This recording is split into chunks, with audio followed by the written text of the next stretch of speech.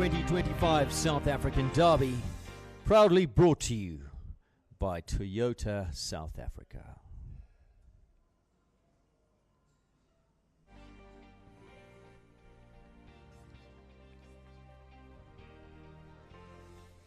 Very good morning to all of you viewing on Equestrian Live. Great day ahead here in the Bob Charter. It is time for the 2025 South African Derby. Of course, today is Saturday. We've got plenty coming to you from the Bob this morning, as well as a little bit from the Peter Mini Arena as well with the International Dressage. Looking forward to a great day's action here on Equestrian Live. And, of course, this broadcast and this wonderful show now in its second year, sponsored by Toyota. Let's take a look at what's on offer here on Equestrian Live today. We start off with the Toyota 1m30 Derby Championship class. That's first up, gets underway in around about 10 minutes' time. 9 o'clock will be the first horse in the arena. After that, we cross over to our dressage, the International. That's exciting stuff. Not too long ago was the South African Championships. There was a gala evening there where a couple of riders were awarded their Protea colours. And this also brought to you by Toyota, bringing in international riders on loan horses from Japan. Looking forward to that. And congratulations to those 4 riders that have got their South African colours. Following that, we come back to the Bob Charter, the Toyota 1m35 Micro Derby. That's a Table C competition. More on that and the rules a little bit later in the day. And we end off the Saturday with the Toyota SA Junior 1m30, 1m35 Derby Championship class. So, plenty to come here on a somewhat chilly Saturday morning. We're going to take a quick break, and when we come back, our guest commentator, Jason Phillips, will be with me taking you through the course, building up to the first class of the morning, the 1m30 Derby Championship. Don't go away.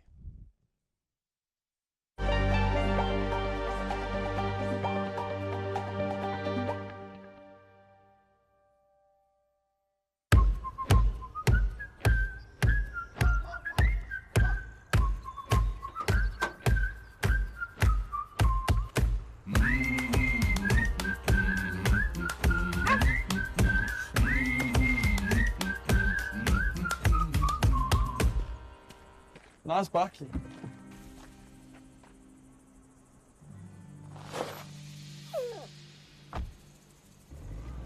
It's not a Bucky. It's a Hilux.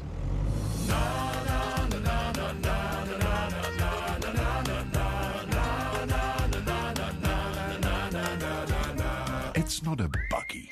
It's the new Hilux Legend 55.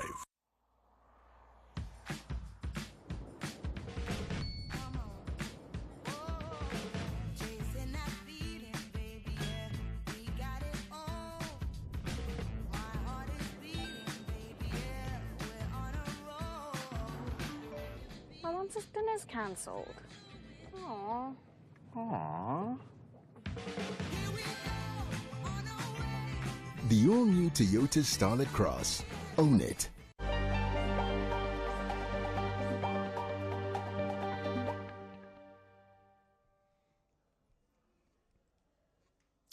Welcome back to Equestrian Live here in the Bob Charter Arena. Toyota sponsors this wonderful derby for the second year. What a sponsor they've been. Also sponsoring the Year of the Legend, where a Hilux Legend 55 Bucky will go to the winner of the point series in the Year of the Legend. More of that to follow. It is a very exciting competition that's playing out, and obviously comes to an end tomorrow. So some lucky rider is going to drive away in a Hilux Legend 55. And it's pretty tight at the top of that point series. Jason Phillips is with me. Good morning, sir. How are you? Good morning, and yeah, thank you. I'm very well, and yourself? Great to have you along. How's this weather? It's been beautiful weather over the last 2 days. The horses won't mind the chilly conditions. They'll fresh up a little bit. They quite enjoy it. But the riders got jackets on this morning. I had to go borrow one. Thank you to Tammy Shaw and her dad, by the way, bailing me out. Otherwise, we might have pneumonia by the time we roll into tomorrow's broadcast. Jason, your show so far? Been a good show. I've just had horses in the 135. Unfortunately, I had started with 2 and just ended with 1. Oh. First horse on day one decided he had a little tummy ache. Oh, no. So Well, he this did- is perfect colic Yeah, weather as well. exactly, Hot, cold, hot, cold. exactly. Great to have you along. Let's take a look at the lineup, Jason, for the first class. Some really nice horses and riders in this. You see Jade Walsh at number 3, of course, back in the day when she won the Big Derby as an 18-year-old. She was Jade Hook. She goes at number 3 on Del Mar. Gail Foxcroft on the lovely up-and-coming Cavatina is at 4. Of course, she's a 3-time winner of the Big Derby as well. Amy Gempele visits us from KZN. She's had a spin around the Big Derby once or twice in her career, her young career. Helen Criticus, another KZN rider. Lauren Pretorius is there. Stuart Hofmeyer, Elvis M53. Great to see Stuart in this lineup as well. Bruce Dewar is no stranger to derbies. He goes at 11. Katja Riccardi's there. Jaylee Shearer visiting us from Polokwane. She's in the lineup. Jade Walsh has got another one at 18. Zias Emily. Amy Gempele got another one at 20. Helen Criticus has got 2 as well. Grant Langley visiting us on Merlin at 22. Clinton Delahunt, well, he hasn't come far, just across the road, straight out his driveway into the showgrounds here. Clinton. Eltica Wenzel from just up the road as well. She's in the lineup. Cameron Nicole Duplessis, KZN rider. Christopher van der Westhuizen is there at number 30. Hannah Gerber, great to see her here. Rockstar Kalua. And then Nicholas Syme Riley, a past winner of the Derby on the wonderful El Paso. She goes on Rendaro last of all. So this is not on a qualification. Yep. All of them go through, Jason. We're in a random draw, the starting order. It's the way they line up is no signifier in the way that they've been going in the qualifiers over the last couple of days. Kevin Spratley, once again, the course designer. The way it works is for derbies. Each course designer is given a 3-year run at the derby. So Kevin in his 2nd year now. And you've ridden some of the courses that he's pitched this week. How's he doing? Yeah, It's I think rate old Kevin. No, I think this is probably one of the hardest competitions to build for. Yes. You have to take weather into account. Derby always seems to have rain over it, so I think that's always in the back of a course builder's mind as to what he's going to build, and also what bunch of horses arrive and enter for the show. You know, it's a Derby you never quite know, and there's always a changing of the guard. Some horses have moved on and in a sense left the country. So in the big Derby, there's a whole bunch of new names coming through. The 130 is also a very difficult one. It was nice that the 130 riders have been able to ride in the Bob Charter throughout the duration of the show. Sometimes they start in the outside ring and then come into this main ring, which I think must be absolutely daunting.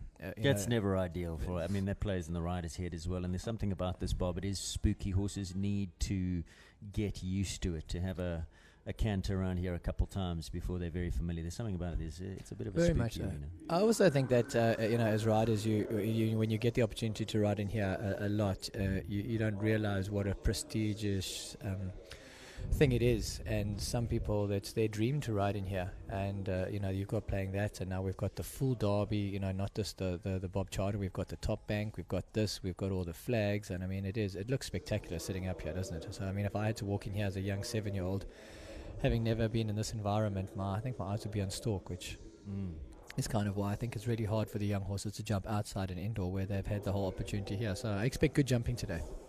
In comes Oscar Ngube. He's actually carded to go at number 2. Sifakile Kelleher, I'm Splendid, the horse that you see in picture.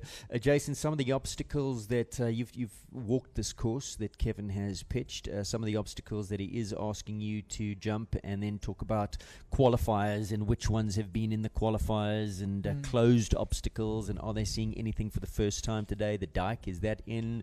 The road crossing, is that in? Yeah. Well, Kevin has built a beautiful track here for an introduction to Derby. You couldn't, I don't think, have a better one. We've got everything here except the water. Absolutely everything. So, and what he's done is he's also made it a little bit smaller. I mean, number 4 you'll see is the double of white gates, which is in the Big Derby a massive eye-opener and on the final run. We've got the road crossing. We've got a half star. We have a triple bar. We have the back end of the dike. We have the last jump, very similar to Derby, being the Bales. They go up the steps. So I think it's a very nice course. I think if you can get onto a nice rhythm in the beginning and keep that rhythm a little bit forward, then I think it's good. I don't think you could have had a nicer introduction to Derby for young horses here. So I think Kevin's really has placed it beautifully.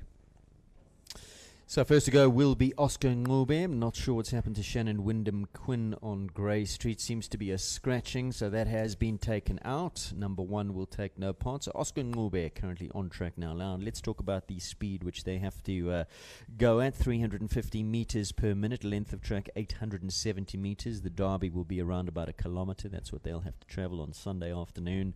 Time allowed here 150 seconds. Has time come into play? I've seen some of the qualifiers and there have been some time penalties. Yeah, Kevin has wanted you to cant around and be competitive, so he's made time a little bit tight. We're watching Oscar cant around here, so this is a very young horse. It's only a 7-year-old horse which is jumping around. This will be his first Derby experience. You are sitting with Oscar, who has jumped the big Derby, so he's definitely the best pilot to be piloting a very young horse around here. So there, if he's come down the bank there off the end, and then he takes you up the bank again. So he does play the bank comes into play a lot, and that's always difficult. So the only distance on this course is this line. So 2 strides up there, and then 7 to the star. Other than that, it's all open, and each jump is an individual obstacle. He hasn't gone and given us distances so that it's become difficult. So you jump there and you come all the way down the hill to the triple bar, then you have a nice big turn back to the water tray. It's going towards the stands by the in gate. Young horses that are inexperienced might make a little mistake there, and then he takes you up the hill again, and then they're going to run down the bank, which is a very nice and soft bank, and then that's going to be on a dog's leg. Again, there's lots of options to it, to the Toyota planks. So they really are. There we go. Oscar very cleverly just popped around the side there, make it easier, and then they gave him a really good run to the planks there. Very simple, and he got onto the flat ground as quickly as possible. It was what you ideally don't want to be jumping on, angulating, changing levels of ground. So he's coming to the dike, so he'll come in. It's going to be 2 strides in the middle, jump in, 1, 2.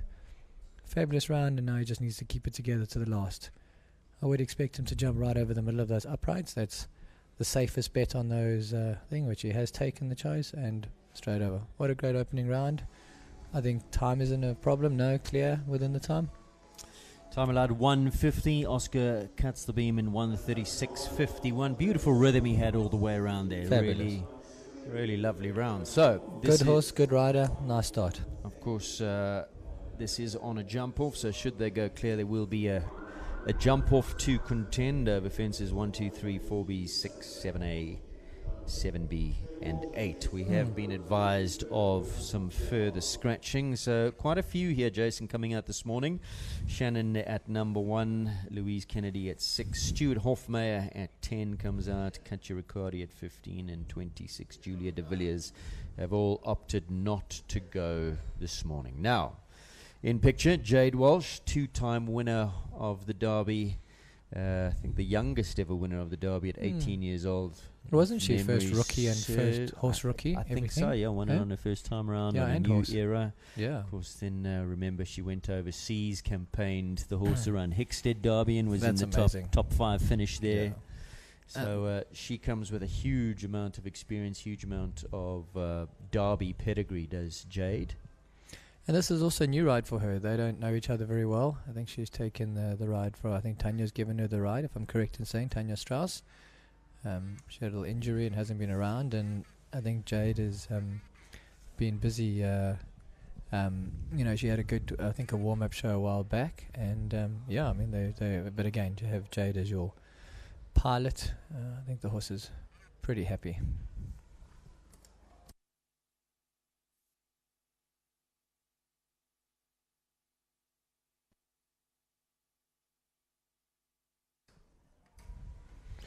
And like you said, I mean, she's just got a great rhythm, exactly like Oscar had. You can see the experience coming through. Oscar's jumped it. She's going taking a slightly different angle down the bank. Still no problem. And 2 away from home. I'm not sure that this there were a little bit of, again, Jade's experience having to come up, a little bit of motivation when he had a little bit of look there. So we've watched, Oscar canter around here, and I'm assuming Jade here, if she can leave it last up. Oh, my goodness me. It was such a good ride to the last. As she came off this Yeah. general, I thought, oh, she's on such a good distance, great rhythm. But it is a little bit false, because we've watched Oscar canter around with his experience. We've watched Jade. We've next got Gail, double Springbok, and then I think we've got Grant.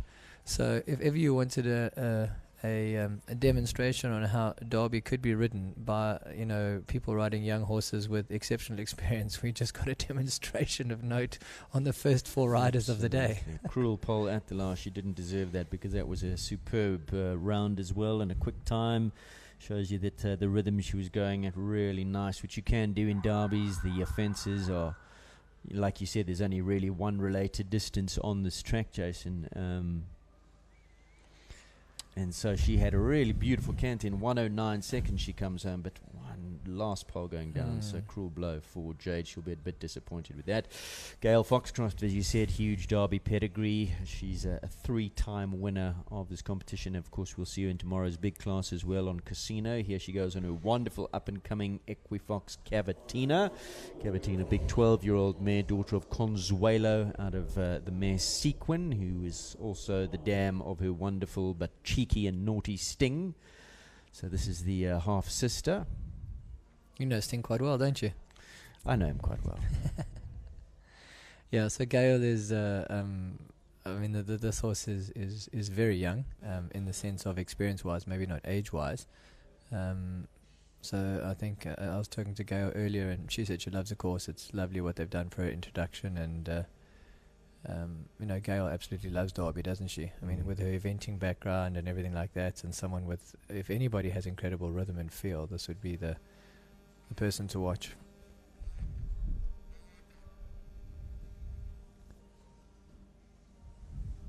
And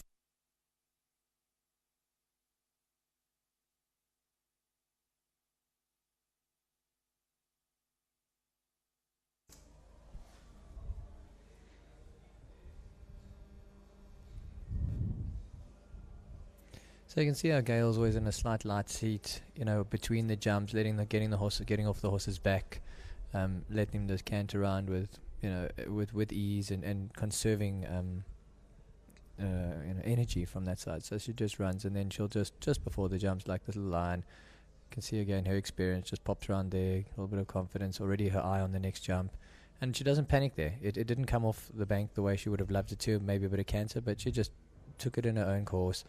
Let the horse settle. They are aware of the time, these riders, because they have actually subtly cut all the corners everywhere to make sure that time is not an issue with them.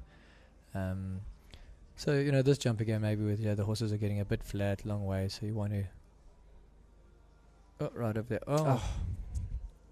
So it is quite funny, that one. I think it's obviously that's going to be the bogey fence from that side, and the way Gail headed, she jumped it over the middle of the upright, and the mare just had a little look at the bottom and didn't finish off there. It'd be interesting to see if there's another replay on that. I mean, if we could be critical of Jade, she came, Oscar was brilliant. He swept off this turn and got really straight to it. Yeah. Jade kind of jumped left on an angle and had it behind, and Gail went right on the angle and had it behind. So I think the key there would be really maybe to gain yourself a little bit more space, sweep up and get a little bit more straight to that, and aim, you say, for the uprights. 100%. That always worries me.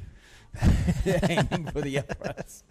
Right, next to go is number 5, Grant Langley, Callao Enzo. Grant, as you said, Jason, no stranger to derbies as well, been around in the big classes for a long time, produced many horses up through the grades, many riders up through the grades, runs a very successful setup in KZN Langley Equestrian, is a breeder as well.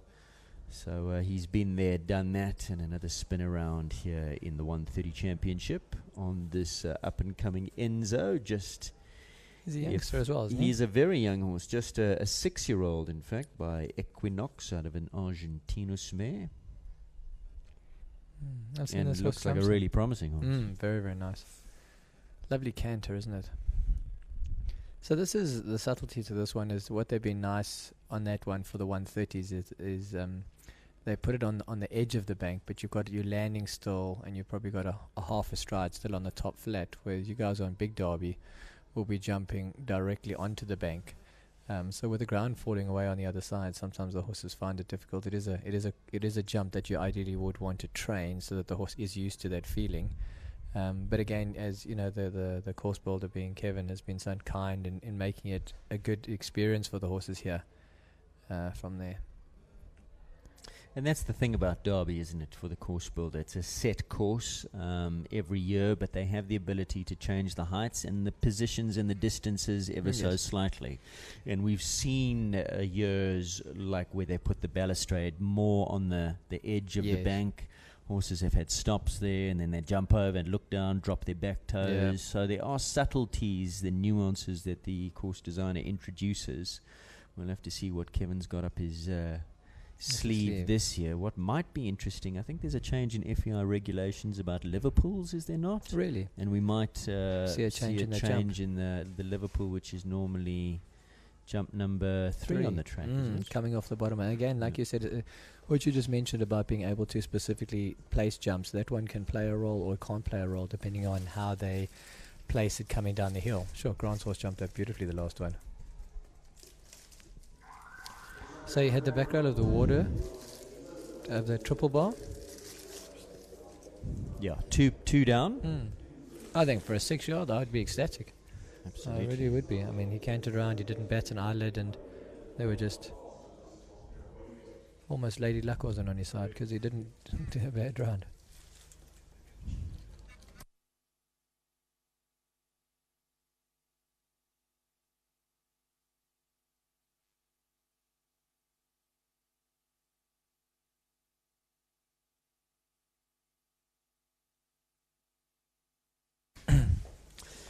Also from KZN, Amy Gempele, Optimus Sport Horses, Miss Contaquick PS. Amy got a very, very nice string of horses in her Optimus setup in KZN. She's had a spin around the Derby in years gone past on that grey of hers, that wonderful grey. Yes, that was quick as well, wasn't it, that grey of hers? She's also had a great. She's been jumping in the 135s on a very nice up and coming young horse. I think just gaining valuable experience for the Bob Charter for that horse. So she's got, like you said, a very nice set of up and coming horses here.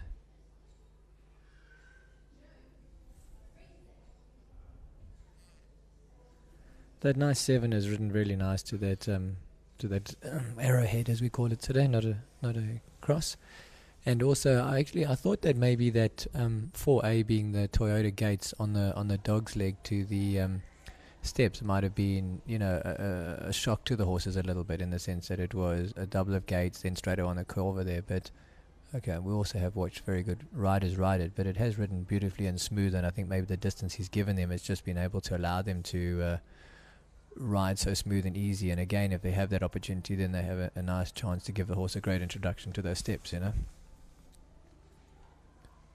Also cleverly going down the side there, same as Oscar's ride. I think it's the nicest ride when you see that, I was just thinking, you're in a Derby competition, they'd give you the option. You as a rider, would you be attempt to say, no, this is Derby, I'm doing the bank, it's part of the test, or would you go, well, I want to get myself into the jump off, let's take the easiest route? I'll probably be your second bet. It's in the money. I think my horses, if they've got to this point and they've jumped nicely, I'd be like, okay, perfect, He's always next to you exactly. In the micro, the mini, the big Derby. Beautiful ride there. Amy Gempele, big smile on her face. Yeah, so that is our second ride, correct. So we do have a jump off. First was Oscar, who was clear. Amy Gempele gives us our second wonderful clear here on Optima, Miss Contaquick PS. So we do have a jump off track 1, 2, 3, 4B, 6, 7AB, and 8. Still plenty more to come. We've had a few scratchings, 33 work harder to go, but we've taken quite a few out of that. Next to go, Callahove Faith, once again, KZN, so Grant, Amy, Helen, 3 KZN riders all in a row here. Helen Criticus goes on this wonderful Faith. She's now a 15-year-old daughter of Callahove 4 Joy. And that was a bit irritating when she hits the back rail of number 1. It's going to be a long course for her. So It's always that question. Would you rather have number one or the last, Jason? Yeah. It does take. I'd rather have neither. Yeah. if that were choice, That's the answer. Yeah. So sometimes and this is, I think, what Derby's all about. Each jump has its own, I wouldn't say relevance to it in the sense of if it's tricky or not. So when you're cantering to number one, you're cantering into the grandstands, and that horse just jumped higher and just slightly didn't jump across. But if she went and jumped that jump 10 times, I think she might hit it once, and that was today. And sometimes that's depends on how they warmed up. Maybe they jumped a little higher, or maybe they jumped there and just didn't travel as much. And Lady Luck. yeah, exactly that. But the one thing you can say that everybody that we've watched here so far this morning has done their homework. No horses have gawked at anything. They've done the railway crossing nicely. They've canted down the Palisades nicely and stuff like that. So on those bases, it's been great to see that the preparation has been done.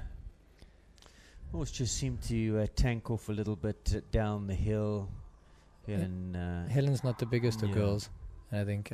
So that's it's a little bit sometimes how it can be. When you're cantering in between, how many meters is this? 800 or something. 800. It's 870.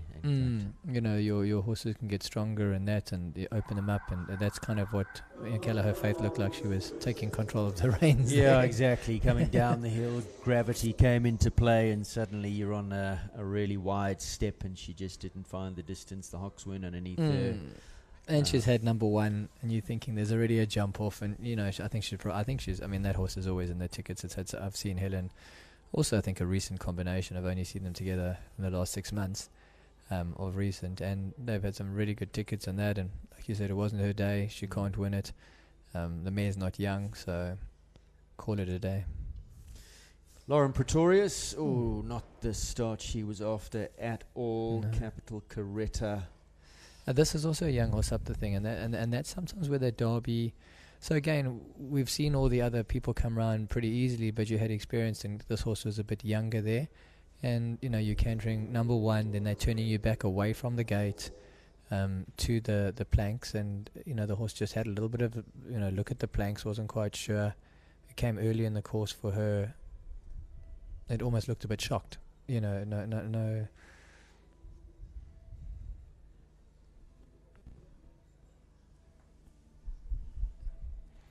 Because Lauren's got that very nice horse, I can't think of its name now, that jumps up in the grades, that she's jumping in the big 140s and stuff like that. So yeah, we see a replay. Yeah, the horse was having a good old look. Yeah. Lauren had her leg on. She was asking her to go. She was in two minds, got there and just didn't have the confidence to take the jump. Put her head down, and always the worst feeling as a rider when you... Yeah, she's a point professional. of no return. Yeah, exactly. You know what's coming, don't you? Yeah, that was unlucky. I mean, we'll see Lauren back. She's not. I don't think she'll be too worried about that. That's just. And Derby, again, isn't you it, see the headgear that the horse has got on. It's got that compression mask that's for slightly anxious horses. Sensitive. It's got that all that sheepskin on just to soften the bridle. So this is obviously a very, very sensitive horses. And sometimes Derby and sensitive are not your greatest combination. It does make it a little bit more trickier, for sure. For sure. Lauren will be back. She's a toughie, so unfortunately not going to be their day today. Number 9, Stuart Hofmeyer is a scratching. Next to go is number 11, Bruce Dewar. And Bruce rides Dramatist.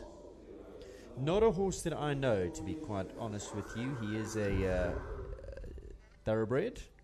He's by Philanthropist out of a Centenary mare, both Centenary and Philanthropist. Very big thoroughbreds. And he looks like a sizable chap as well. Yeah, it's good to see a thoroughbred here. I mean, you would think because of the length of course here, this is nice for a thoroughbred. They've always got natural engine. They're always running. Good to see Bruce here. I mean, Bruce brings, again, incredible experience. World Equestrian Games, ridden overseas for years. Producer of many, many horses over the years from that side. Of course, he's ridden around Big Derby many times. He had the wonderful Okinawa was his top junior horse, transitioned him into the big classes, won many, many classes on Okinawa and jumped around the Derby at Inanda, the old Derby, many times. So Bruce comes in with a huge wealth of experience. Be interesting to see if we had the old Inanda with our current modern horses and the change of breeding over the years, how it would ride compared to the years that it was there, in the 80s. With that sheer bank, I'm not sure you'd get the entries, Jason.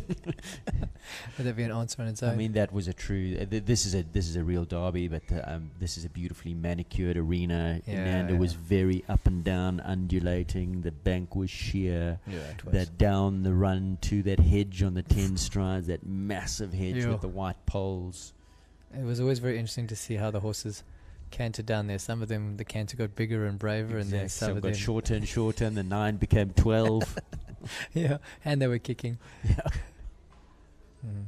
In fact, Bruce one year had a nasty fall on Okinawa at really? that At very that very fence. fence. Yeah, steadied on the top, and then asked him to go and drop a leg in it, and Sure. rotational fall over that. Was very lucky to walk away. I think he broke his arm, but I think the tough thing about that specific jump was it was an existing hedge which was there all the Yes, time, where ours one exactly. here is obviously. and when it wasn't pruned the week before, cut back, it just got wider and wider. They just went out.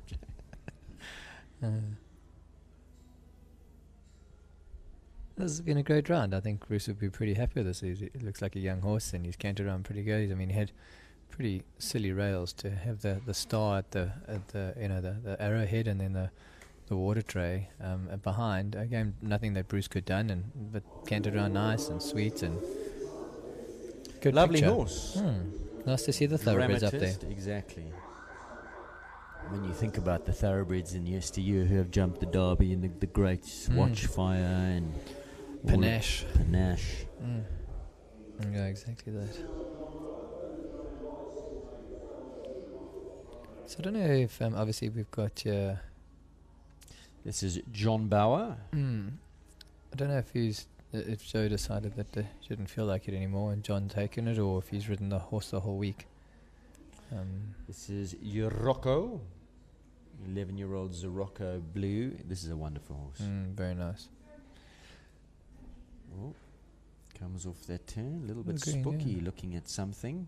Wasn't quite sure what it looked at, because it didn't look like it knew where it was going, so it was quite funny to be looking the other way. John had to get going there. He lost his rhythm completely and really had to press the horse. And I Yeah. think then Paid just the the price. distance exactly, and that double catching him out, just a little bit snug to that and forward to that second jump. This is this horse's first introduction to Derby. I know that Joe was excited. He's a brave horse, but he'll just be getting valuable experience here. And I don't know why Joe's not riding from that side, but having John on top, I mean, great pilot, so much feel, and so soft with all his horses. So he'll be giving it a nice experience here. Mr. Cool, Mr. Cool. unflappable John Bauer. And I mean, he was a top event rider in his time as well. was he? Yeah, tops, and I think in Australia. And so he will enjoy derbies. He's got some very exciting young horses which he's bred, which are coming up. So it'll be interesting to see over the next 3 or 4 years, some interesting bloodlines and stuff like that. And if you talk to him about it, he's so passionate about it. So it'll be very interesting to see those come through. And he's a great producer of horses, so I'm sure we'll see those come through soon as well. So he's going around the side of the bank. Quite a little spicy, eh? It's done it twice there, though. He came around the corner of the bank and really wanted to go with those banks, didn't it?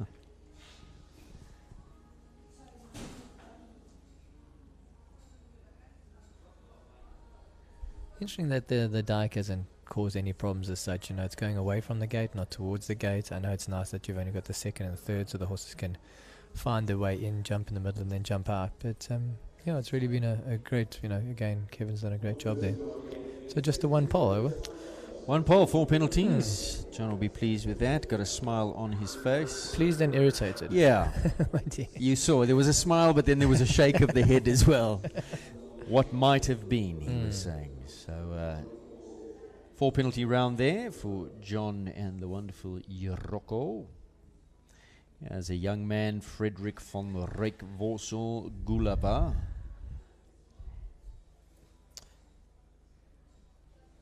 So Frederick comes off his big dressage background, doesn't he? Yeah, he. Say But I mean, champion, he's young no rider slouch in champion. the saddle over jumps either. Let me tell you. I mean, he's a South African junior dressage champion, but he's pretty good over the fences as well. 100%. As is his brother, who's probably watching us. A very good morning to Thomas. In fact, Thomas's first year in Derbies was on this horse, and I think he got injured that year. He at did, the it was in the Derby, 130. was off for quite a while, and now Freak's got the ride. Also, just caught the horse a little bit unaware. So obviously, that turn back can be. I mean, it is a little bit sharper and not on your game, and because when the horse realised where it was going, it was easy peasy, wasn't it?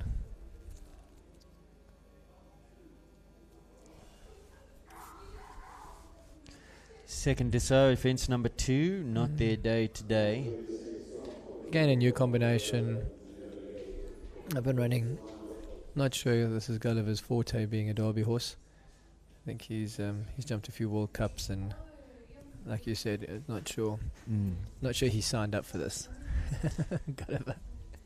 But Thomas Freak will be back, and like you said, he's got some really nice horses, and they've jumped some really good stuff in the 130. So it's good to see him up here, competitive in the ring. So they will leave, and in comes Hannah Lovell, number 14. Callao Toriel. I don't know, Hannah. She's obviously not. Is she Durban based? I don't know Hannah that well either, to be quite honest. It was well ridden there. I'm sure one of our viewers will let us know. You can send through your info. Really, I love the horse's expression. Her ears are pricked, a little bit unsure, but is giving it a go. You know, come on, fabulous. A little bit sticky on takeoff over Yeah. some of these fences, but getting into rhythm now. Oh, there was Yeah, a there big we jump go. up the steps. Yeah, heavy there. It's found its The diesel's mojo. up and running. Yeah.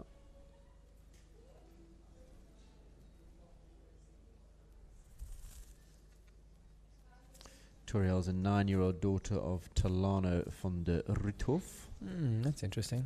Yeah, nice horse, eh? 9-year-old. 9-year-old. And the Talanos can be quite sharp, can't they? They Yeah, they're an interesting bunch of horses there. I haven't. I think what you just said is exactly that. I think they are quality.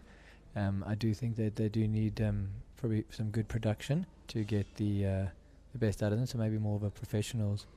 Also, again, this horse. I mean, Hannah's doing a fabulous job, and this horse is just for me very, very green. You know, it's probably its first trip around here, but she really is doing a great job, and it's not unwilling. It's absolutely willing, just a little unsure at times.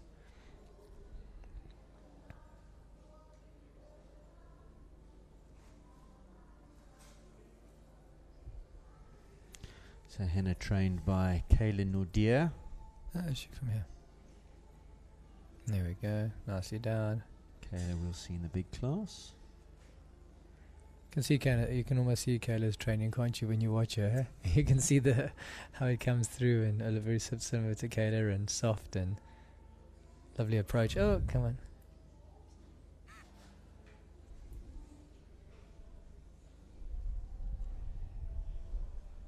That's the one problem with the Dyke, you know, when you are stuck like that, you would love to have had a better approach and have more speed and stuff like that, and it was just, and she, I mean, I don't think she'd be unhappy with that, I really don't, because, I mean, to have had one pole and a good experience, a little unlucky. Now, in the build-ups and the qualifiers, would they would have seen the Dyke? Yeah, but we maybe at we a did, lower yeah. level. It's Or interesting. I only jumped to 135, and on day one, Kevin didn't give us any funnies at all, which, you know, from that side, and then he just gave us a chance to cant around the arena. And then yesterday he gave us a few. We got the open water. We did get the second park of the middle and out going up the Dyke. Gave us a railway crossing. So yesterday we did get a big portion of everything from that side. next on track, visiting us from the ranch in Polokwane, where they host wonderful shows, both show jumping and eventing. Beautiful setup they have is Jaylee Shearer, number 16 on track now. This is the ranch's Karamba 10-year-old Capital Donaco out of a Nelson van der Hellemare. Looks feisty, doesn't it? Tail up, ears. I think that's the Nelson van der Hele coming out. Looks very game, eh? Very. Lots of fun horse. The leg goes on. You can see every time Jaylee puts her leg on the tail, gives a little swish. You can. Sure, Jodie's not supposed to be going down there already, should she? I think she should be going down the Palisade. She's just decided that she doesn't want to do 6, 7, 8, 9. There we go. Yeah, and she's looking. Oh goodness. Oh my. And the judges, are they? I don't know. Maybe they're gonna let her finish and be kind to her. Oh, there we go. Oh my, Derby fever, huh? You probably find that Now she's trying to the bank work was out worrying her. what she did. You would have been great within the time. Yeah. Oh no. Yes, Jaylee. Yeah. You needed to do the railway crossing. she- and What did I do? You know Yeah. what you did, Jaylee. yeah. Yeah. Oh no. Well, I think the horse is going to be grumpy when it comes out, not the rider. Oh, sure. well, apologies if the microphones picked up the expletives there from Jaylee as she realised her mistake. That was a long way to come from the ranch to do that, wasn't it? It's gonna be a longer drive home. Yeah, exactly. So funny. The other day, one of my riders was jumped clear. I think it was in the 130s, and it was amazing. It was the championships, and then they started the jump off, and they missed the course out. They turned inside and jumped. I think it was 124, and they jumped 123. Anyway, she had to drive home with her groom, and he didn't say anything, but every 10 minutes he'd go, "Ish," and shake his head. It was an hour's drive home with the disappointment of that. So, that just shows what a team effect it is behind you. You know, it's No, they're very invested. yeah. 17 on track, Emma Katz, Lebanon DB. Katz family not too long ago relocating from KZN here to Gauteng. Winner of yesterday's class. Okay. Nice horse it looked. Like it was super confident the way it started. 13-year-old. She's been partnered up with Lebanon for a long time. Knows the horse incredibly well. Ooh, slightly odd step onto the first step there. Where's Emma Katz coming from? Durban? She's relocated now. She was the Katz family originally from KZN. I think quite recently. I think they're in Baloo now, to be honest. I think they're very local. Sure, what a lovely ride there. So smooth. Saw the distance from far. Read that line exquisitely, didn't she? So they run down the hill here on this one here, so it puts the horses a little on the nose, and then he has given the riders some flat ground to be able to pick it up. So you could see that Emma came down and then lifted the horse's nose up and got its shoulders up there for the jump, and it was beautifully executed. Nice background turn. She's not hanging around, is she? She really has a good pace, which I think is kind of what the top guys that came in the beginning had. You know, you can see it's now come back. Everybody else got a little bit slow, and she's just really picked the rhythm up here. Yep, straight down the middle of the bank here.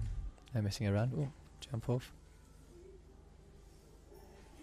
Nicely done. Yep. Lands on the other side of that panel. You can see gets her leg on, gets the rhythm back again.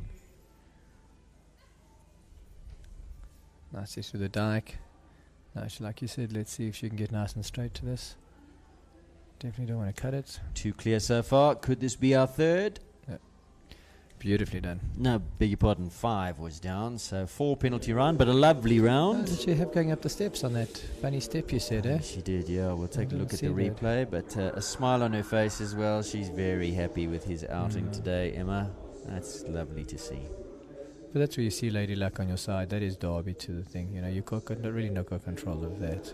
Yeah, just Sure. on the replay we see it there the first time round. I think we're on a different angle. So just the 4 penalty rounds there for Emma Katz and the lovely Lebanon. Jade is back, her second spin around. She had the last pole down.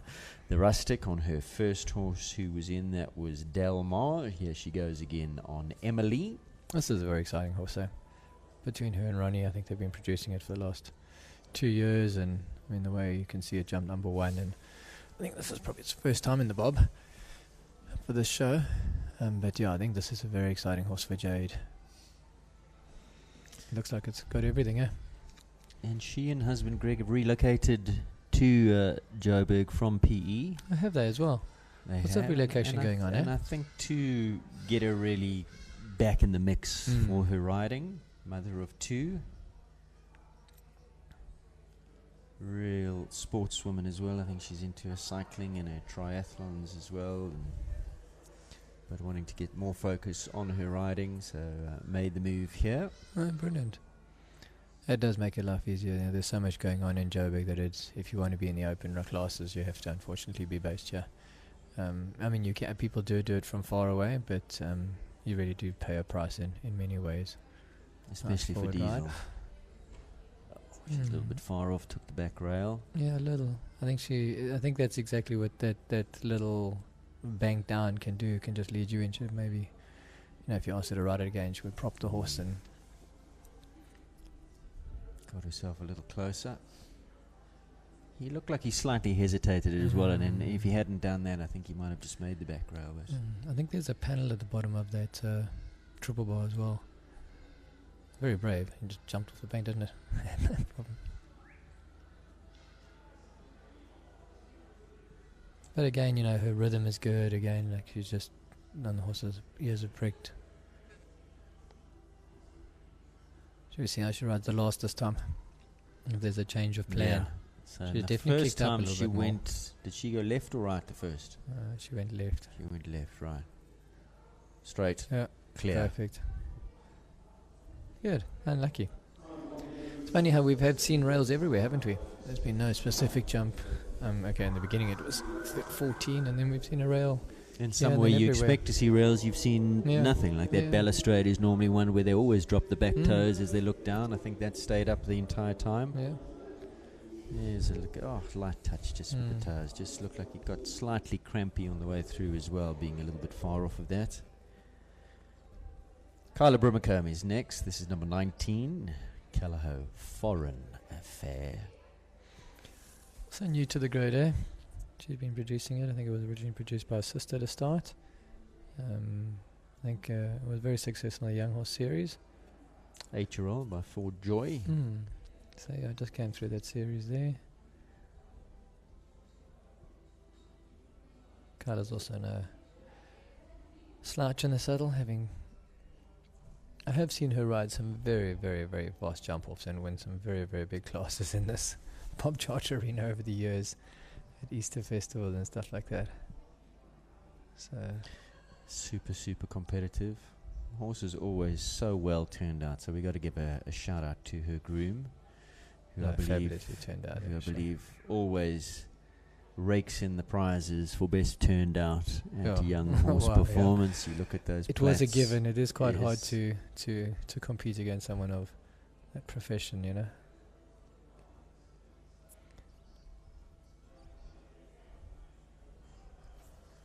Very cool in the saddle here.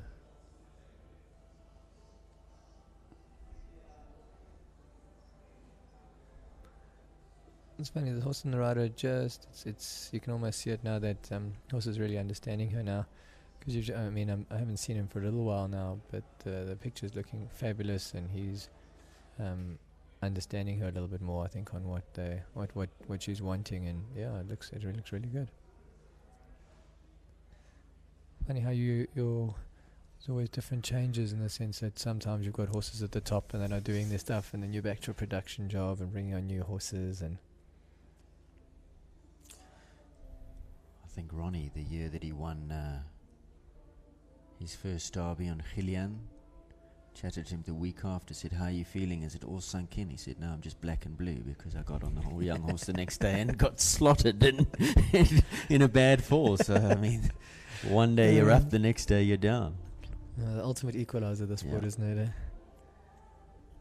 And I think Ronnie's still training Kyla. Yeah, I think that's 100% under his mentorship.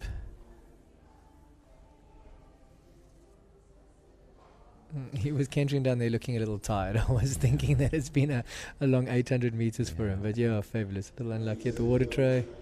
And Yeah, the 10 tide. down and 14 down. It is, of course, probably 870 meters, twice the distance of what they're used to going. Exactly. So finishes on a score of 8. Amy Gempele comes again. Optima Capital Layla. She, of course, the second of the two clears. Optimus Conta Quick. So this time... Only 2 clears so far still. Yeah, only 2 clears. 13%. 33 on the starting order. 15 have gone. The 13 to come. So just over halfway now with 2 clears is what we have. Amy's one of those 2. She'd love to give herself a quick double here on this lovely Capital Layla.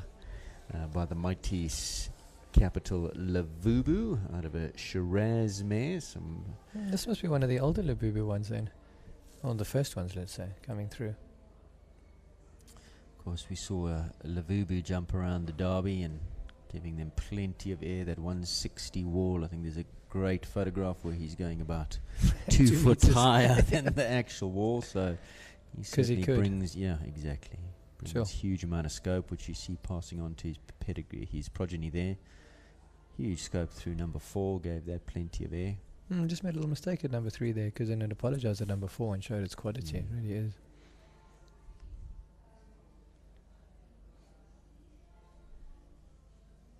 Very nice, correct horse, isn't he? Big canter.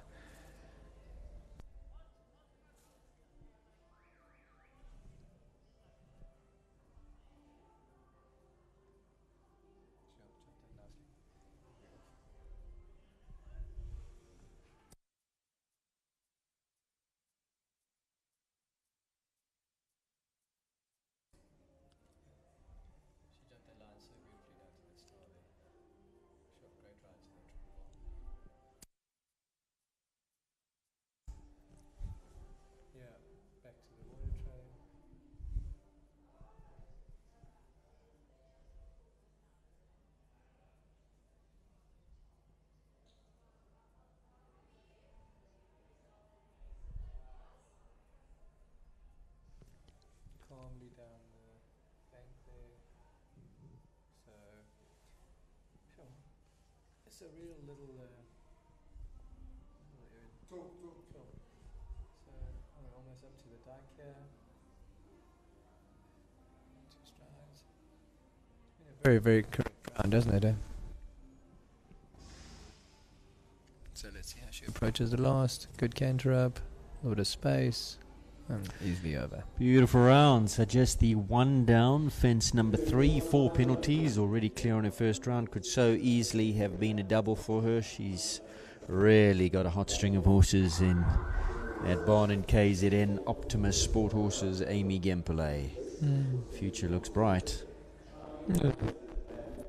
Unlucky, but I mean everything else was absolutely perfect. Fabulous. KZN comes again now.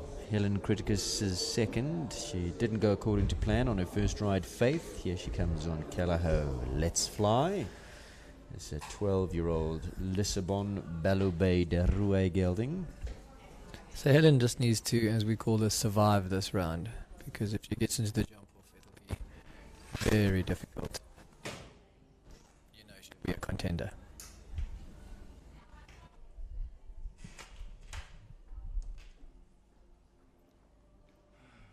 So just a recap on Faith's round. Just got a little bit strong down that around the back end of that bank. Ran down the hill and Helen was forced to circle and then circle again. So she'll be just trying to keep a lid on this. Learn from the first round. And yeah, exactly. And this was an experienced horse. I think also another... I see a lot of, the guys down in Durban have used him. I've seen Grant on him a bit, and I've seen Helen, and I want to say I've seen Courtney as well. Courtney, exactly.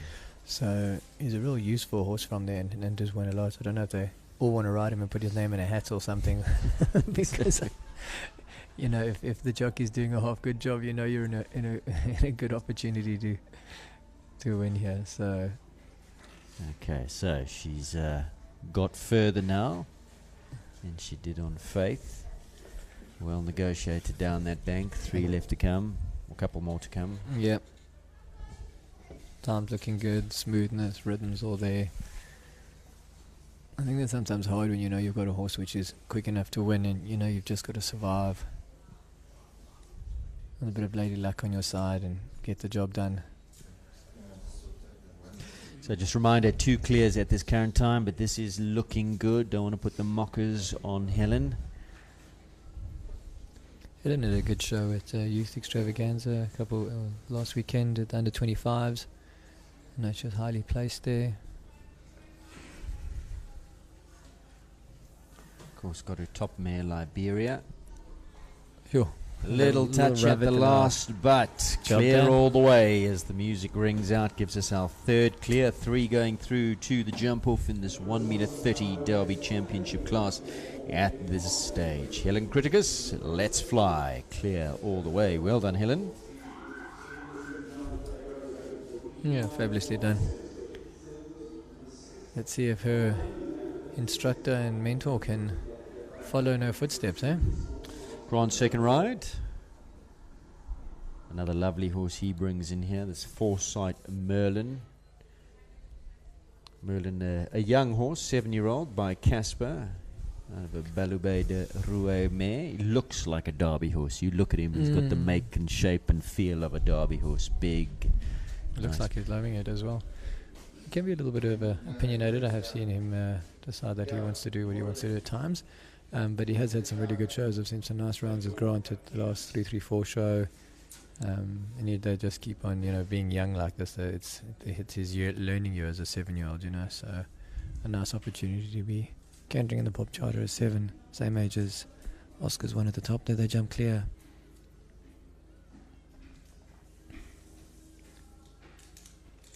You can see how Grant's just having to try and give the horse the rhythm that he needs. Because these Derby fences seem to break your rhythm. He jumped up that steps and then the horse kind of stuttered, and then Grant has to get up into the rhythm again. But he's aware of that and gets onto it straight away.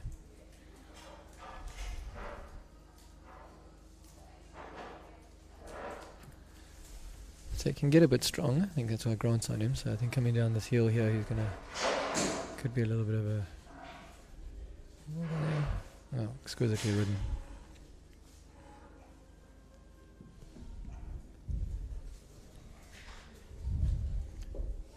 Really read that water train nicely. Probably the best of anybody today. Just got so straight and so square. Just giving the young horse every opportunity to get the shoulders up and do everything correctly. Just explain that to the viewers. What does that mean, get the shoulders up? Yeah, I think, you always want to be square to the fences so that your horse can, jump up in the correct frame and not be unbalanced. So when they can be presented dead on as you come into the dike here, you can just see how straight that horse is there. He jumped a little left and then Grant straight away made him straight so that he can bring up his knees correct, his shoulders can be correct, and the horse is just, that was a good experience from Grant. You could see the horse was a little tired. It was the bales underneath make the horses prop a little bit, so he upped his canter a little bit more and a little bit of motivation. And well, the pressure was on from Helen, who went clear before Grant, the pupil, and now Grant having to match his pupils. Clear does just that. His second ride, a lovely clear there from Foresight Merlin. So from 2 clears just a moment or 2 ago, we're suddenly up to 4. Lauren Pretorius, Kashmir, number 23. The horse I think you were talking about earlier on. This Lauren's second ride, of course, didn't go according to script in the first, on her first. And Kashmir, another sensitive chap. I do love watching this horse jump. I know he's not the easiest at times and stuff like that, but when Lauren and him are on form, sure, they are beautiful to watch.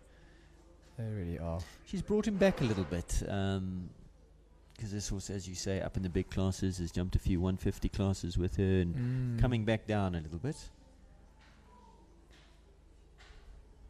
And I think that's him. He's such a quirky character. Give him the confidence he needs. Go back 100%. up. I think he's good enough that you'd want to do that, You really can.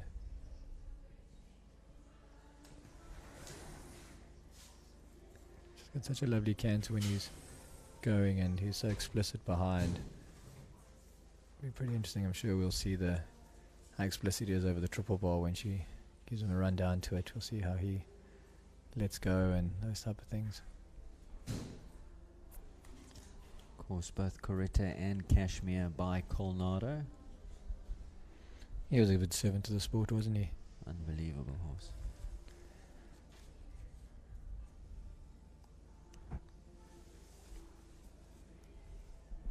Not so good round.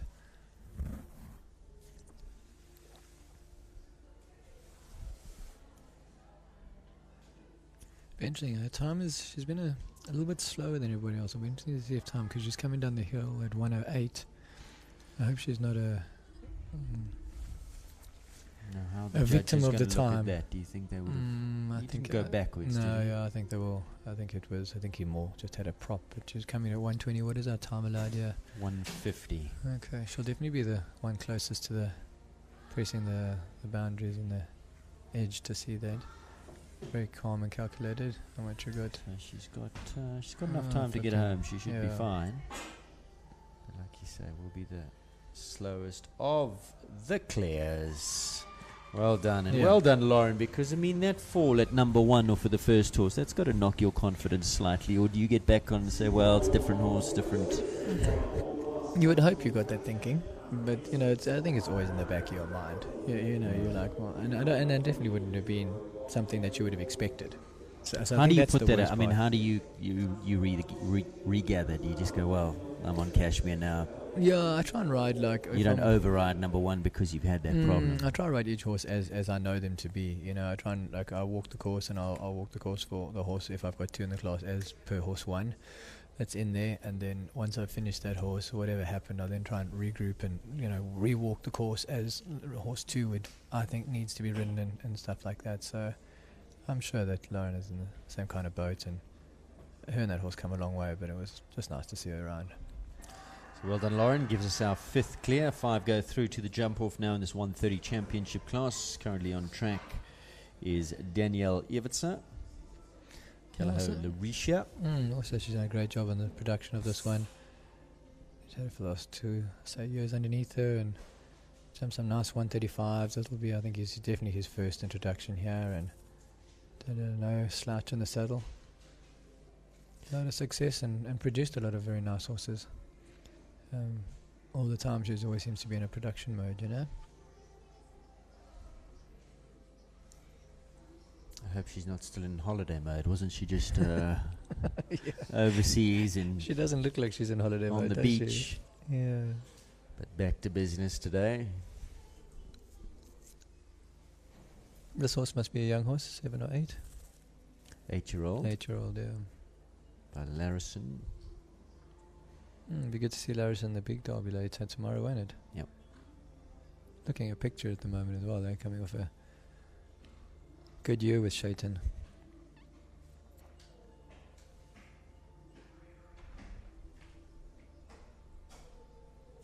Looks back at number 10 just to make sure it stayed up. Gave that little tap. So I think she's doing the side little... where's she going? Down the bank properly. Yeah.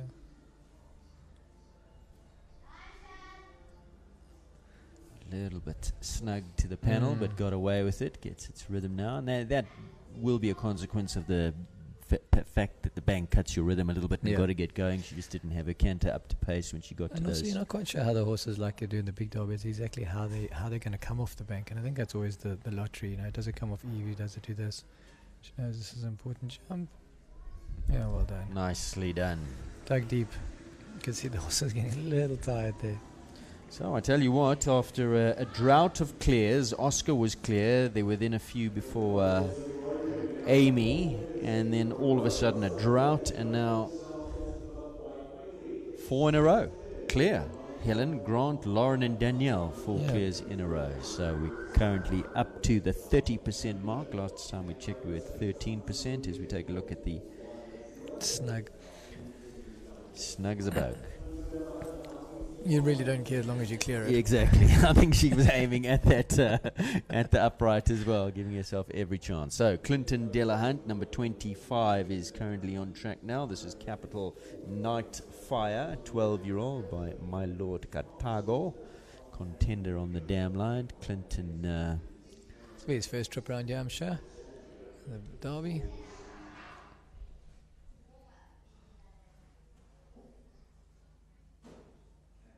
relocated to Joburg not too long ago. Good shot in. Lovely property just over the road.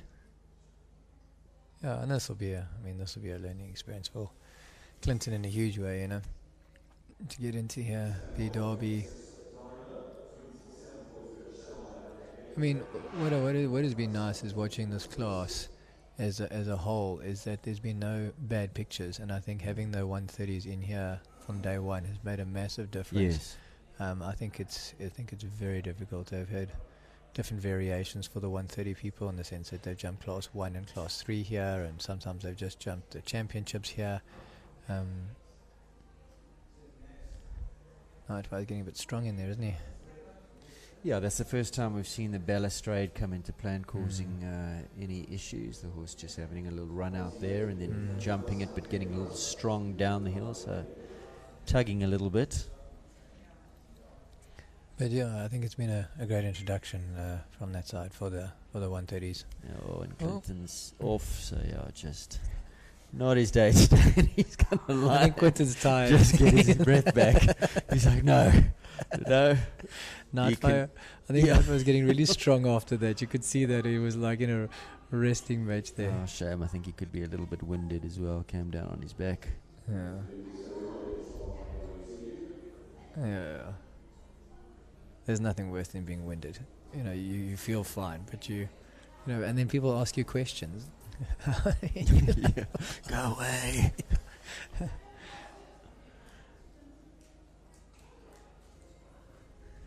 Derby, always thrills and spills, isn't there?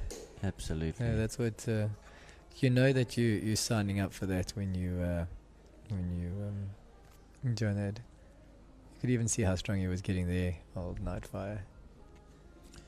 So he came down the hill he goes now, and then just Clinton becoming, and I think just Shane looked like he took a bang on the head as well.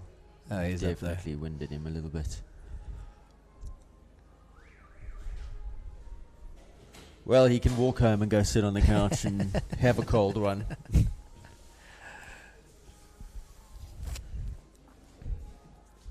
This derby's not for sissies. Yeah. Goodness. Derby. John, look at John peeking around the corner. I think that's also the other side of thing of the sport. Like, it's the amount of work that's gone into these classes and how much fitness work has had to be done, and to make sure that your horse is strong enough, and the derby practicing and stuff like that needs to be done just so that you can be prepared. You know, I mean, I think obviously the top guys and the current, Ronnie, I think he's been able to perfect that, having his current run of form over the last couple of years. But Gail knows exactly what it takes. Domini knows what it takes, and you need to go into derby mode. Gail, I think, started derby training from when they backed. She just takes him into Helderfontein and jumps a few bushes and swims him through the dam. I think that I'm joking, but I'm actually quite serious about it. She does a lot of that kind of prep with her horses. She feels it's very important for their minds as well, and start training them over all these little anthills that she jumps over. She posts her videos often. I always love it when she goes and jumps a single drum and stuff like that. Yes. In the middle of an arena. That takes I never thought that'd be that hard until someone asked me to do it, and I was like, that is really difficult. I'm not sure the horse knows what it's actually supposed to be doing, and am I actually straight enough, and am I giving the right aids? And this could end very wrong. Julia de Villiers goes next. Odaiba, number 26. So another thoroughbred comes in here, 11-year-old Sale from Seattle. I don't know much about Julia. No, I also don't know much about Julia. It's good to see this. I like this. It's nice that we don't know everybody. It's great to see that they're coming up here and getting new blood through. Julia, apparently another rider from Joe van Achterberg's Kincardine. New to the adult ranks.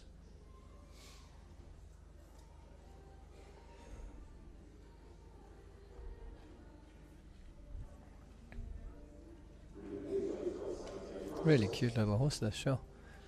She jumped 1, 2, and 3 beautifully.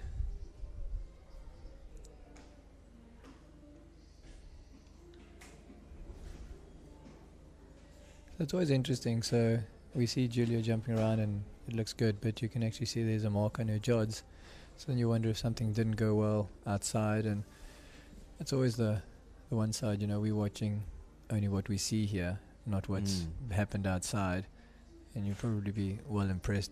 Sometimes, sometimes I have a rider and they get round to a certain point and you're like, sure, that was amazing, and I was so proud of them. And, the people on the outside think it wasn't as successful. But when you understand what they just came through or what they did to get to that point, you realize how big they had to dig to get there. Well, again, I go back to Lauren and the question I was asking you, because she comes in, she has a little spill at number one, and I say, does that feature in your mind? And no, puts that in the past, goes in, gets on Cashmere, jumps a beautiful round. Yeah. And she was in a nice position there for this jump off as well. Yeah, currently sitting in second last to go. One from the last. Danielle Everts sitting in pole position at this stage. But remember, still got 8 to come in this first round of this Toyota-sponsored 130 Derby Championship class. So coming down the bank now is Julia, currently sitting on 4 penalties. Just the Dyke and the Rustic to come.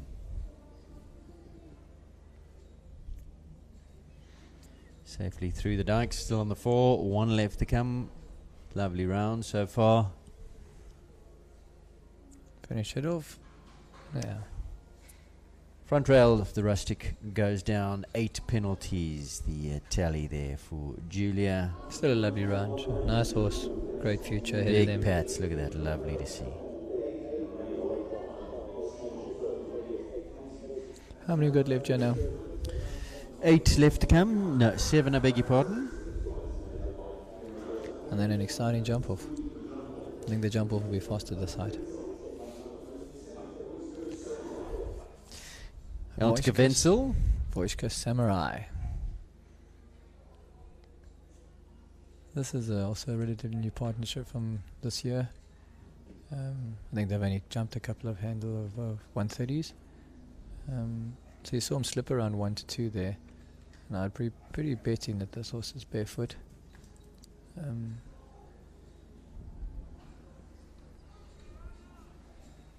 LT base just up the road in Sun Valley.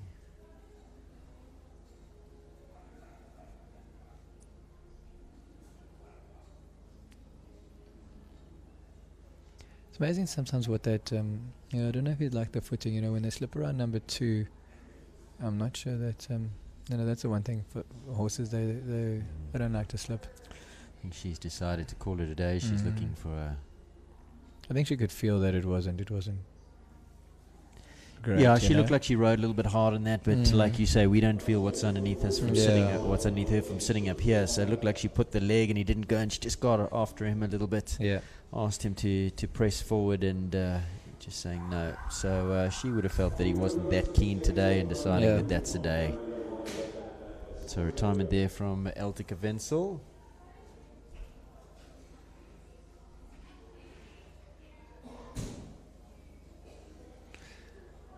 So Rika Cocker is coming in next on Big Vittorio. Who's Vittorio by? Vittorio is by Viscount. Okay, I don't know. And I believe it's pronounced after some little Namibian bird. Buck Vittorio. Buck. I love it. So this bag studs, I actually hadn't heard of it until last year, and actually end up having a bag in my string currently. So it's in the stud up in Namibia. A very lovely German lady, that was her passion. And we've seen a few come through now because they've had to, she's getting on and they've had to disperse a whole bunch, and so we've see a whole bunch come through into South Africa on that basis. But yeah, it's some nice horses.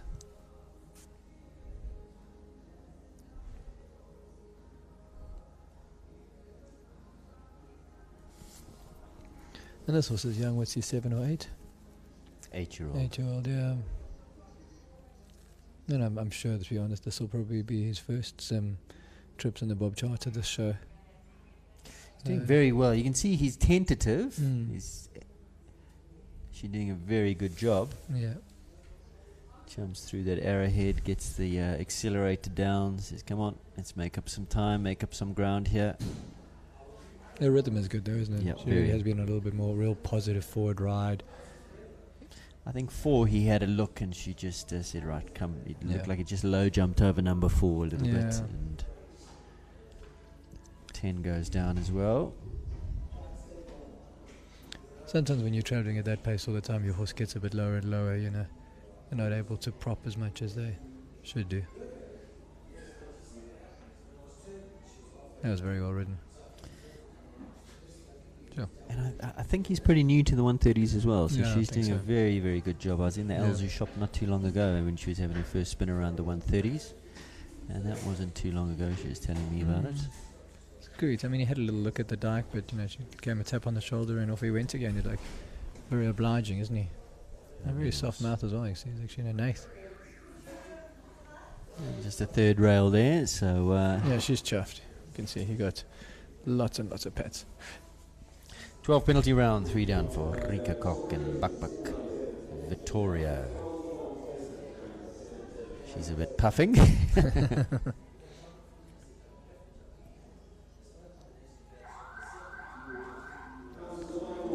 That's a pretty grey. Jupiter de Martellenville, another KZN rider. Nicole Duplessis.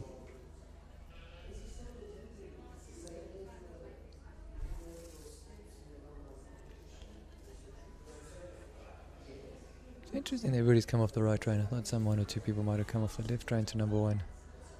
But maybe there's not enough space to get straight and square. Sure, she's turned inside. The first one to do that, and time hasn't really been an issue. Unfortunately pays a price. Well sat. Do you think she maybe lost her way and came inside there? Because, I mean, time hasn't been a factor. It looked an intentional turn though, didn't it? It didn't look. But yeah, maybe they had. Maybe is a.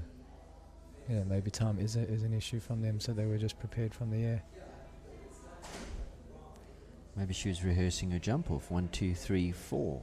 B is the jump off. She's going to have to dig deep now. He's a little unsettled, and now she's going straight up to the steps here. So now she can get her rhythm back and...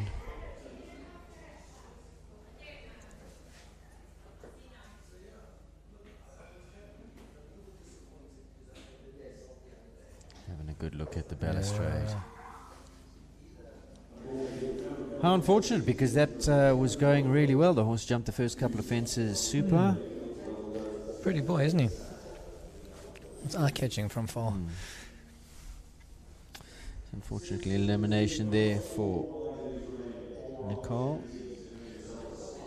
Well, the next one will be an interesting competitor, because I think if I was in this class, I would, if this horse goes clear, you know you've got a you've got a definite serious contender on your hands. Of course, Krista. Brendan Souvenir, Krista van der Westhuizen. She's competitive, isn't she, old Krista? Well, she's already up in a good rhythm. Oh, got slightly unbalanced over number 1. She had to get herself back in the saddle. Regather to number 2. Round the turn she comes. So the one thing that will be thing is that he's quite a strong horse, so it'll be interesting to see whether she can, keep the lid on him by the time you get to jump 10 or 11, But I think the other competitors have sighed a sigh of relief, unfortunately, with her rubbing, for her side rubbing 2 there.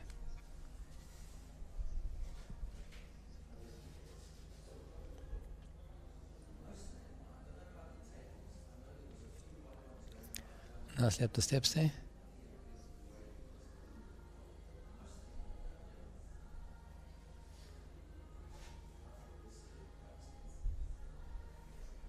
It's really quick on landing, isn't he? You could see after number 1 after the balustrades, you really need to keep him together, because he looks like he can really wiggle out from underneath you quite quickly. Yeah, well, I think over number 1 he unsettled her. She had to And I think maybe a consequence of that the rail came down. She wasn't quite balanced back into rhythm at number 2. She's unfortunate. Now they've clicked into the rhythm, can't Yeah, they? You they can have actually now, see yeah, just the exactly. gears in there, the handbrake and accelerator and clutch are all in balance. And sometimes that's exactly it. It takes a few jumps just to in the bob, just to get them up to speed, get them confident in their canter across the grass. It's not often that they jump on the grass. How beautiful is Bob Charter looking here? It's also riding nicely as well. Hats off to Jeanette and her team. KPC.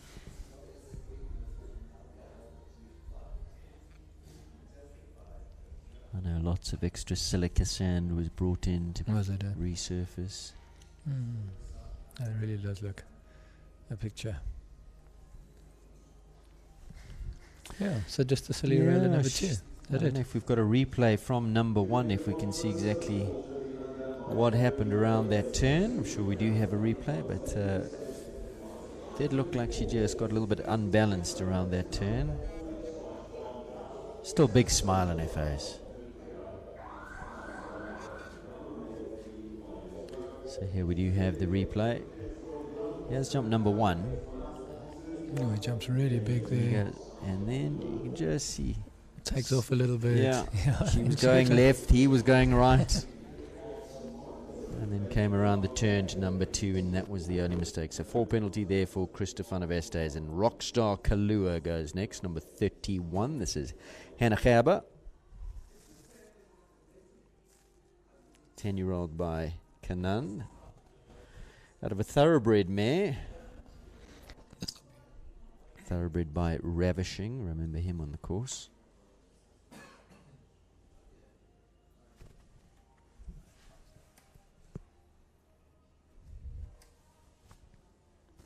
I think I'm dead.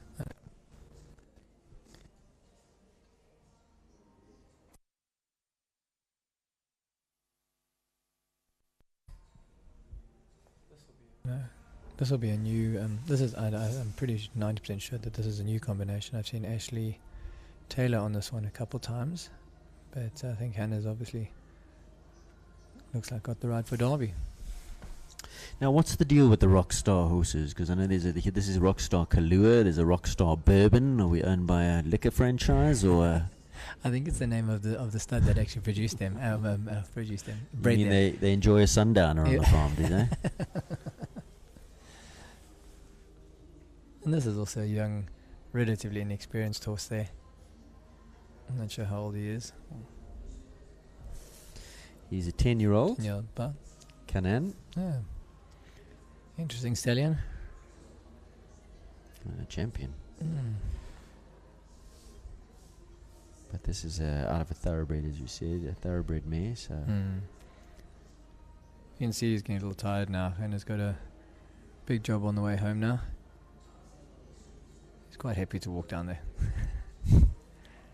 And then he just gets a bit strong and flat there, and you can just see that the diesel's gone there. One thing is though, is he's willing. Look at him. It's like, okay, as tired as I am, I'm gonna try.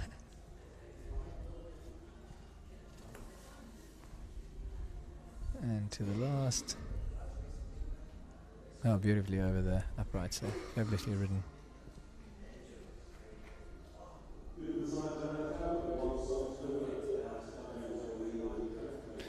Yeah, good. I think she'll be pretty happy on that side. A young horse, canting around. Easily done. There we go. That's when you can see the diesel was already running a little low. It's owned by Tanya Davies, the Rockstar setup. Next to go, Anneli Nel, Frischgewacht Cento, number 32. That's a nice start there. Total score of 12 for Kalua. I think this is, if I'm correct in saying that, the Sunny Park stable, if I see the saddle blanket there. Yep. Nicholas Sam, Riley and... Who in fact is next to go on Rendaro. She's on standby. Only finding her first rail fence number 3. I think she'll be new to this height, and I'm sure her first 130 derby.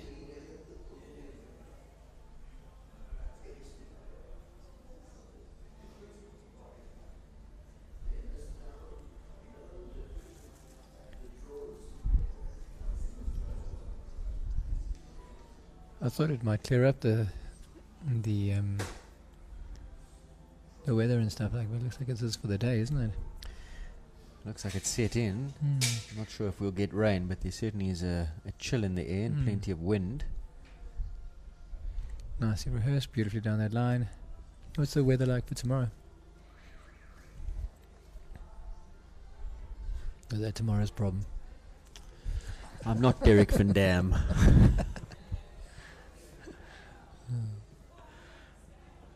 Well, life is not weather, is it? I'll have a look. We'll go into Weatherbug there. Okay. We've got people on it. Oh, What's the yeah. weather for tomorrow? Sent by Donatello out of Consuelo Dam Line. And of course, you said Nicola Symes, Sunny Park. She's done well on the Consuelos, isn't she? Yeah, she has. She's been El Paso, Connoisseur. yeah. So there's a few others that we haven't even forgotten. Good to see Nicola back. She was coming off a very nasty groin injury. So she's She was telling me about it yesterday, how, what she's going through, her hip as well. So she's kind of patching herself up and riding a lot less horses just to try and save herself for the rest of the year. I think she'll be very she's ecstatic going to have about to that. go on a little sabbatical once she gets through it. So, yeah, so 8 penalty round there for Annalie Nel in Frischgewach Centre. So Sunday the 5th, Jason, 27 high, 25, 27, 11. Okay. Your temperatures. Sounds fabulous. With a wind factor of this and a feel of that. 14 kilometre wind. Down to 9 kilometre wind. Let's see what Derby time will bring. 1 o'clock. Where's 1 o'clock? Should be around 25 degrees with a bit breezy. 15 k an hour wind tomorrow. So hope those gates don't blow over. Nicholas Riley currently on track number 33. Rendaro is last to go in this class. This is an exciting horse. Oh, Nicola. Spicy. Rendiment, 8-year-old. Quasimodo Dam Line. Nicola's highest qualifier, I think, on the Derby, isn't she, on Lamborghini? He's back to his old fabulous, self, yeah. isn't he? Yeah. Looking a picture. Sometimes wonder, she's had to have a little bit of time off, and I think he's had a bit of a chance. But she's come back so strong and so nice, and so good to see her up there and to be highest qualifier. She's had, obviously, successful opening. Yeah, she's been second in both of the qualifiers, put herself right up there. Year of the Legends series looking exciting as well. All on points.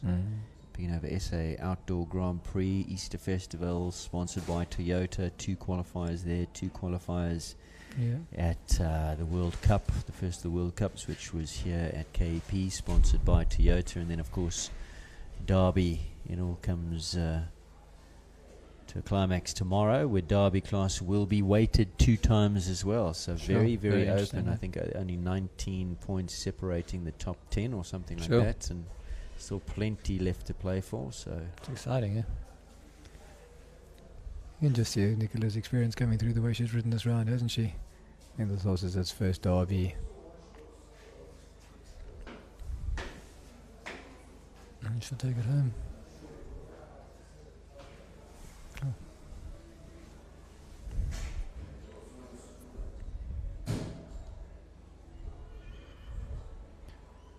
And the last, let's see.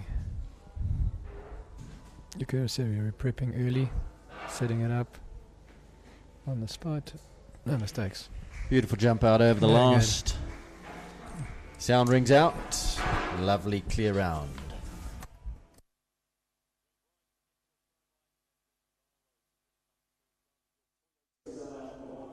Replay on the last, Nicholas Riley, Rendaro, number 23. Last to go in this first round of this 1 meter 30 derby competition. Here on Equestrian Live. Jump off track 1, 2, 3, 4B, 6, 7A, 7B, and 8. Those going through to the jump off as follows. Oscar Ngube will go first. Sifakile Calaho, I'm Splendid.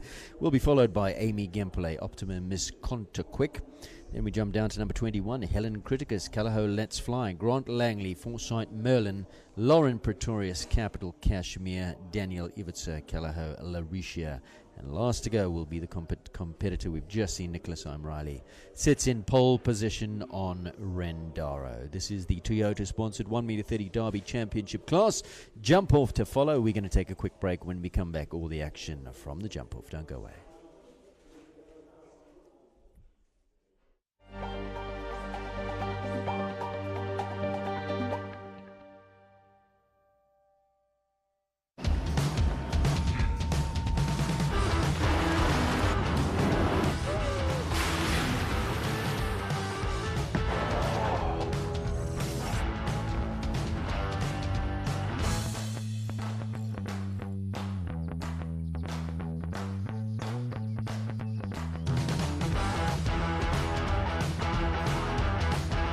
The new Fortuna GR Sport.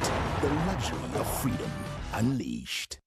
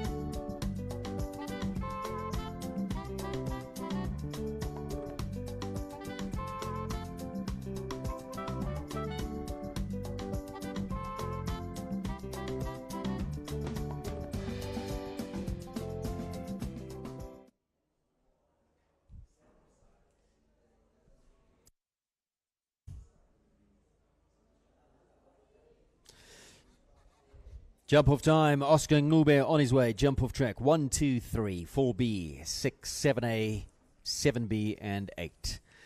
So safely over 1 and 2. Jason Phillips had to go and do duties with pupils in the 120s. Oscar's on his way here, first to go on Sifakile Calaho, I'm Splendid. So 1, 2, 3 done. Left-handed turn now to 4B. Then a run up the hill as quick as he can. Inside of the steps to the balustrade. Going to come inside of that arrowhead. Sunday, of course, will be the St Andrews or the Star. Over the balustrade on the angle. Stay on the bank. Left-handed turn back to the road crossing, and then a sprint to number 8. We'll see how many steps he does to number 8. 7 in the first round. Lands 1, 2, 3, 4, 5, 6, 7, and has a rail at the end. So is anybody going to attempt to come off the balustrade and drop a stride, go to 8 on 6? We will have to see. Oscar looked like he might have had that as the plan, but just ran out of space, got a little bit snug and took the rail at 8. So a 4 penalty round in the jump off on I'm Splendid in 53.92. Next to go from KZN, Amy Gemple, Optima Miss Conta. Quick, going to have to live up to her name here, put the pressures on the others by going quick. Comes off the turn, presses the button, goes forward to number 2. Looks like she's keeping the canter well underneath herself, Amy. Looking first prize to leave them all up. So 4B now. Jumps that safely. Right-handed turn now. Get up to the top of the bank. Balustrade to come. Inside of the arrowhead she goes. Got to jump this on the angle. Make sure you keep it up. Jump it on the angle to make sure that you stay on the bank. Don't want to run down, waste time going all the way to the bottom of the bank, only to swing left.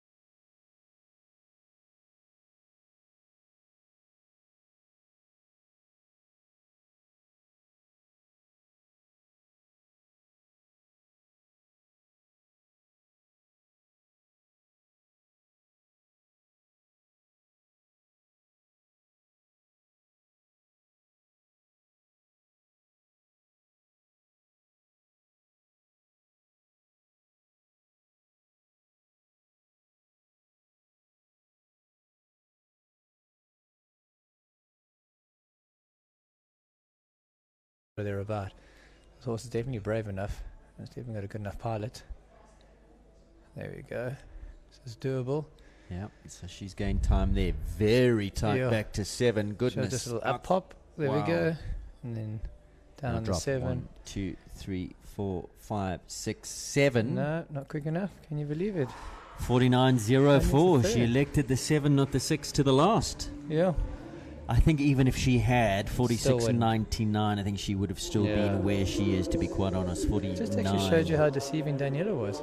Yep. Eh? Really. What a lovely result. So Helen Criticus takes the win. There is Nicola Syme Riley. A little wry smile from her as she leaves on Rendaro. The win goes to KZN. Helen Criticus, Kellaho Let's Fly, living up to his name, 46.99, takes the win here in the Toyota-sponsored Derby 1 meter 30 championship. Kellaho Larisha, great result for Daniel Evertser. That's got a lot of promise for the future. Very exciting. 8-year-old on the up. Nicholas O'Reilly, Rendaro in third in 49.04. Fourth place to Optima Miss Contaquick, Amy Gempele, 52.95 and clear. Oscar, you said, was Yeah. kicking himself, 53.92. 53.92 and clear. Well, Oscar, you would have been where you are, Yeah. regardless. So had you been... As it had turns you out. been clear there on that time, but of course you were hunting that 6th stride, so maybe you would have pipped Amy Gempele had you dropped the stride there. But on that time, even if you had left that up, you would have been where you are. Foresight Merlin in 6th, in 7th, Kashmir, Lauren Pretorius, 8th place to Lebanon, 9th place to Del Mar. Fabulous. Nice course. I think what a great introduction for all these young 130 horses into the Bob Charter. I think Kevin hit it perfectly. Nice 7 in the clear and the 7 in the jump off. Not too many, not too little. Fair round, no bad pictures. All in all, a successful first championship class, eh? Absolutely.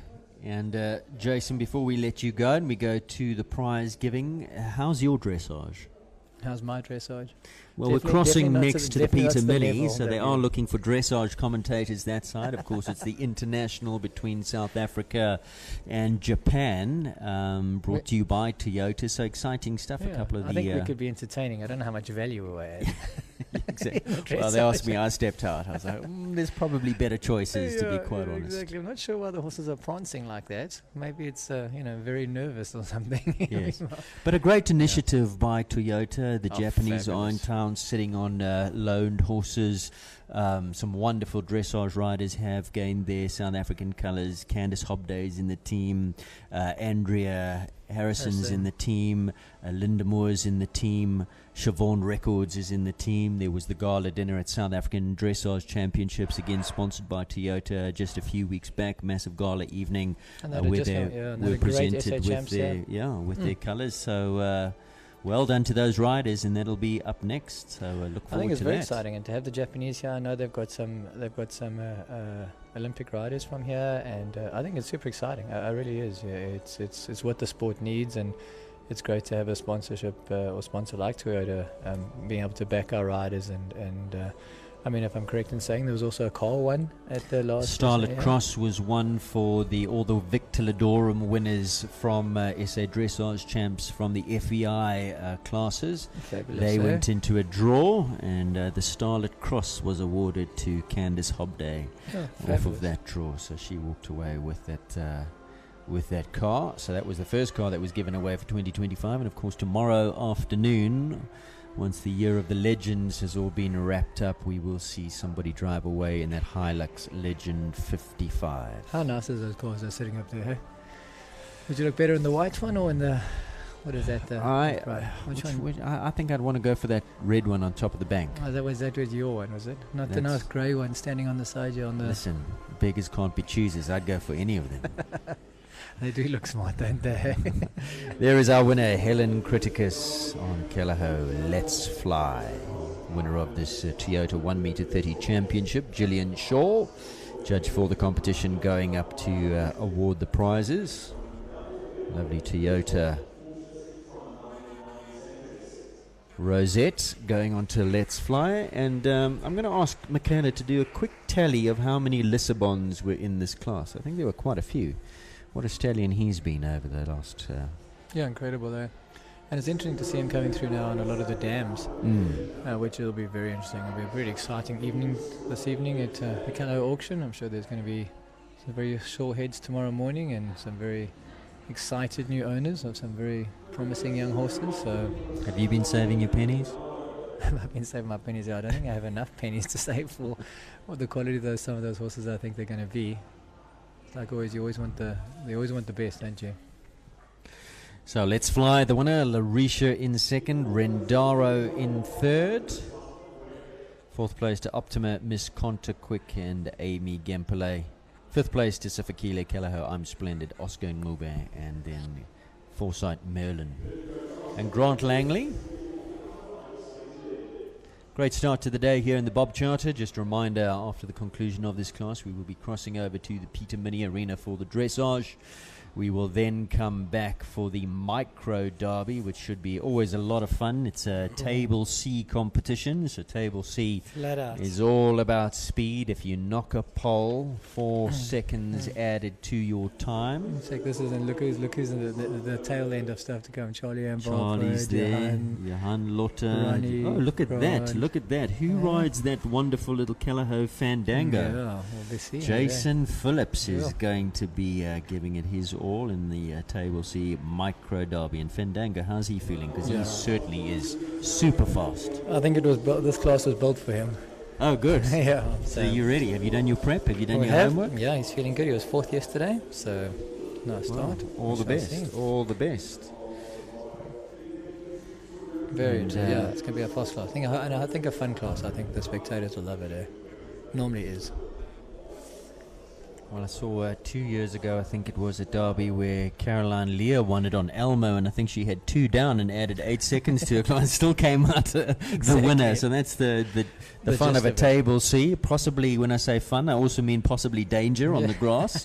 That if you have one down, you're still in it because you just need to go faster. And of course, if you have a first stop, you just add the time, no penalty. Second stop does mean elimination, or any falls do mean elimination as well. So those are the rules for the Table C. For the Micro Derby coming up a little bit later.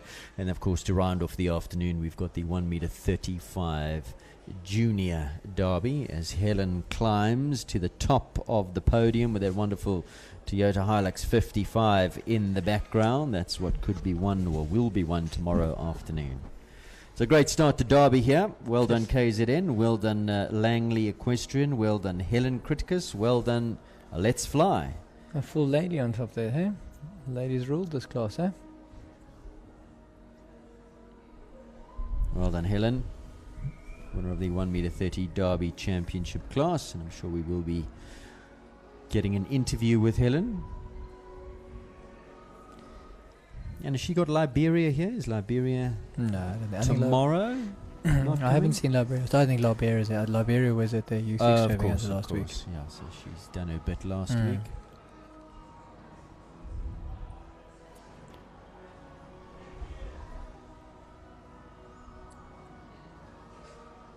Yeah, nice start to the day, yeah.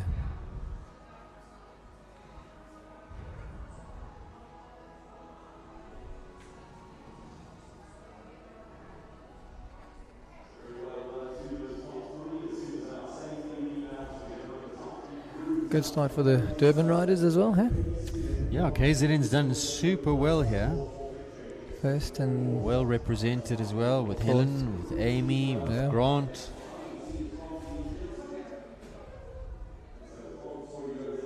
Helen's had a good year. She's won a lot of classes this year between all her horses. But then she also works hard. Very hard. I think all of them at Langley Equestrian.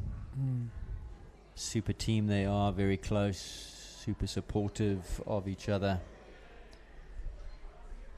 And is that Amy Cave? Yes, it is, with Let's Fly,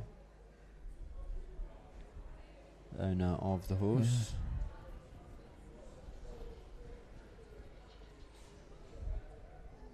What we've got next year, we've got also on the Serena, we've got the Pony Rider Derby, don't we?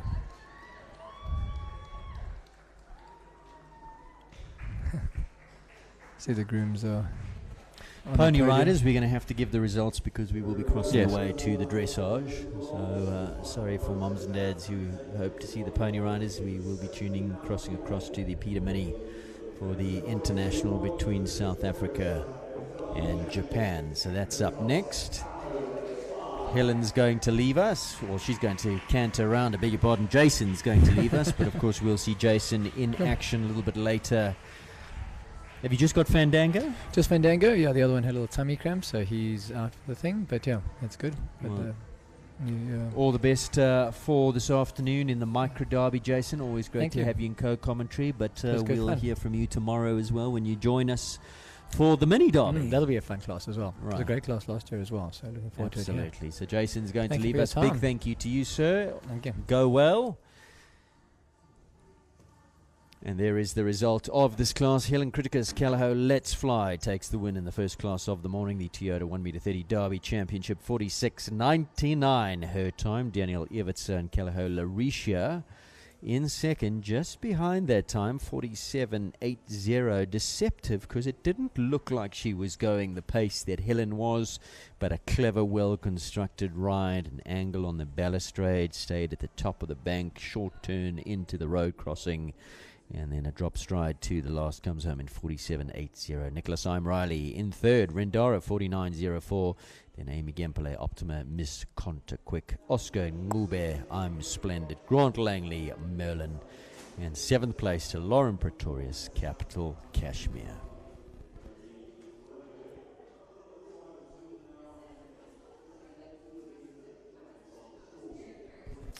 Coming up next, we will be having an interview with Helen Criticus, the winner of the Toyota 1m30 Derby Championship. That's after the break.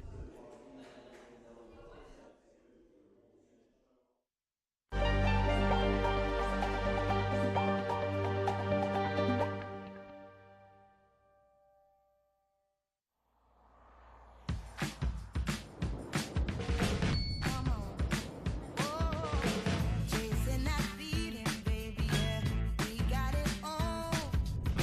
My heart is beating, baby, yeah, we're on a roll. My lunch's dinner's cancelled. Aww. Here we go, on our way. The all-new Toyota Starlet Cross. Own it.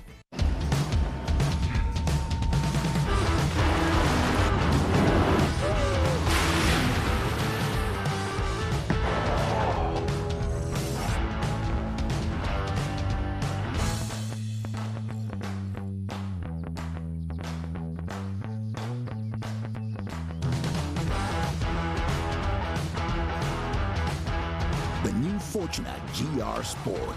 The luxury of freedom unleashed.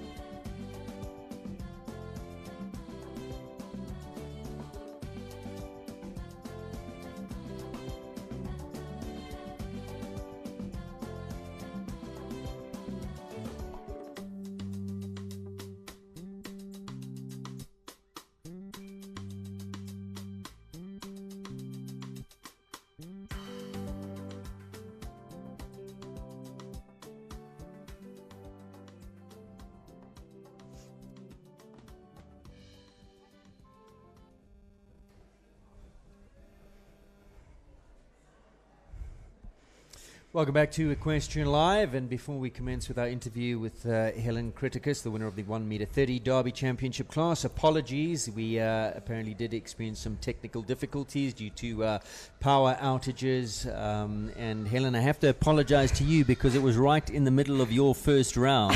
No, So it's apparently fine. we didn't get the round, but wonderful effort this morning. Tell me about the horse, the conditions out there, the tracks that Kevin was pitching today. Oh, I'm very privileged to have the ride of Let's Fly, owned by Amy Cave.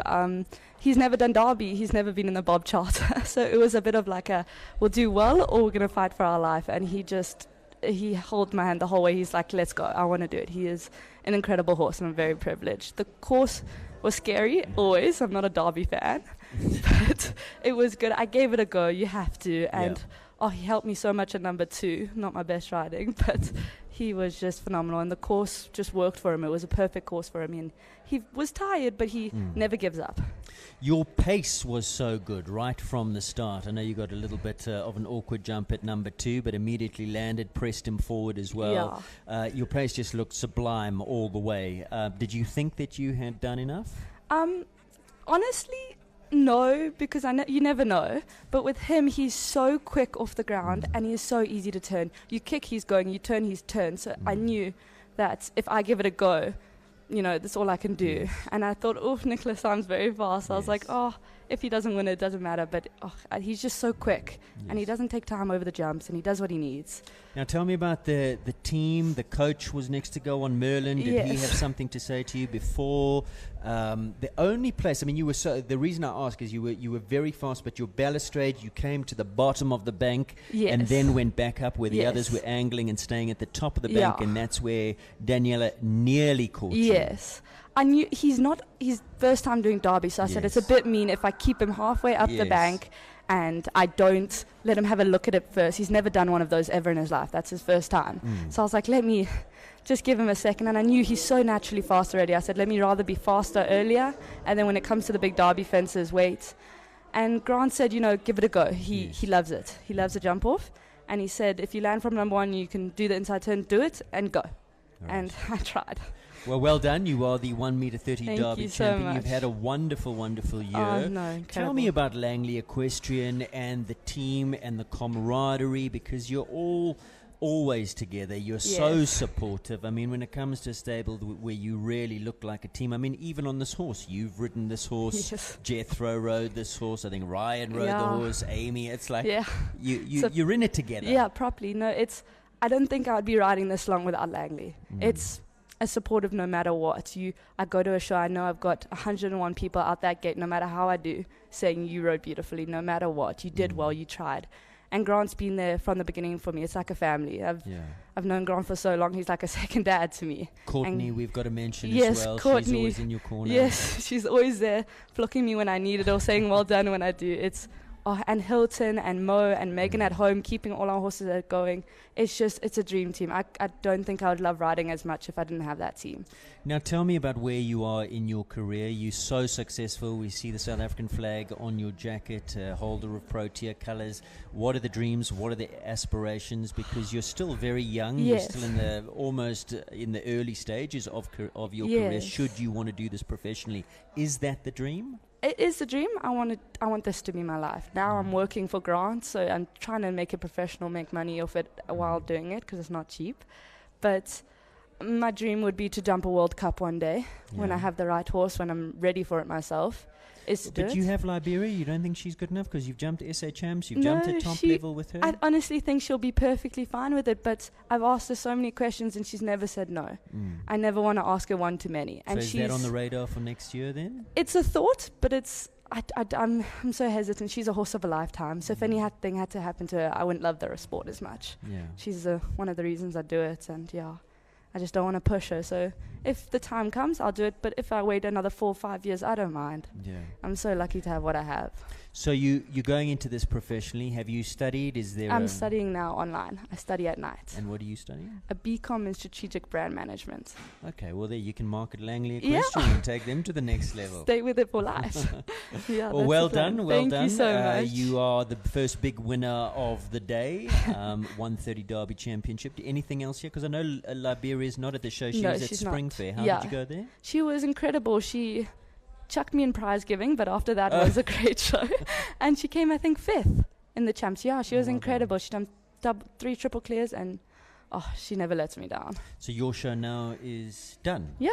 Okay. Can take the boots off and relax while everyone else Excellent. stresses. Well, Helen, congratulations. You're a winner. Thank You're a you so championship much. winner here at Toyota Thank Derby you. 2025. And before we go, just maybe a word about the sponsor, Toyota, and what they've done for the sport. It is incredible what they've done. Toyota has made this show just phenomenal. There's branding, there's prize money, the grooms get stuff which they love. It's just beautiful, and I can't thank the sponsors enough. We wouldn't have the sport without them. Have you looked at the lineup for tomorrow's big class? Yes. And who do you think's in there? If you give me your top 3, how do you think the result's going to go? I want to stay positive, Langley. Courts is doing her first big one. I think she'll give it horn. She's incredible. She's won Derby 2 years in a row. So I think she could.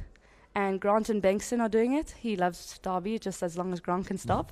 And Hilton and Shady. So those are my top 3. I back them. I hope for them. And that's Langley trifecta. Yeah.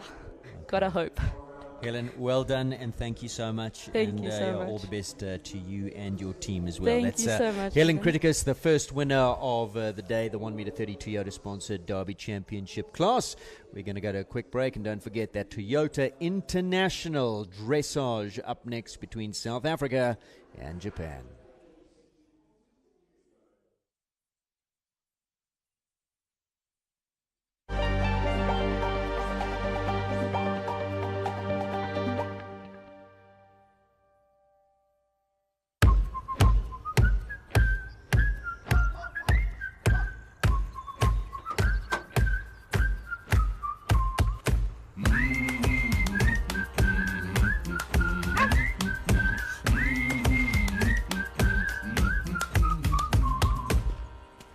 Nice Buckley.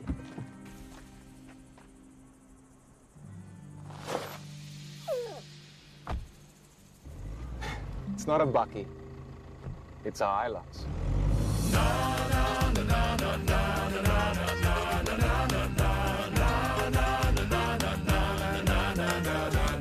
It's not a Bucky. It's the new Hilux Legend 55.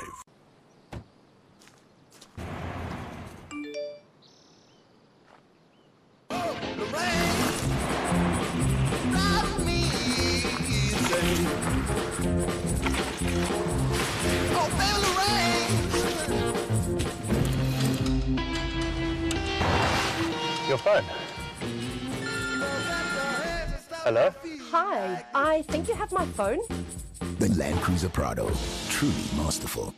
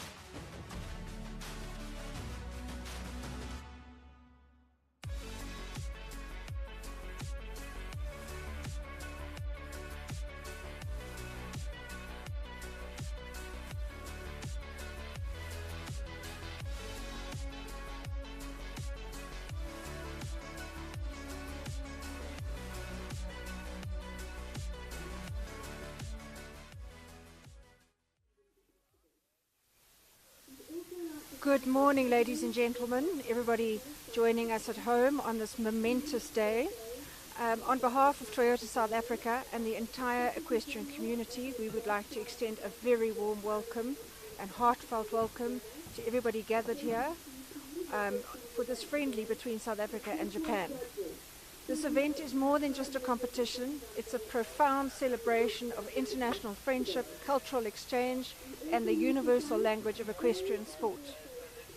With Japan, the birthplace of the iconic Toyota brand, competing on South African soil, this friendly international takes on a truly special significance, symbolizing the heartfelt bond between our two nations. We celebrate the shared values deeply rooted in the art of dressage, precision, elegance, discipline, and the pursuit of perfection in the partnership between horse and rider. Today you will witness world-class horsemanship as these talented teams showcase the harmony, balance, artistry that define this beautiful discipline. To our visiting athletes from Japan, we wish you a fantastic experience and a memorable time competing in South Africa. To all our riders from South Africa, we know you will carry yourselves with grace and determination. May the best team win. I'd like to go through the running order with you. Our horse number 1, Compton House Flainga, ridden by Siobhan Records, owned by Margarita Theodorou. Horse number 2, Bravado, owned by Ardmore and ridden by Gato Hidaka. Horse number 3, Callahoo Ludanus, ridden by our very own Nicola Moore and owned by Claudia Heidenrich. Next up, horse number 4, from rider from Japan, Yuka Yoten, riding Lorenzo QS, who's very proudly owned by Roxanne Leiche. Next up, Edelprach Mario van der Polsek, ridden by Catherine Burning and owned by Nikki Pinar. Next horse in, Callahoo Fiona Vella and Tega Nishima, owned by Claire Martin. The next horse in will be ridden by Andrea Harrison from South Africa on Sicily. And our last but not least rider in is Kichi Harada, riding Edelprach Lord of the Ring, owned by Nikki Pinar. I am extremely fortunate to be joined today by Candice Hobday, who has just ridden the test, being our test rider for South Africa today, just so that the marks, she can get all the judges could get their marks sort of in order. And morning Candice, thank you so much for joining us. How did you feel out there? Good morning, Janet. You finally pinned me down behind the microphone, and you know you're going to regret it from now on. I don't think so. That was the most tremendous, wonderful fun any rider could dream to have had.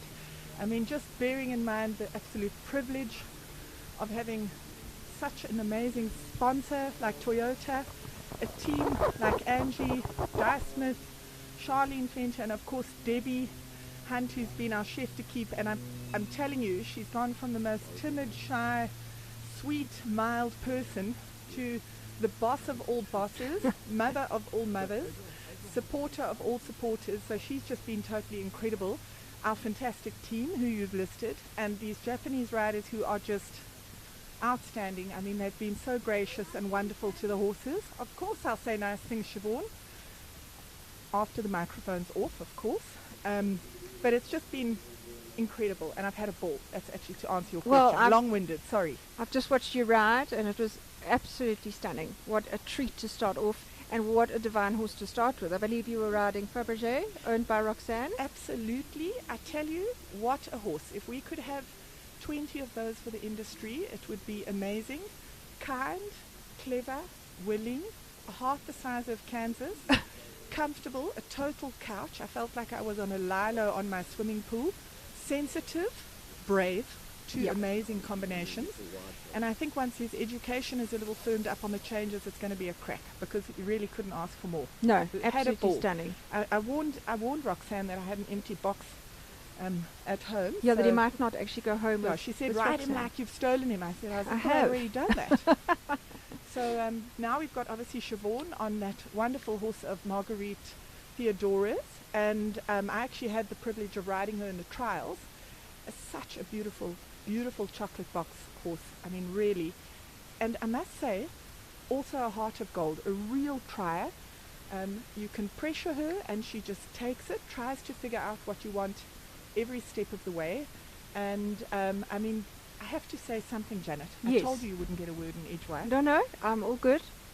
The one group of individuals, besides the sponsors, of course, that I have to point out are the owners that contributed their horses to this event.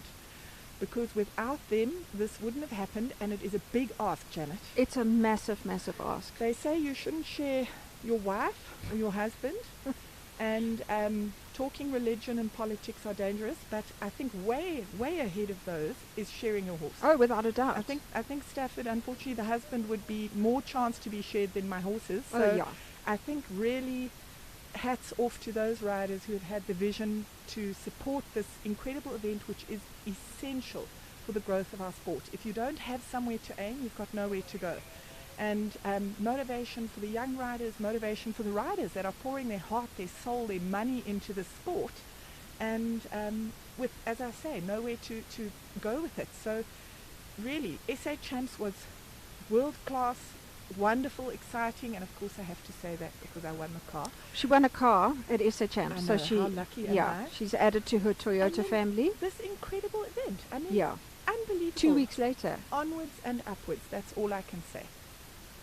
We're just watching Siobhan now. So far it's been a pretty clean test. It has. And I mean, Siobhan really, I think she could get a hippopotamus on the bit. She is really very gifted at making a horse show ring ready in about 12 seconds. So I think she could have ridden any of the horses put forward on the horses that were to represent South Africa for our side of the team. And the way they did the draw, which I thought was very fair as well, is they split the group of 12 horses into Pool A and Pool B, and they tried to match like with like. Because if you draw one, you could have ended up with all the big tour horses in one and all the sort of less educated horses in the other. So they would pick one firm horse and then for Group A and another firm horse for Group B, and then the next most firm horse, etc. So you had Group A with 6 and Group B with 6 fairly matched like on like. And I think the selectors did a good job of that because they are pretty well matched. And then Japan drew A or B, and then they obviously got that group and we got this group. So it's been very well thought out by the team, No, it Angie and her has. team and Yeah, Di. it So has. I'm sure they'll develop it more and more over the next couple of years, but for a start they've done a cracking job. Nice through change, Yeah, and very pretty nice. well centered and accurate. I think that But Siobhan's accurate on everything. well, she does ride about 2,000 She tests does. every show. She does. So Yeah. we were having a chuckle over her DSA profile and how far she has to scroll through all of the horses to find the ones when she wants to enter them. So yeah, she's got a lot of miles. She does, and one of our true professionals of the sport.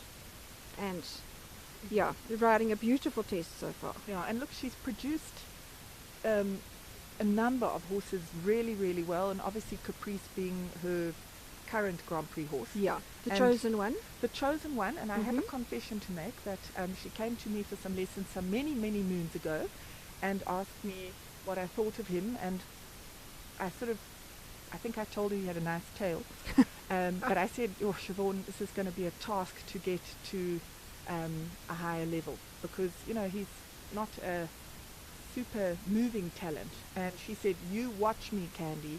I'm going to get 70% in Grand Prix. And I was like, okay then.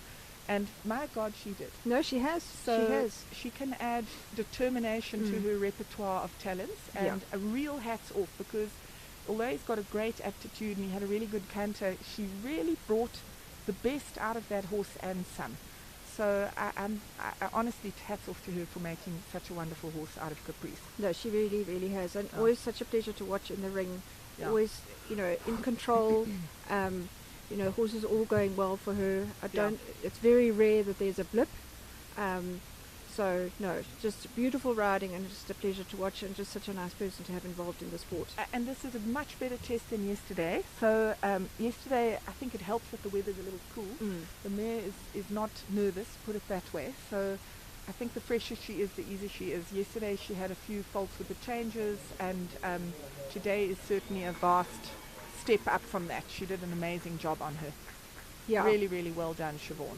No, well done. Congratulations. That was beautiful. Absolutely beautiful. Candice, do you want to just explain sort of how today is going to work as far as the teams are concerned?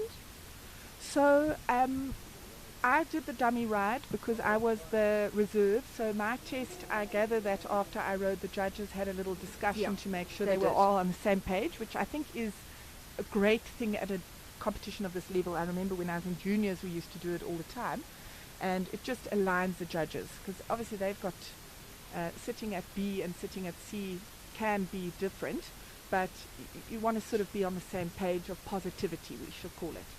And then we're going to ride. South Africa drew first and Japan drew second, so that's why Siobhan rode first.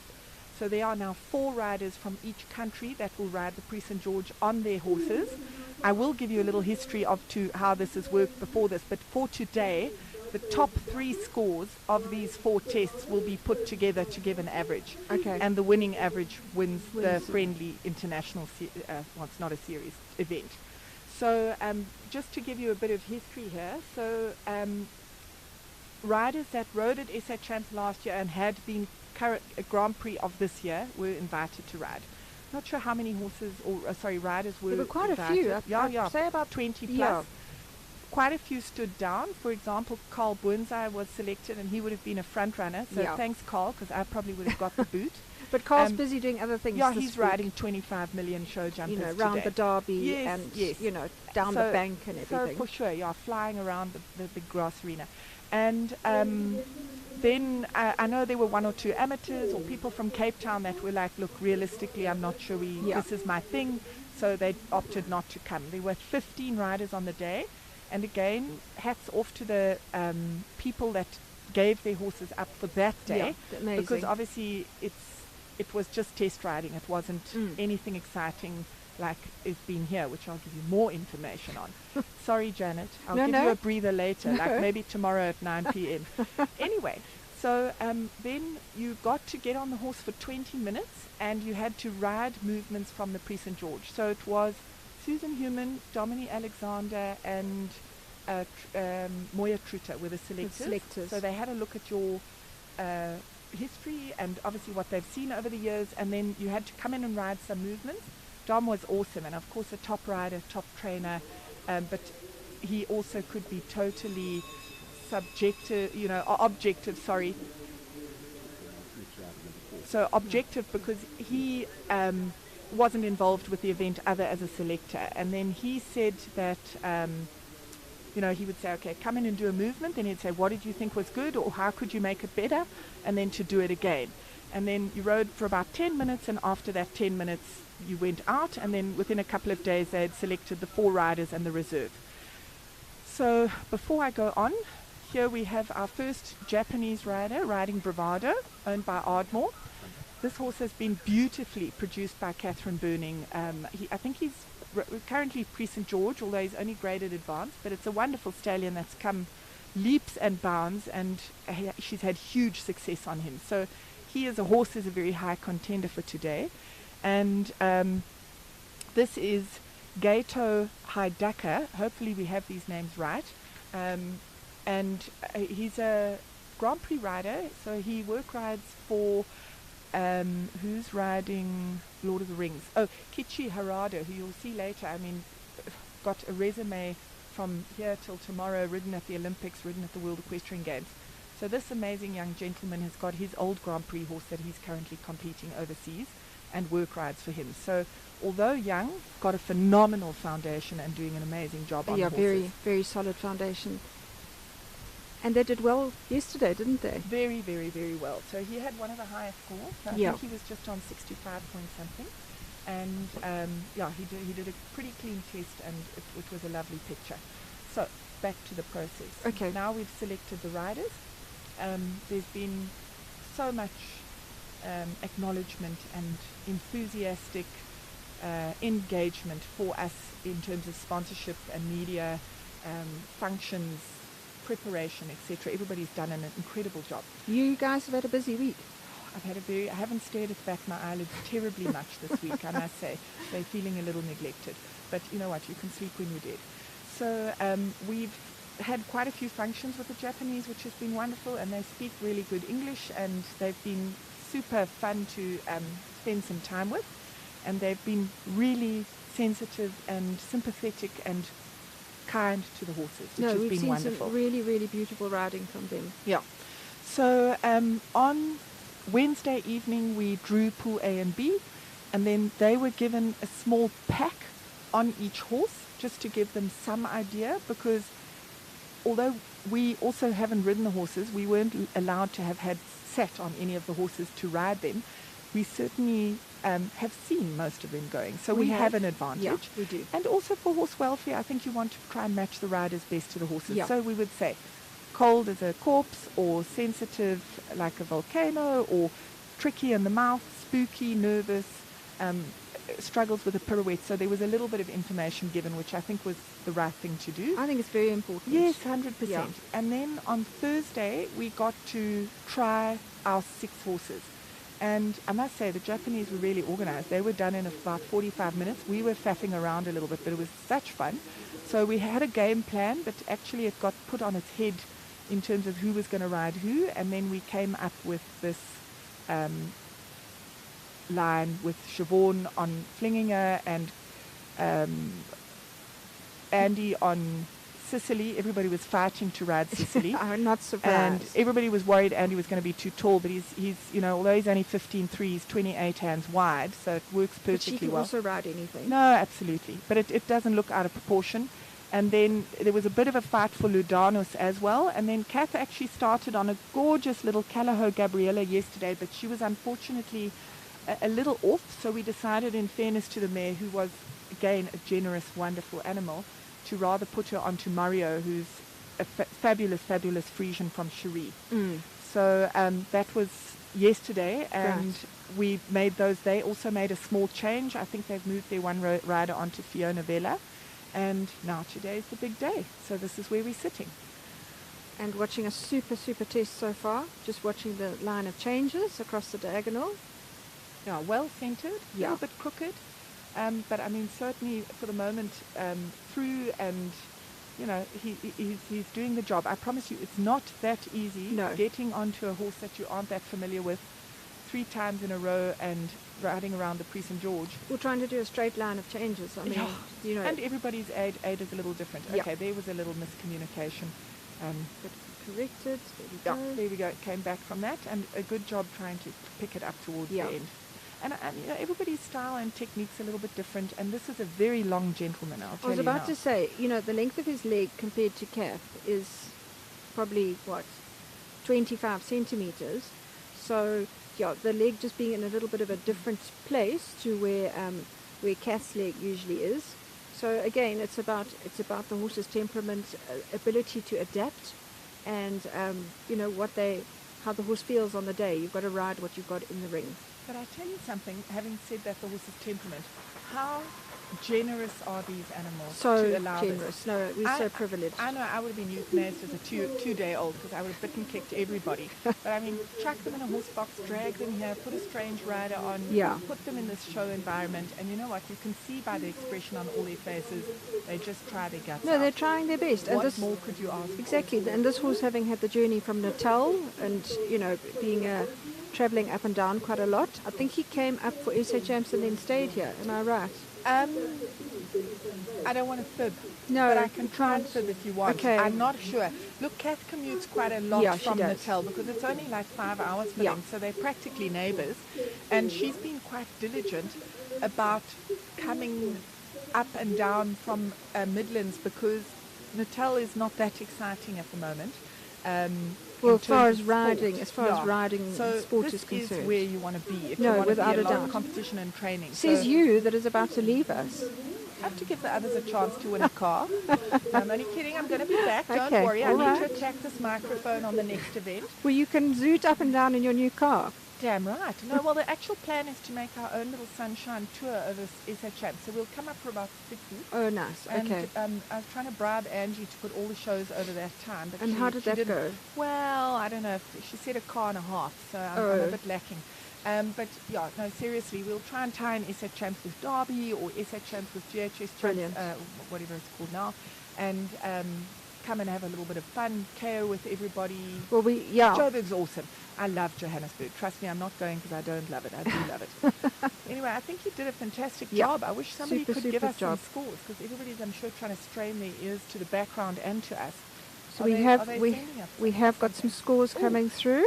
I don't know if you want to maybe announce them. So score for our first rider. Okay, so I don't have my glasses, but that's also cool. Okay, so there we go. No, don't worry, I'm only kidding. I'm I not have that offered blind. her my glasses, but she's going without. So Siobhan on Marguerite Theodora's horse, Compton House, flinging her. So from Judge at Sea, who is Sylvia Bruckner, 218 with 64.118. And then Debbie van Beek at B with 219.5, which is 64.559. And Claire Naden, who's sitting at H with 222.5 with 65.441, which is a total of 64.706. So That's a already great about, start. It's a great start, about 2.5% above yesterday. Right. And for me, what's always wonderful to see is how aligned the judges are. Yeah. And I'm not necessarily saying this only because of having a dummy rider, but I'm telling you, it definitely helps the judges. I don't like the term dummy rider. I'm going to call you a test rider. I get called dummy rider No, all the time. no, by my no more. sister. No, well, we other all names do. as well. We actually all do. If she's listening, just hint, hint. But no, certainly not a dummy rider or test rider. And in shot now, we've got a combination that I've actually been looking forward to watching all morning. Here we have our reigning South African champion. We do. You're talking way too much, Janet. Sorry. My turn. Okay, Nicola Moore. So she's riding Claudia Heinrichs Callahoo Ludanis. So for sure, Nicola Moore, brilliant young talent that we have in South Africa. She's competed overseas. She took Winston overseas and rode him. I mean, that is not the most uncomplicated horse, and she has done really an outstanding job. I don't know how many times she's won SA Champs. I I think lost she's count. been in the Grand Prix with him for 3 or 4 years now. A long time. Yeah. And she's produced a few Grand Prix horses. And of course, Sicily, wonderful, wonderful, wonderful animal. I'm sure most people want to steal him too. She's Yes. done a gorgeous job on him. And Claudia was super, super clever and lucky to have procured this horse. So Very. I remember him sold on Callahoo auction some years ago and bought by London Lane Susan Berry, and Ian van Skalkwyk jumped him, I think, up to 130. Yes, yeah, he did well as a jumper. And then I think he, I don't know why they stopped, but I'm glad they stopped because I think it's a wonderful dressage horse. And started on sport with him, and he was eventually produced up to medium tour. By And Robin Andrews. Yes, beautifully Yeah. produced up to medium tour, and it's a wonderful, wonderful horse as well. So Claudia's bought him as a schoolmaster, and currently competing him on medium. So he got dusted off a month ago, thanks to her incredible generosity. But as you can see, he has absolutely not lost a beat No. in terms of riding at this level. No, he's up there enjoying every And I minute. must say, Andy was an option for him, and Kath Burning was an option for him, Okay. and Nicola. Okay. And he went for them all the same. Beautiful, Mm. kind, generous, wonderful Yeah. ride. So yesterday he was actually the high scorer with just over 67%. And pretty clean test, some technical issues in the changes, but everything was more or less good. So I think it will be a super interesting combination for today. And Nicola also showing her adaptability as a rider. You know, she rides many different types. I mean, her big horse Winston is a big horse. Cicely then, being a little smaller and more compact, and it's like a different way of going. And then this horse, as we say, she sat on it. This is the third time now she sat on it. Yes, she's a gifted rider for sure. There's no doubt about that. I mean, we've got some really good young talents in this country, and she's actually riding for Callahoo as well. So she's sitting on a couple of different young, uneducated horses, presenting them under pressure. So she's got a resume to be impressed with as well.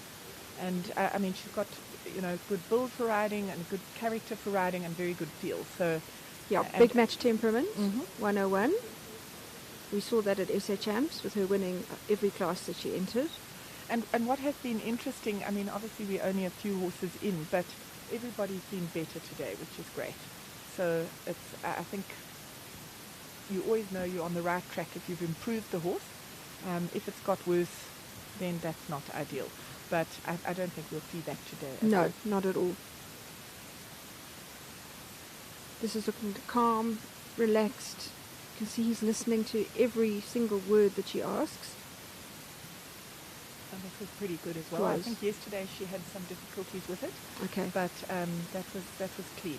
So he didn't change behind. Okay, a little early, a little tense, and a little bit jumped away from her there. That's the one plus about dressage, right? You can make a mistake and still have a fighting chance. Absolutely. But also that change being in a horrible place. It's right in front of the judges at sea. So, you've got to get it bang on your marker. Well, just remember the judges are principally, a bit together behind that one, addressing the training scales and then the technical Yeah. riding. So Yeah. the technical riding is a big factor. If you do a perfect change in the wrong place, unfortunately no brownie points for that. She did a pretty good job of those. Yeah. Slightly high behind, A but little bit, yeah. centered and And they were all through. it was through.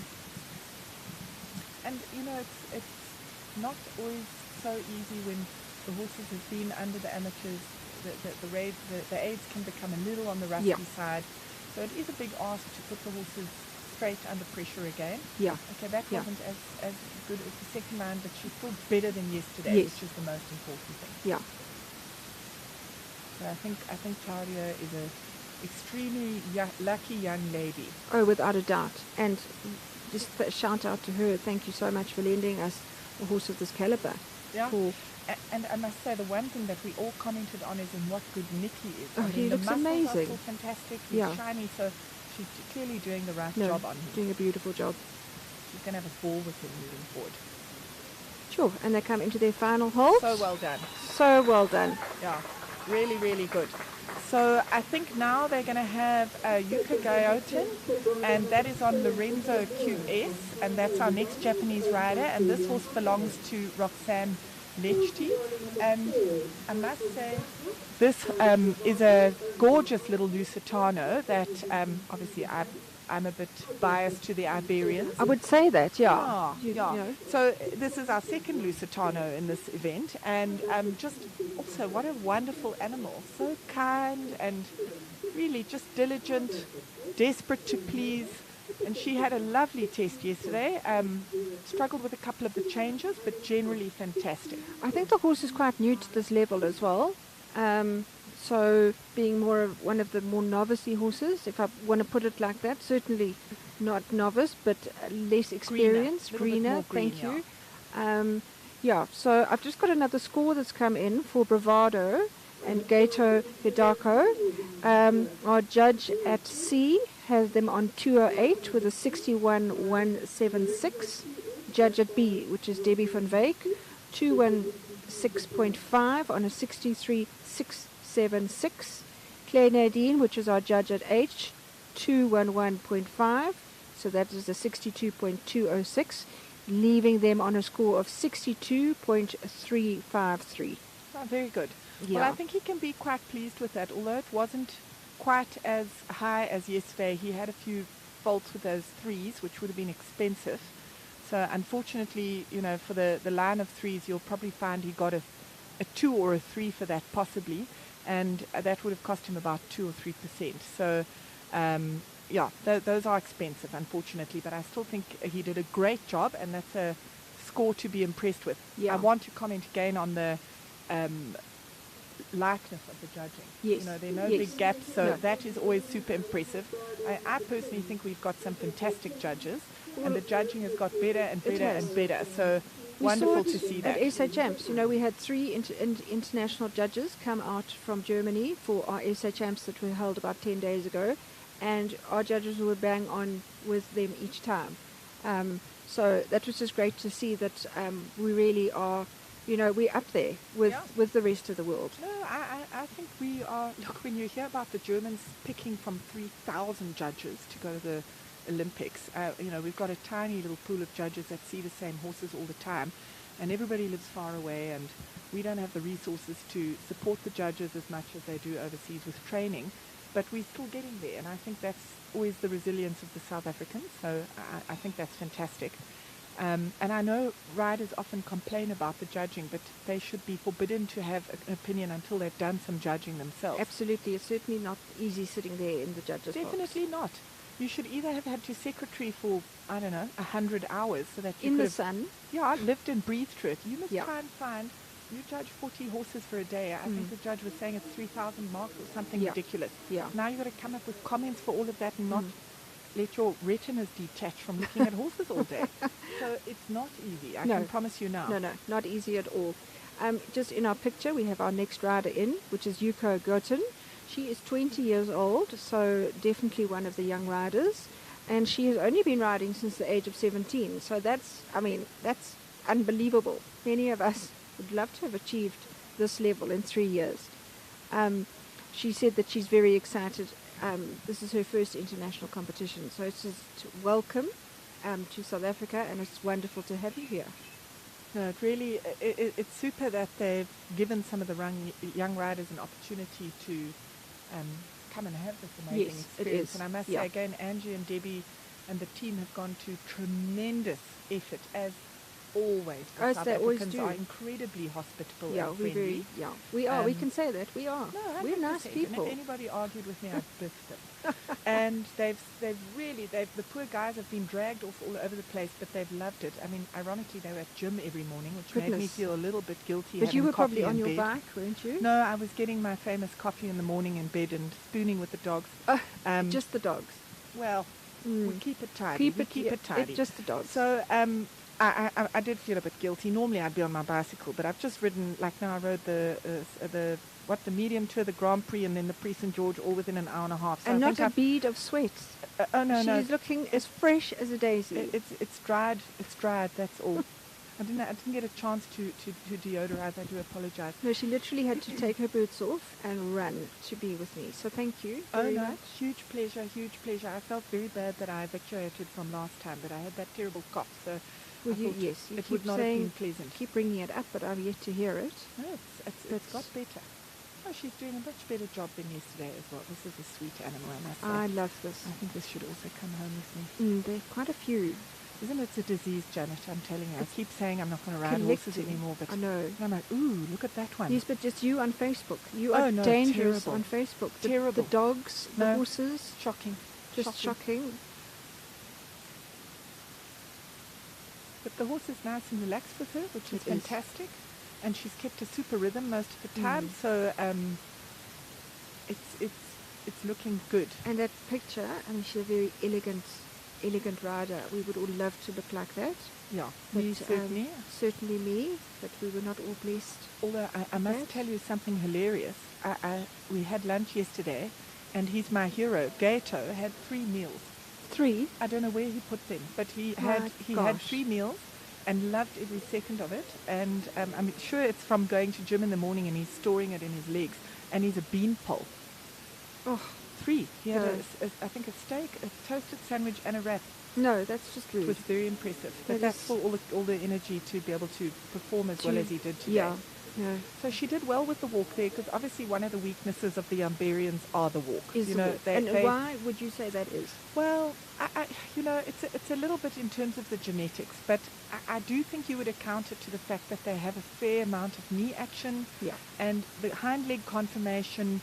They have huge talent for the collected work. Yes. You know, the pirouettes, the piaffe That's passage. where they excel. So they lack a little elasticity. That's just the way that they're made. Mm. Are they diligent workman-like horses? Very much so. So they are super easy in the collection. So I always say, you pick 10 warm bloods, and you'll probably only be able to produce 2 of them to Grand Prix because of the collection. Yeah. Pick 10 Iberians, and you'll produce 9 of them to Yeah, Grand Prix. yeah. Maybe not for 90%. So they lack in the elasticity and the movement, But they're but there. they can do the job, Yeah. which is sometimes interesting. Yeah. So I do think that is also why the cross Iberian, and I say Iberian because that's Lusitano and Spanish horses. They are starting to cross them out with warm bloods overseas a lot Okay. to bring in the elasticity into this amazing rideability and collection. So I think that's going to be the mixed horses are going to be a very interesting combination for future sport. So she's had a couple of little quirky clips, issues yeah. with the pirouettes and the changes, but she's certainly still on track. And those changes were already a lot better. Still not 100% straight, but through is the first place. Okay, unfortunately the last one a bit together behind. But the horse is being very brave for her and certainly trying to do the job No, as he's best he's to her trying his ability. best. He's got Yes, that look he's- on his face to say, I'm here, I'm doing my best. Yeah. And that's what you were talking about with temperament, that, you know, these Iberian horses show up and are workmanlike. And Oh, my word, Janet, I'm telling you, never in my life have I've had really good horses, and the only other horses that I could have likened to them were when I rode at the Lipizzano's. Lippies, yeah. But that also comes from Iberian lines. So yeah. I remember taking horses up in the elevator to perform on a rubber floor on the 10th floor and walking upstairs and performing under Going to fireworks. pantomimes and stuff. Oh, really, honestly, they were amazing. And you'd have a sway back and croup high and sickle hocks and a full piaf for a 9 all day long. So that's the part of them that I absolutely adore.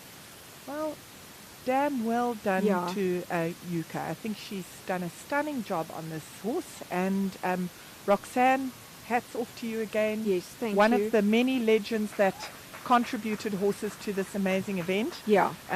I think, you know, we sort of slightly said that we had got our Protea colours, but these are our Protea horses. Yes. Because even though they're riding for Japan, they were selected by South Africa to ride in this event, so that would make them, in my mind, No. Protea. Oh no, of course they are. Every horse here, I think, should have a little Protea on their bum.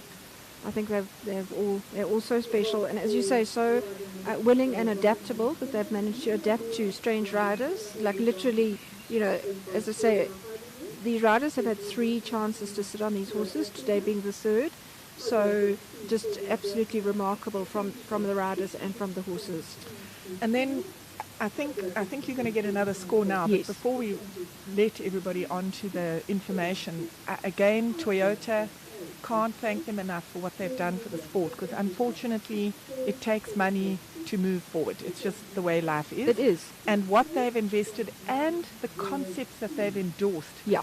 There must be acknowledgement to the fact that they haven't just splashed money at the event. No. They've come with concepts and ideas Ideas. that are better for us, and that has also been amazing. And we cannot thank them enough for their investment, intellectual investment and financial investment and support.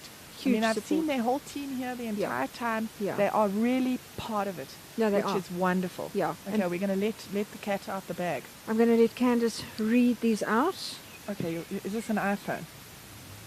Okay, there we go. So we have Calaho Ludanos and Nicola Moore with Claudia Heinrich's horse, and she has 225 and 50 from Sylvia Bruckner, which is a percent of 66.324. Wow. Then from Debbie van Wyk, 216.5 with a 63.676. And from Claire Naden, 220 with a score of 64.70 and a total of 64.902. So not quite as good as yesterday, but I think the judges have been pretty fair. She did a really, really good job on that horse. She really, really outstanding. So next in, sorry, Janet, I Okay, warned no, you. she's I talking. warned you. I'm leaving it to her. So now we have Adelprocht Mario van der Poltersdijk and Catherine Burning riding this horse that's been contributed by Nikki Pienaar and Cherie Berger. And again, 2 horses they gave to this event. So legends, legends, legends. Those are the only words I can use. Thank you. And I want to also say, you know, Cherie was selected for the trials, and although I think she would have looked totally in place having ridden, I think the judges had a tough time selecting. Yeah. She still was such a good sport Yes. to give horses. No, absolutely. And that shows you what an amazing person she is, No, to she really still is. be committed and not Yeah. have felt any bad No. conscience towards this. So, Cherie, Thank you. hats off to you. Thank you. I can you see so her much. standing at A, watching. Well, she's actually been so divine how she's been supporting and watching everybody. So this is going to be a bit of an interesting ride for Catherine.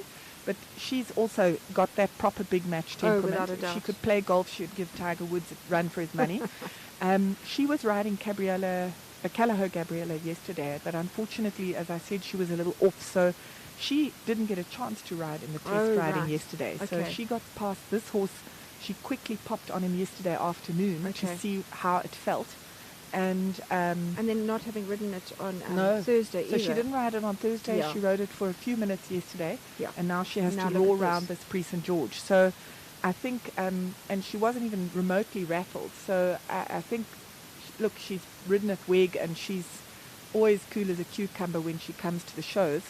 But a very different type of horse Oh, for her normally my to be word. riding. I think the Frisians really are completely different. Yeah. There was initially a little reluctance for her to ride him on the first day because they are a little different. The trot work is spectacular, but the canter work is different. Yeah. So not wrong or right or No, anything, just different. different. But the same with the Iberians, Janet. Yeah, It's no, not you're for correct. everybody, you Yeah. know.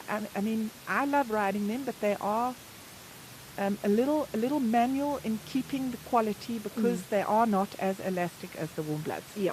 So you have to make a small investment into keeping the quality of the canter there, which spends some of your energy, Yeah, and that yeah. energy would normally be used on just riding the technical. Yeah, yeah. So she did a really good job on him yesterday. I think it was a fair challenge to start, but gee, she stepped up to the plate and was absolutely brilliant.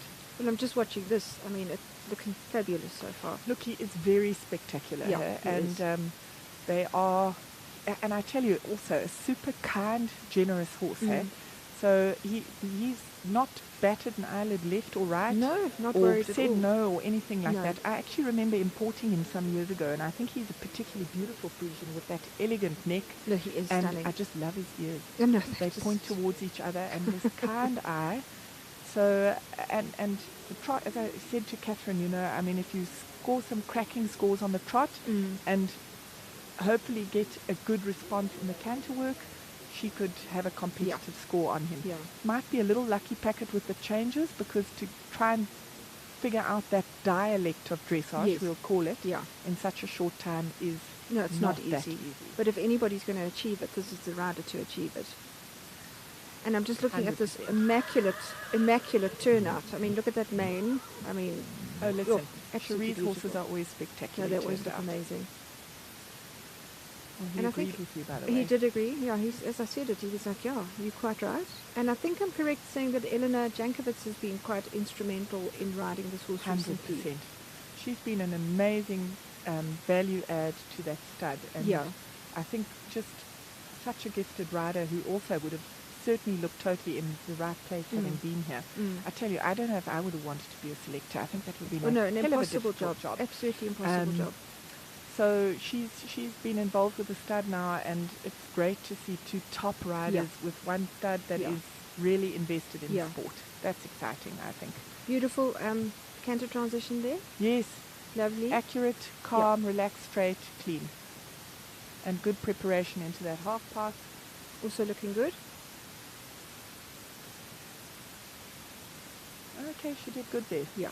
That was, I think, keeping her awake last night, because when she tried it, it was not so successful. You see, he was anticipating a little bit, but she managed to get it back. That was ballerina material, That- but that's that- fine. yeah. Unfortunately, no points for showing extreme dexterity. No, I mean, the leg was very high up above her head, but That's okay. the judges don't. He's still in the arena. It's a good start. Exactly.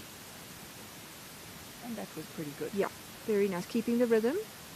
And as you were saying, this being quite a hard tour for the horses, for these types. That was a super change. Lovely, lovely change right on her Look, marker. he can do lovely changes. Mm. So it's certainly No, not he about that he can't do it. As I said, it's just a little bit of a different dialect. Yeah. So if you imagine speaking to somebody with severe accent and trying to understand what they have to say under pressure. So if you've got time to figure it out, it's no problem. Also, super nice change. Yeah, very so, good. you know, you win some, you lose some in this situation, and she's clocking up scores in the right places, which is great. Very good. Yeah, she's doing an Yeah. amazing job. fantastic.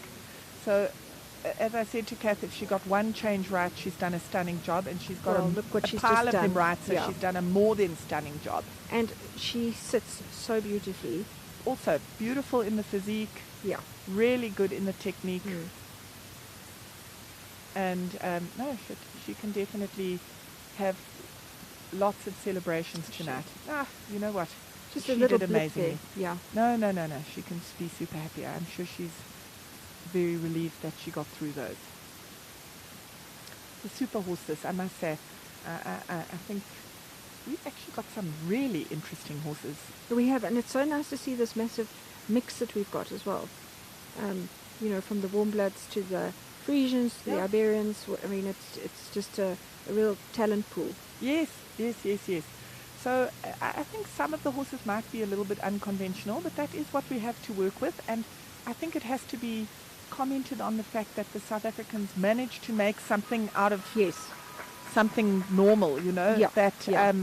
I think it's impressive actually, because very. most of the Europeans would probably not know what to do with some of the horses, and they've got a dime a dozen to pick from. Yeah. So we have a slightly smaller pool to pick from, and I mean, how many of the breeders are not breeding dressage horses anymore, which Yeah. is rather alarming. Yeah. So we make a plan with what we've got, as South Africans do with things. No, I think that's generally how we are. So I think that Kath can give herself an enormous pat on the back for that. She did a stunning job. So the next rider in is again from Japan, and she's riding Claire Martin's Calaho Fiona Villa, and that is Tiger Nishijama. Probably said that wrong, but that's his name for today. So Claire is a wonderful producer of horses. She's had huge success in eventing and jumping and jumping. dressage, and Yeah.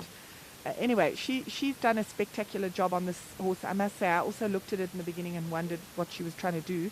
But she's got there. She's medium tour, and she's done a damn good job, and a huge supporter of this event. So Claire, Thank you, yet Claire. another one of our legends. Thank Yeah. you so much. So we have another score for you, and that would be for Lorenzo QS with UK Guyton, and that's the horse belonging to Roxanne Lecce. And at Sylvia Bruckner, sitting at C, we have a 208, which is 61.176. Judge at B, which is Debbie van Beek. We have 204.5, which is 60.14%. And Claire Naden with 217, which is a 63.82%, with a total of 61.716. So just to run through the scores again, we've got Siobhan Records on 64.706. We've got Gato Hidaika, who rode Bravado, on 62.353. We've got Nicola Moore on Ludanos with 64.90, our current leader. And Yuka Guyton on Lorenzo with a score of 61.716. So, yeah, although South Africa's in the lead, the big horses are still on their way. And now we have Fiona Vella with Tiger Nishijima. So this horse is actually medium tour. So she is a seasoned campaigner for this level. No, she So is. you'll see the next three horses are medium and big tour. So this is a little nursery school for Yeah, these this horses. is a walk in the park compared to what they were doing 2 weeks ago at the South African Championships. Yeah. So he's probably had the toughest time. Poor Tiger. He actually, when they came to trying their horses, he originally selected Shanine Krause's horse, Midgard Sapphire. Yes. But he really struggled with him yesterday. So they decided to rather put him onto Fiona Vella. Okay. And I think, look, I think he would have had a good day on both horses either way, but he's still had the same issue as Kath, where he's coming in here a little bit Okay. unprepared Yeah. compared to the rest of us. So I think he's doing a really brave job of this. Absolutely. And so far, really good. And he's only 18, so, massive for somebody of this age to be riding at this level. And I think this is his first international outing, and he's doing a beautiful job so far. Yeah. No, for sure. I think that he looks really good in the saddle, and he's Yeah. got a strong Very strong. predisposition in his Mm. seat, because I don't actually like to sweat when I ride. I don't ride very hard. I'm not a lazy rider, but I'm a, what shall we call it, gentle rider. Gentle.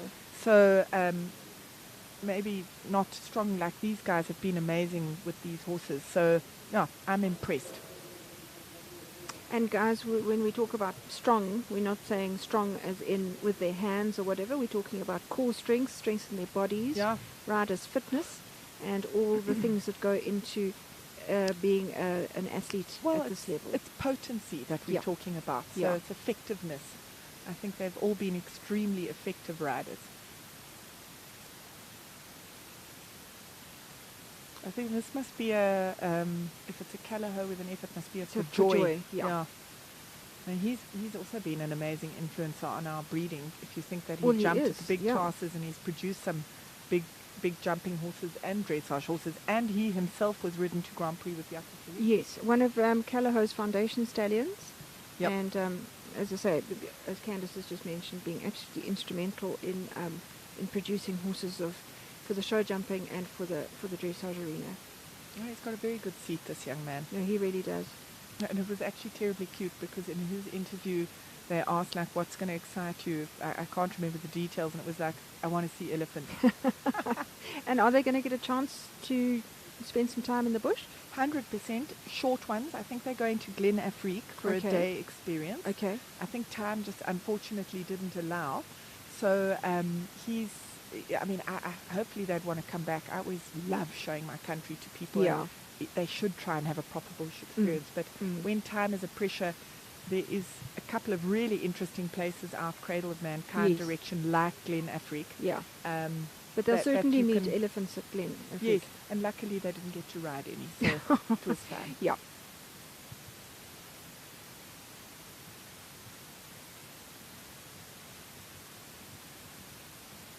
So no, he's. I don't envy him sitting and riding in the big tournament today on a horse No. he's only sat on No. once.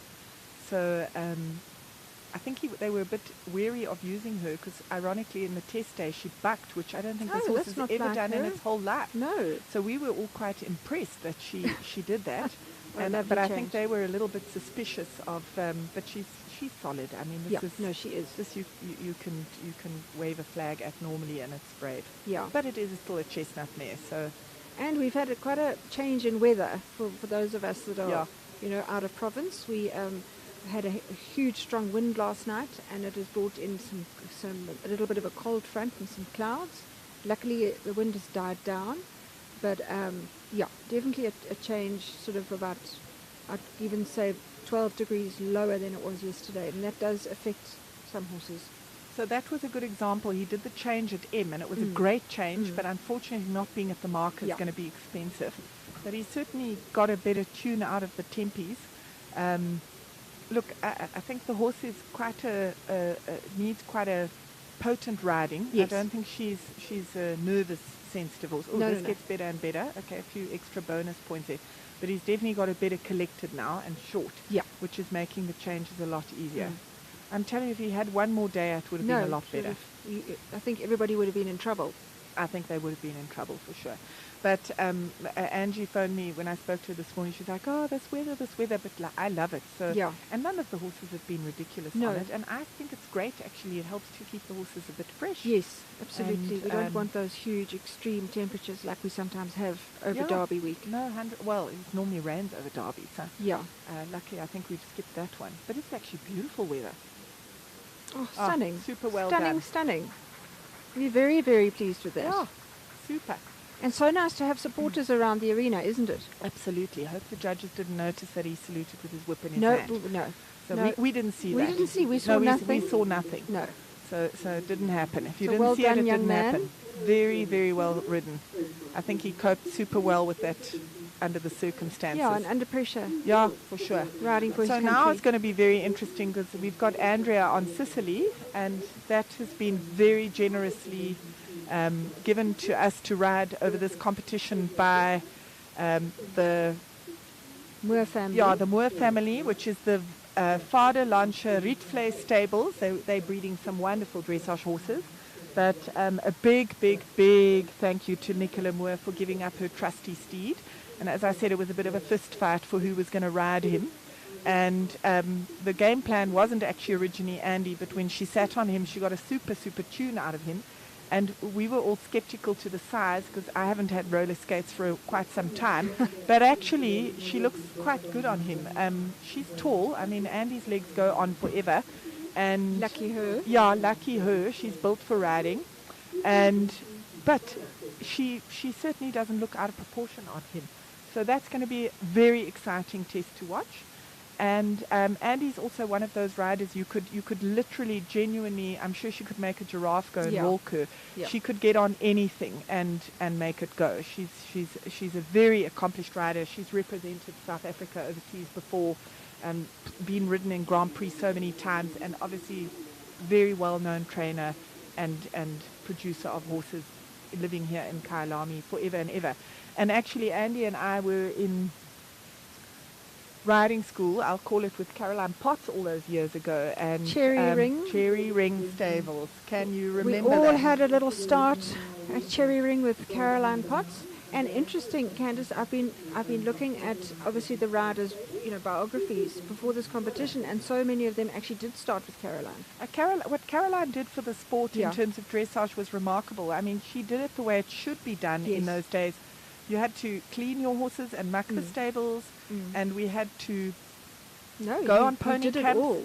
And she would pull the bridles apart and leave it in a pile, and you had to put it back together. And we did Yeah. confirmation tests. You had to jump. You had to vault. You had to jump with your hands behind your back and no stirrups. And riding lots of ponies and really lots of lunge lessons. Super fantastic, brilliant foundation. Yeah. So I am eternally grateful for the start that she gave me Yeah. in my riding, and she was actually super, super kind to give me a half lease on a pony that I had as a full lease, because in those days we didn't have the money to full lease, and she supported me going to shows and all sorts of things. So I'm certainly hugely grateful for what she did for my riding, but I know what she did for a lot of other people No, she as well. did. She And has done. It's a tragedy that there isn't another version of that. There is a bit on the jumping side, Yes, yeah. but not on the dressage Yeah. anymore. Yeah. And that is seriously needed, because it's all very well going around the arena producing a test, but there is a ton of stuff that There's so happens much that outside, goes- yeah. and that education is That's- as important. Yeah, that I old, can assure you I don't that want to say now. old-fashioned, but the good old, looking after the horses themselves and really learning what goes in, not just arriving and the horse is tacked up and they get on and ride. You've got to be a horseman. Okay, next in we have got, we've just spoken about her, Andrea Harrison, riding the Moore family's Sisley. And this is a combination I've also been really looking forward to watching today. Andrea, one of our very, very adaptable riders, able to ride anything. And I'm sure, this is already looking good. So Candice has just stepped out for a few moments.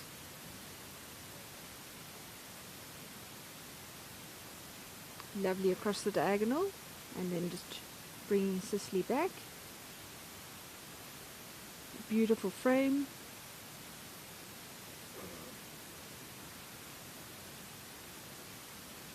And this being a very different type of horse to what Andrea is used to riding, she rides mostly warm bloods, and has ridden many warm bloods up to the high levels. So this just being a different type for her today, but looking really good so far. Andrea's also received her Protea colours on numerous occasions, but was, as she said to me earlier, it was as exciting getting her Protea colours this time as it has been in the past. And we're just looking at that extension now across the diagonal. And Andy's those long legs wrapping round, picking the horse up, really doing so well. I just want to take this little moment to thank Toyota so much for their huge contribution that they've put towards dressage in general, and in particular today. The sport would be lost without them, and we're so privileged to have them involved in the sport. And a shout out to KPC and to Jeanette and her team that have, once again put on the most amazing show for us dressage riders. And we're so privileged to have a venue like this so close, for us Gauteng-based riders that we can come to. And of course, not taking away that in the background today is the derby going on, jumping going on in the Bob Charter Arena, of which the big class, the big 150 class, will be held tomorrow afternoon.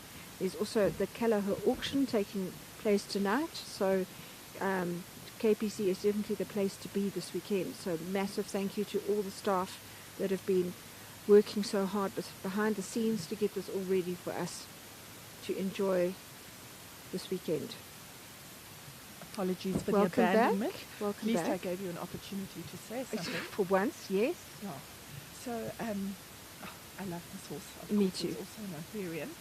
Apparently he lies down on command. Oh. So they are fun, wonderful horses. There used to be, I can't, the rider's name escaped me, but he was called Zero. Mm-hmm. And I think he was riding in Grand Prix. And what an amazing horse as well.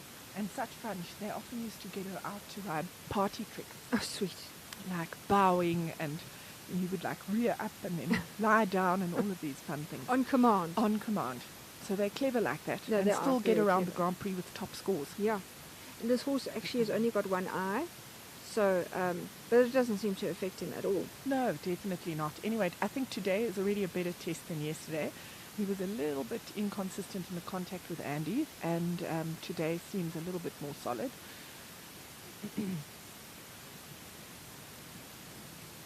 And Nicola's had huge success with Yeah, him she in the has. Grand Prix. I think actually he won the overall at SA Champs. Yeah.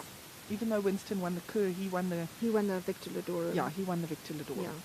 He did a beautiful freestyle, and did so well in the other tests. Yeah. Always a pleasure to watch. I don't think Andy's going to let him go. No, there's definitely a few kidnappings happening this There's week. going to be rumblings going on in the stables tonight. Yeah, for sure. And of course, a big thank you to the Moors for leaving him here Yeah. this last couple of days after SA Champs. They're heading home Sure. early on Monday morning. So it's been really tough. You know, they live in Cape Town. They've got responsibilities. So they left the horse here and for this event, which is a huge contribution. I mean, I'm guilty. I didn't put either of my horses in. So I should be sitting at the naughty table. So hats off to the riders who Yeah. did put horses in. So of this competition, both Nicola and Kath put horses in, which is fantastic. It just shows the generosity. You know, as we were saying, you might want lend out your husband a little bit easier than you would lend out your horse. Yeah, absolutely. So the one comment actually from the international judges at SA Champs on the actual, they had a very interesting judges seminar on the last Monday. day. Yeah. And the first comment the first comment he made was, please don't be ugly to the judges on social media. The second comment is how friendly and the camaraderie of Yeah. the South Africans over SA Champs was extremely notable. 'Cause Yeah. as he said, which I thought was hilarious, is that most riders, dressage riders, are divas. Yes. And he said he never saw that at all. No, he said no diva-ish sort of behaviour. Yeah. And again, that is accounted. I think South Africans are incredibly friendly, No, we are. down-to-earth people. Well, Normal. well done, Andy. Well done, Andy. That was a vast improvement, I think, on yesterday. And she did a cracker test there. So super job. Very well done. Are there more scores? Yeah, by there the are way? more scores. Oh, Here we good. go. The They mu- intrigue and the nerves for everybody, it's so hilarious because I'll tell you, the nerves of the owners was Oh. 400 times more than Oh, the no, riders dreadful, yesterday. It dreadful. was terribly cute. So this is for Adelpracht Mario van der Poltersheek, which Catherine Burning was riding, belonging to Nikki Pienaar, and judge at C, 214 with 62.941. Judge at B, Debbie van Wyk, 217.5, 63.971. Judge at H, Claire Narden, 214.50, 63.088, with a total of 63.33. So, I mean, that actually already pops her into third place. So I think Catherine will be super, super happy with that. That's extremely well done. And like I said, under very hard circumstances. So now this is definitely the test to watch. Yep, because this is it. Although the other riders from Japan are super young talents, for sure, this is the maestro. Yeah, exactly. And he instructs all of them, by the way, Kichi Harada. So, I mean, I think HQ needed about 20 pages for his resume. I mean, he's competed in the 2016 Rio de Janeiro Olympics. Wow. 2018 World Equestrian Games in the USA. 2022 World Championships in Denmark. Winner of the 2020 Wellington CDI 4-star and CDI 3-star, and all Japanese dressage champion in 2015, 18 and 22. So he's currently based in Germany and Japan, and actually came from the European circuit early and is leaving tomorrow morning to go back on, on tour. Okay. So, I mean, this is one of the top competitors in Japan and certainly competitive on the European circuit. And what a horse he's been paired with as And well. then what a horse. So again, the legendary Cherie Berger and Nikki Pienaar for giving this wonderful horse in. Adelprocht, Lord of the Rings. So he is a big tour horse that did super well at FA Champs. He's quite a nervous horse, so Cherie does a good job on him. I actually grabbed her after SA Champs and I said, damn well done, because she helps to keep him the pot on the boiling water, and she gets a lot out of this horse. So he is a seasoned Grand Prix horse, and I think he is a Frisian Warmblood cross. He was originally untied, but they gelded him a couple of years ago. I think it was a good decision just to get rid of a little bit of the nerve. And I must say, when I spoke to Kichi over dinner, he was super, super impressed with this as a Grand Prix horse. So it's going to be exciting. He rode him so sympathetically yesterday. It was really impressive. He had 2 faults with some of the changes, and he just stopped and gave him a pat and started again. And the rest of the work was really good. So I think this is going to be the test to watch, and the last test for today. Last but not least. Certainly not least. And again, all made possible by the amazing sponsors Toyota. Really, there are no words to express every single person who's passionate about the sport's gratitude. The other thing that I think has to be mentioned, Janet, is this unbelievable magazine special edition that HQ did. Absolutely amazing, full of information about today and the week's proceedings, and beautiful photographs of all the horses. Lizzie's gone and interviewed all the riders. She's interviewed the owners.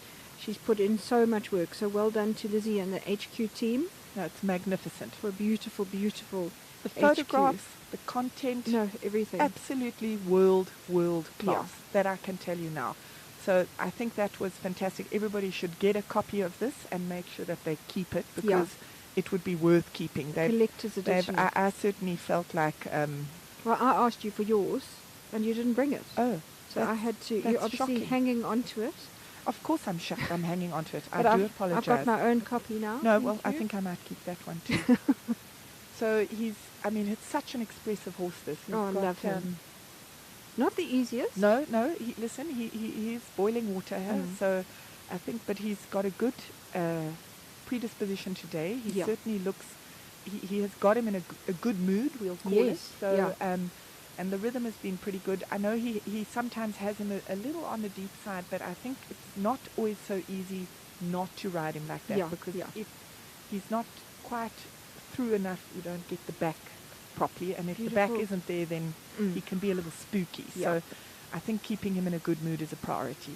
And I can see her, his rider and owner, Cherie Berger. She's been so cute, how she's been worrying, standing on the, not even worrying, excited and nervous for the riding, and that she wants the horses to be successful.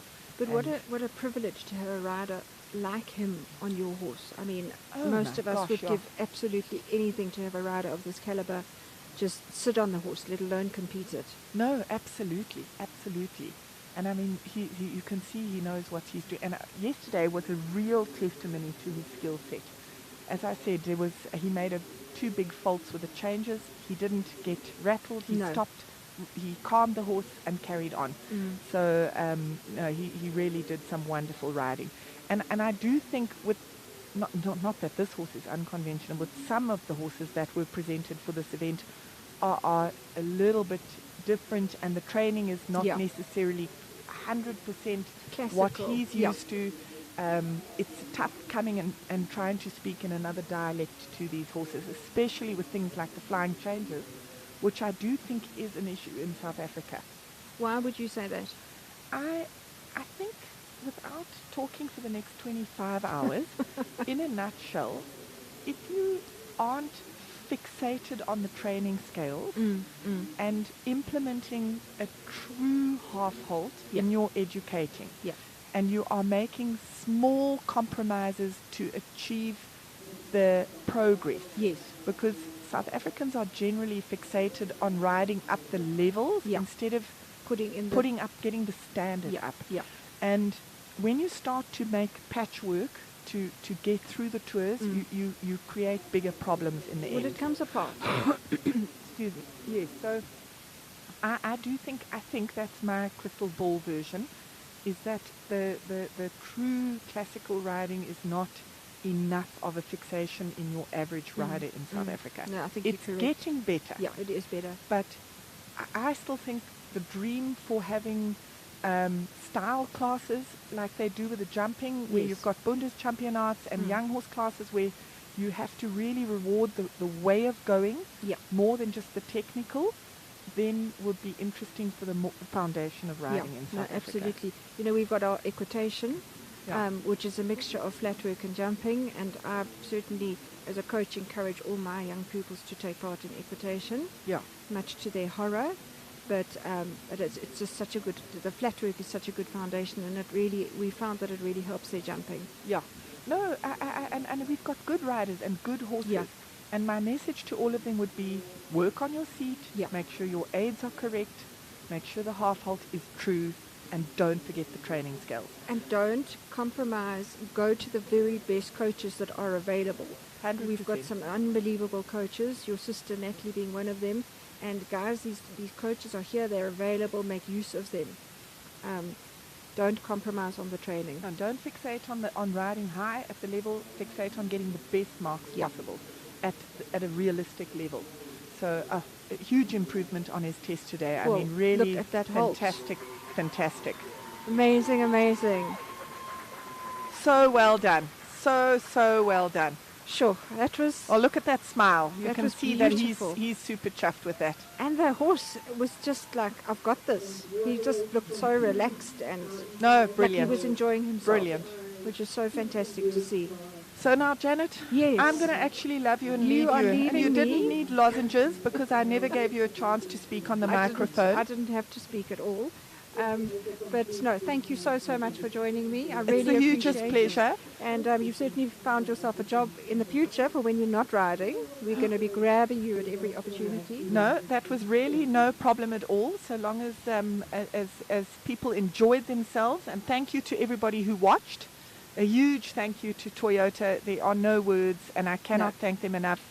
HQ, Angie and her team, the KPC. Japanese, the South Africans, KPC, the spectators, and mostly the owners of the horses. They really, they were legend the is the stars only of word. today. As were the horses. The Yeah. horses were the stars of today. 100%. But guys, we're going to a short break. Candice is going to leave us. She's rushing off to her prize giving. And I'll be back with you shortly for the prize giving. Beautiful. Thank you.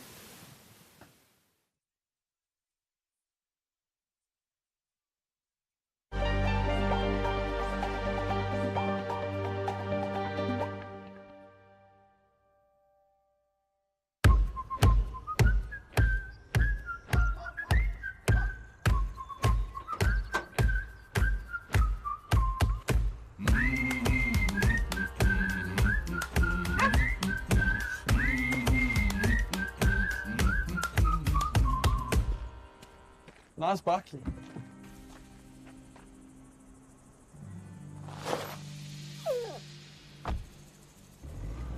It's not a bucky. It's a Hilux.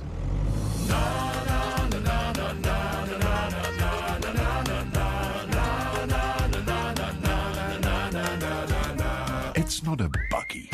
It's the new Hilux Legend 55.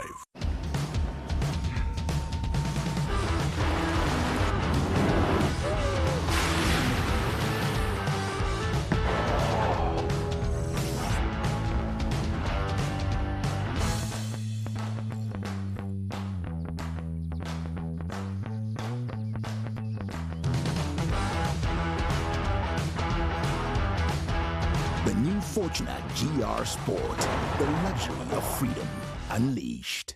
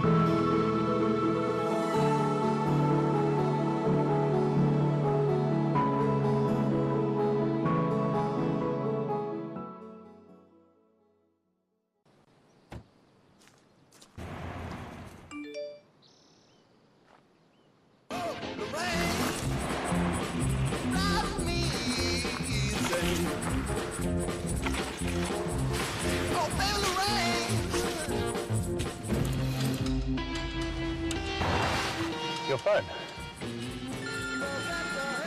Hello? Hi, I think you have my phone. The Land Cruiser Prado, truly masterful.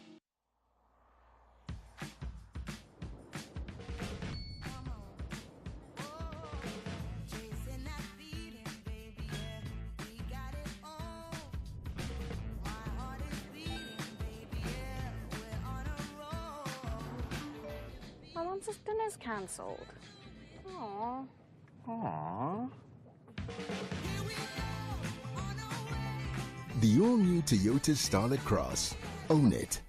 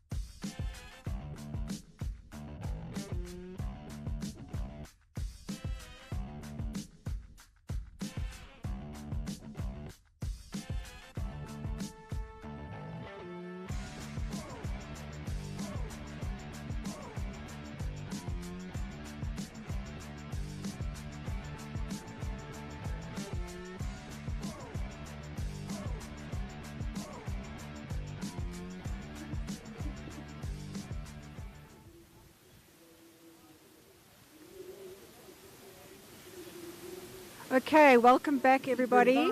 I am standing in the prize giving. We're just watching the horses come in. Shame, Mario just having a little bit of a spook at at the Toyota banner and everything like that. I just want to use this opportunity to thank everybody so much for being involved in this amazing occasion that we've had. Shout out to Toyota South Africa, who've been absolutely instrumental in putting this whole thing together and all the ideas that they've come with. We heard Candice and I talking about it earlier, that we are just so privileged to have them involved in the sport. Massive shout out to KPC, to Jeanette and her team for absolutely everything that they've done to make today so incredibly special. I think we'll all agree that it's just been a world-class event and a real first for South Africa. And also to the owners of the horses, to the riders that have been here today, to the crowds that have been here today. We're just trying to keep a lid on things with the crowd wanting to clap, but the horses are all not used to this sort of these big moments. So yeah, a little bit of tension, and the groom's doing an amazing job of just keeping the horses calm. Each horse has got their South African blanket on with their name embroidered on the side. I've got T.I. Fabergé, owned by Roxanne Mazzaro, standing in front of me, looking absolutely extra gorgeous. And as you can see on your screen, we have got the riders now coming in. We have got Team South Africa coming in first, led by their amazing chef to keep, who is normally quite a timid person, but I believe has turned into an absolute, I don't even know what the right word is, into a titan this week. Debbie has been instrumental in organizing this, keeping the South African team together, and she's done an absolutely amazing job. So we actually have Team Japan coming in first, closely followed by Team South Africa. And Team South Africa, Chef de Keep, Debbie Hunt, and then we have Candice Hobday having sat in with me, and she's rushed out in order to take part in this presentation. So a huge thank you to Candice for not only riding in the event, but also sitting in the live stream with me and now taking part in the parade.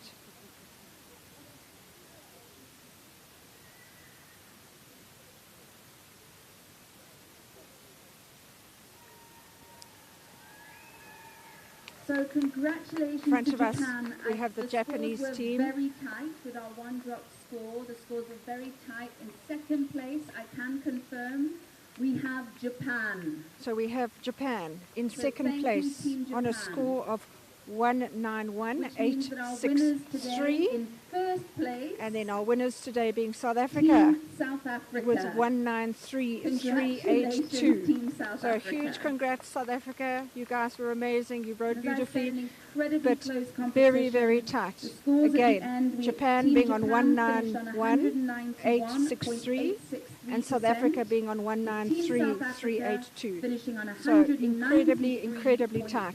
193.82%. Really, really So well done. Literally, just a couple of percentage points in it. What an Yeah, incredible not competition. much in it today. We have Diane Smith from Dressage South And I see Africa, stepping forwards now. We have stepping Glenn Thompson forward, from Toyota again, a huge as well thank as you to Glenn Toyota. Compton. So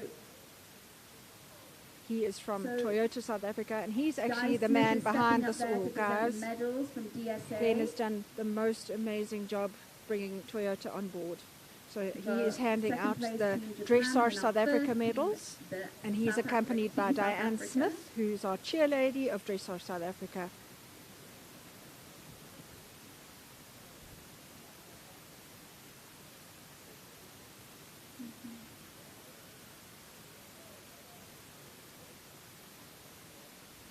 And we have our KPC club manager there, handling the rosettes, I believe. Oh. Diane Charlene Smith Fenton now gonna is come up handing with out medals the final from rosette. SAEF. And now we have Thank you Charlene to Fenter all Charlene, to SAF for all they've done and all from Charlene's done in SAF, bringing the this South African competition Equestrian together. Federation, who will be handing out the Along with South Team African DSA Equestrian and Federation's KPC. medals to the riders that took part in today. None of it would be possible without Toyota. And our judges coming up now. Here we have our judges, Sylvia Bruckner, Claire Nadine, and Debbie van Wyk. They will be handing out the rosettes, as well as congratulating the riders. Oh, we're trying to keep the applause down because some of the horses are just not used to it and are getting a little bit worried. I've got Fabergé standing next to me, just soaking it in, knowing that he belongs here, looking extra gorgeous. And Angie, if you can give me a nod when we're ready. Medals going to our Japanese riders. Huge thank you to all the Japanese riders that have made this incredibly long journey to be here today from Japan as well as from Europe.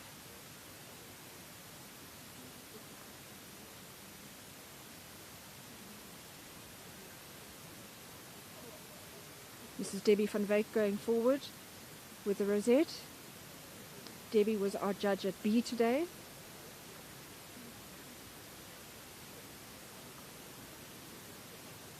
And as there goes forward Sylvia Bruckner, who is our judge from Cape Town. Thank you, Sylvia, for making this journey from Cape Town, a little bit closer than from Japan.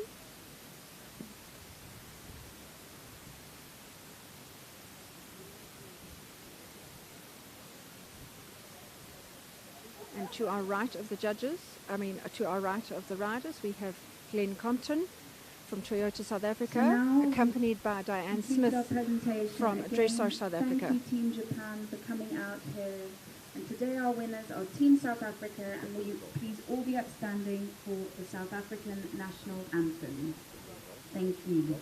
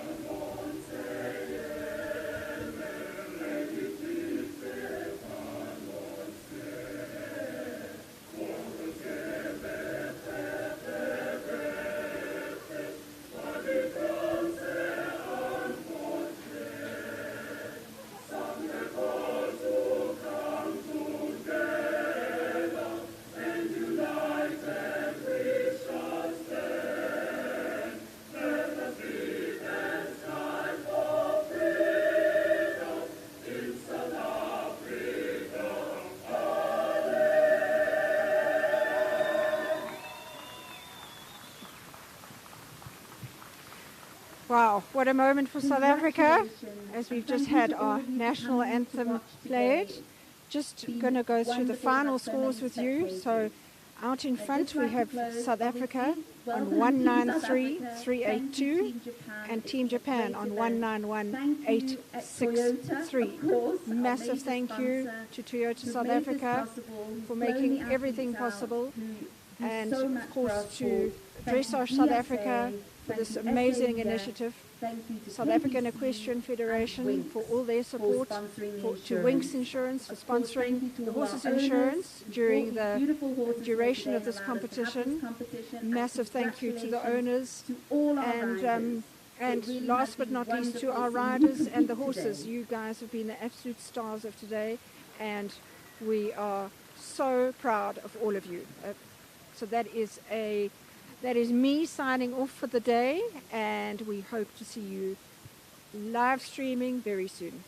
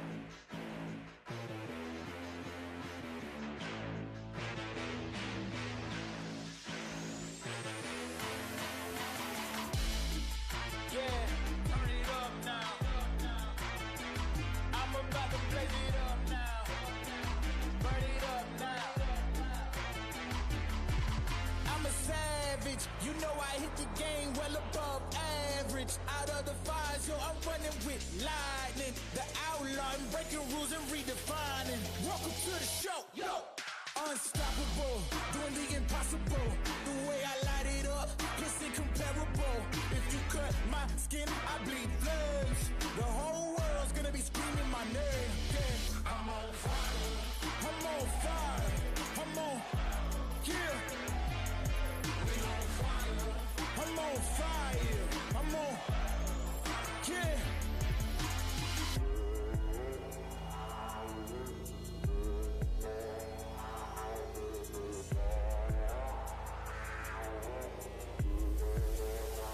Turn it up now. I'm about to blaze it up now. Burn it up now. I'm about to blaze it up now.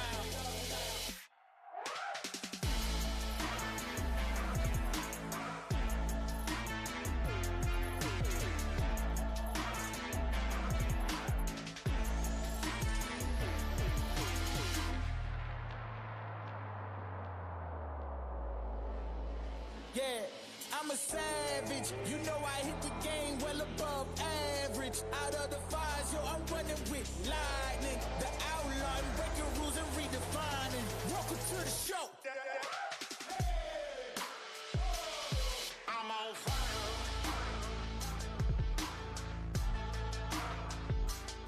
We on fire. Yo, unstoppable, doing the impossible. The way I light it up, it's incomparable. If you cut my skin, I bleed flames. The whole world's gonna be screaming my name. Yeah, I'm on fire. I'm on fire. I'm on, yeah. I'm on fire. I'm on fire. I'm on, yeah.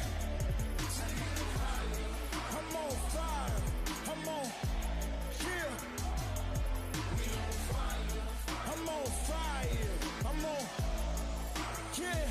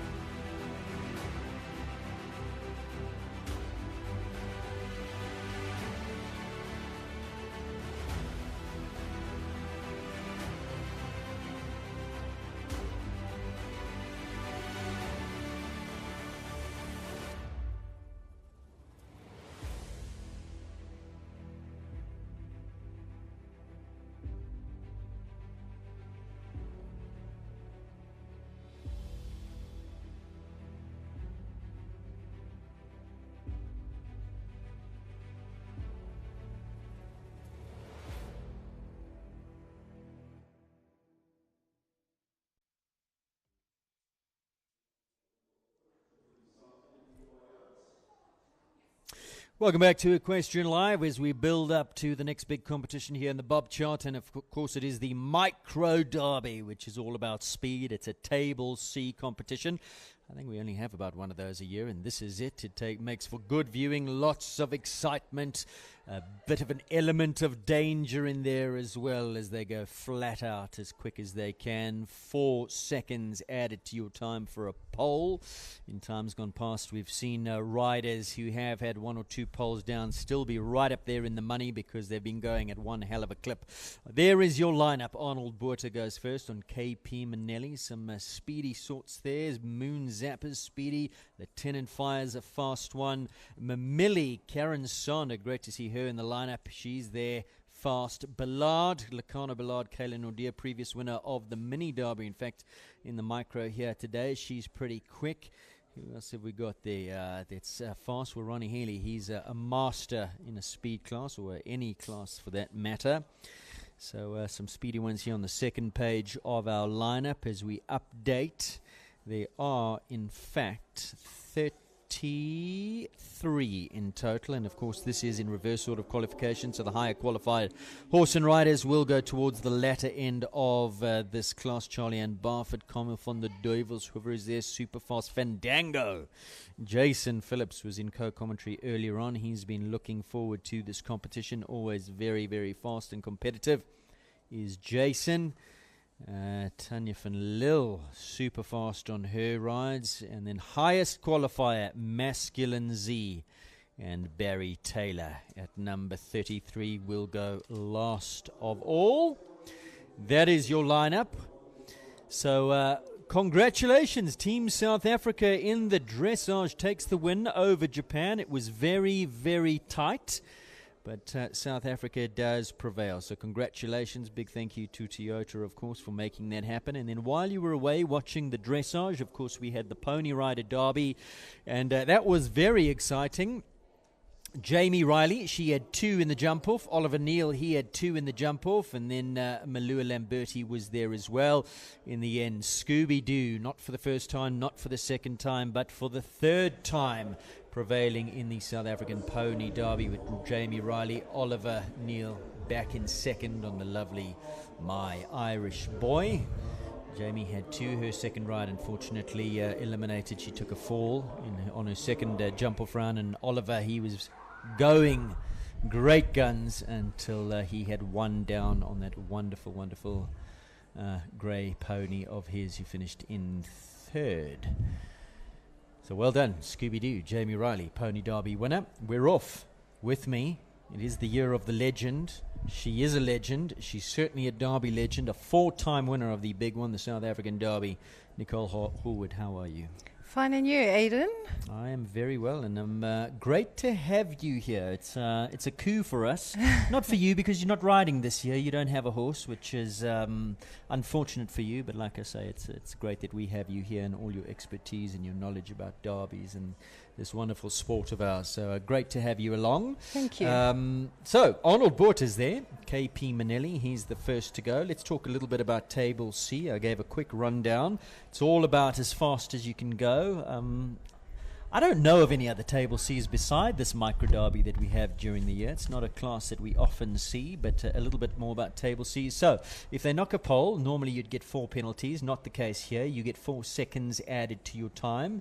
If you stop, like Arnold's just done, I'm afraid, there at 7A, now he has to go quickly. So, if you stop quick as you can back, because it's only time that's ticking away and costing you. It's all about who gets the fastest time. If you have a second stop, well done, Arnold. No, there's second stop. So that now is elimination. So elimination for a second stop, much the same as a normal class. 2 stops do mean elimination. And if you fall, eliminated. Other than that, it's just about time, as quick as you can go. Yeah, so I mean, it's an interesting class because you can go clear and still have someone who's, knocked 1 or 2 poles and still beat you. As we've seen, because looking back over the Roll of Honour 2 years ago, Caroline Leon Elmo, I remember I was commentating on that day, and I think she had 2 poles, but she was that fast that she actually took the win. I think they follow the same format at the World Cup final. I think that's kind of the same thing. Opening day, I think. Yes, on the first day. Yeah. So it does make for an interesting class, this. Do you enjoy it, Table Seas? Would you like to see more? To be honest, it's not one of my favorite classes. I think I'm a careful rider, and I'm getting on in years, so speed is not my forte anymore. So, but it is. It's a great class, and it's very entertaining. You know, and it's just to watch them go so fast around a track like this is a bit different. Onobuta eliminated. Jackie Cochran doesn't seem to be here. That is Scratch Rivendell Zoid, who was carded to come in at number 2. So Zara Diddy Lurie, who in fact will be joining us for the junior class a little bit later in co-commentary. Here she goes on this wonderful... He's not young anymore, Iliano. We've seen him partnered around World Cups with Zahn Bosman. Then he was the ride of Kelly O'Connor for a little while, and Zara's had him for now a little bit of time, so she knows him well. Iliano, the son of Toulon. So that's now 4 penalties added to her time. So a little bit of mathematics in the judges' box going on. A further 4, so 8 penalties added to her overall time now with the second rail down. Yeah, and you know, there's some interesting options here. If you have a look, you can do either the water, or you can do the half a star there on the right, the St. Andrew's Cross. And then the inside turn into this Oxus. So lots of different options. Also on the road crossing is a different option. You can turn left and do the planks, and then come down to the Toyota planks. It's a little bit bigger if you do that option. It's about 2 holes bigger on the left. Or you can do the bank if you've got a good bank jumper, and do the lower side of the planks. And obviously the bigger questions are going to be the quicker times. The options are going to be the long way around. So you take an option, easier, but longer way around, and of course it's about time. Exactly. So Zara so far has had 20 seconds added to her time now. And then let's turn back here.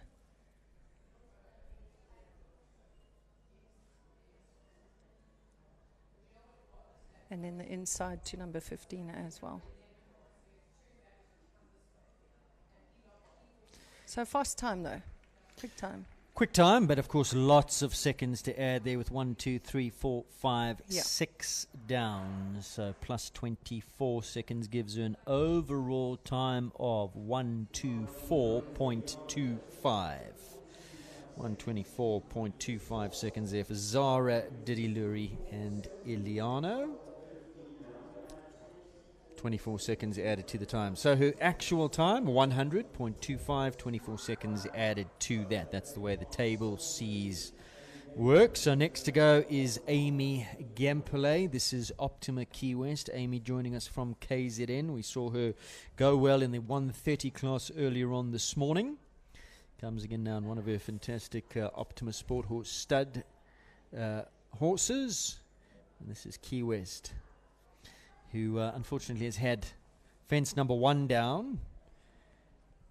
Okay, so she's choosing to go around and do the water.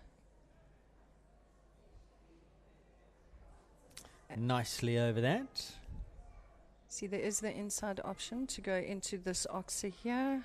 But if you jump the water, that's quite a sharp turn. Yes.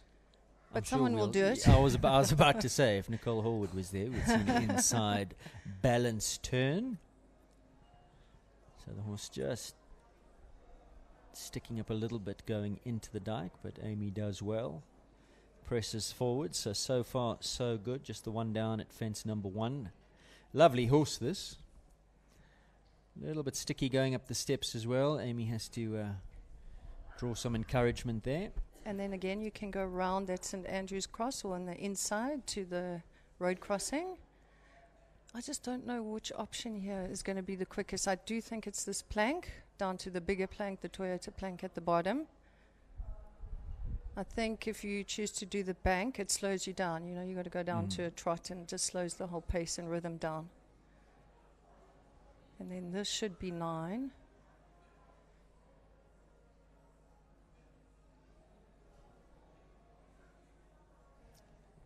So far sitting on 90 seconds. Time's ticking away. Iliano home in 100 seconds, 24 seconds to add. All about time. Okay, so she did 8 down to that. I heard some people saying they might do 7, but that's obviously a little bit tricky going into a combination.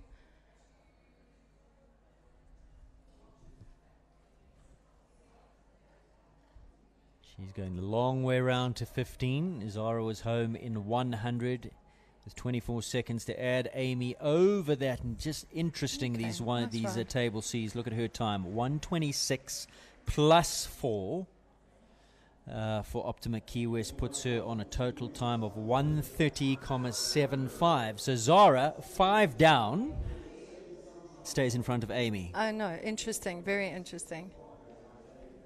So 1:30 Amy's time. Of course, she wasn't at the gallop, taking it lackadaisical around there, but of course on a 9-year-old.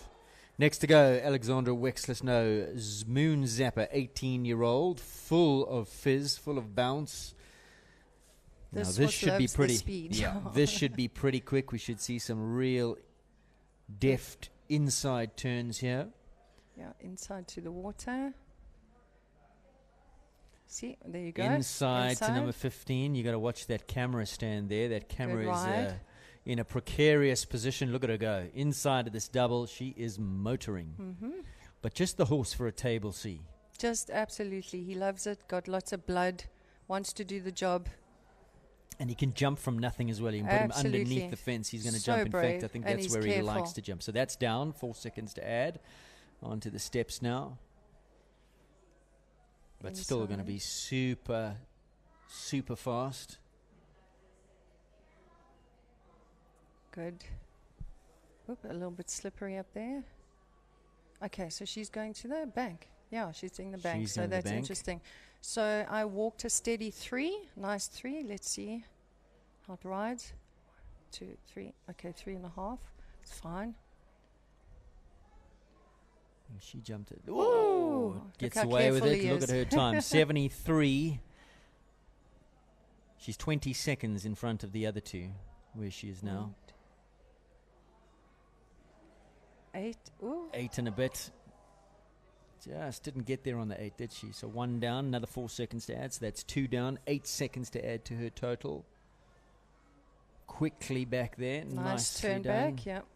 Inside she comes on the angle to 15 to finish, sitting on 100 seconds. Oh, nice ride. Through the finish, 102.79, 8 seconds to add, gives her a total score of 110.79. Good ride. Interesting, Iliano, in his actual time, of course he had 24 seconds to add, was quicker. Really? Came home in 100 seconds, and Alex there coming home in 102, so 2 seconds behind Iliano's time. I thought Iliano, I thought Alex was quicker. Yeah. He's obviously got big step, Iliano. Sometimes these hot horses, they take, even though they look like they're going fast, they take a couple of extra steps down the lines and around the turns.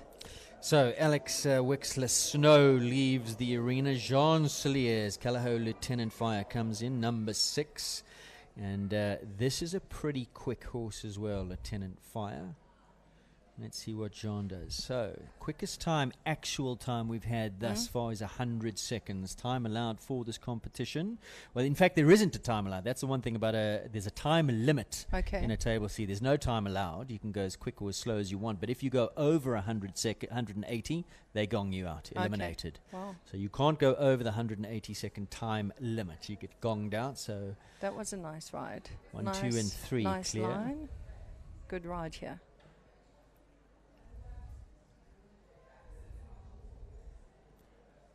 Taking some really quick lines over the first couple fences. Through the dike she goes now.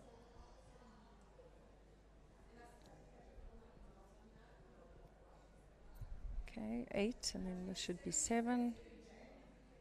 Oh, not liking the Swervy, steps. swervy. So there's no penalties, but she's got to hurry now. Quickly get back to 7.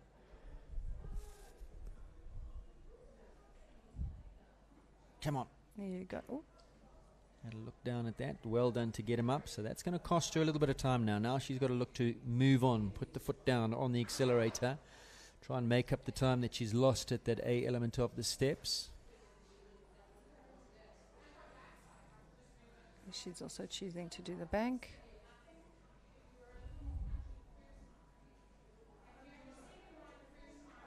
Now, like you say, the prep into the bank slows you down. Quite a lot. Good ride. I think actually doing the planks over the road crossing. I'm afraid that's an Oh. elimination, second disobedience. shame. For Jean Celliers and Lieutenant Fire. Sorry, Nicole, you were saying? What was this? I think the line from the plank, the wide plank on the road crossing, is far quicker and better to 11. Yes. So if you come down the bank, you've got quite a dog's leg to get straight to 11. Whereas if you take the option over the road crossing, you kind of got a nice line to 11. And you're going to land a little more balanced to do the quicker turn around to the plank. So for me, if I was riding the track, I would have done the road crossing option. On track now is Celeste Gibbons, Epic Skin CSH Trojan horse. Pretty horse. You like a paint. Ah, yeah, very striking. Very pretty.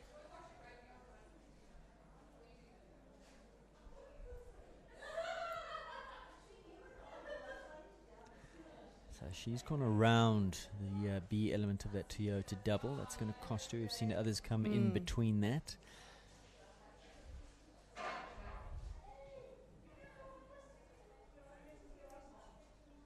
So I think jumping out of the dike to that oxer, it's either 7 or 8.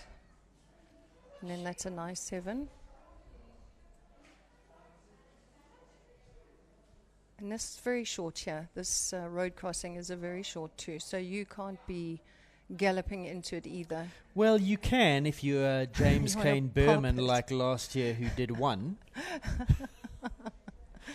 To- Not sure if that was his strategy or just There you go. Nice. exuberance got the better of him, but popped that in one last year. See, that's a nice Oh, line. and that's Oh, what shame. a soft touch. So Yeah. 4 seconds to add It was at a 11. little bit late, that 4. Yeah.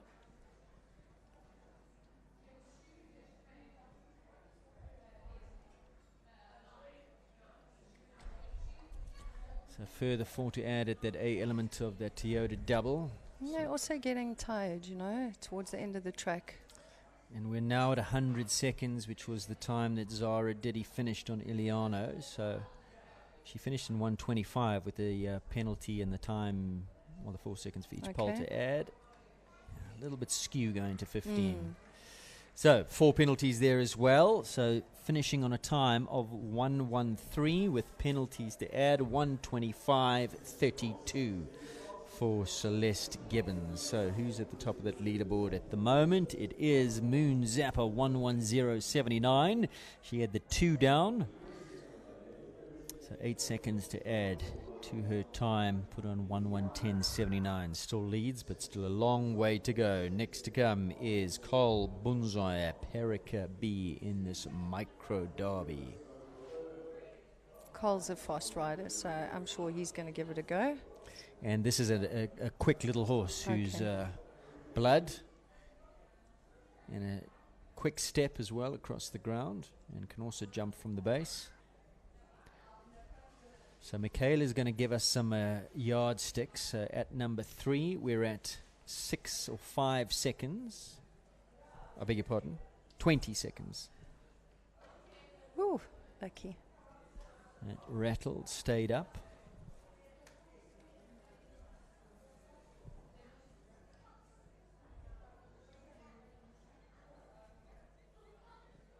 Okay, he did the 7.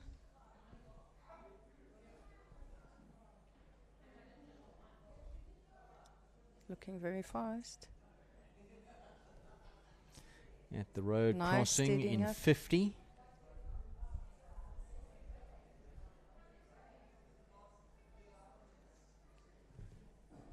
This is looking good.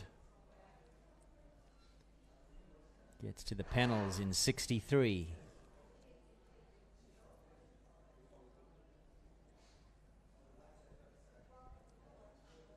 Looking good for Carl Bunzai, Perica. Rustic panels in 77. Zara was there in 8. 90, so he's well up. Oh, 4 shame. penalties to add. But he's well up, so still looking good. Moon Zappa leading in 1:10.79. He's going to come inside to 15, sitting on a time of 95, fastest so far.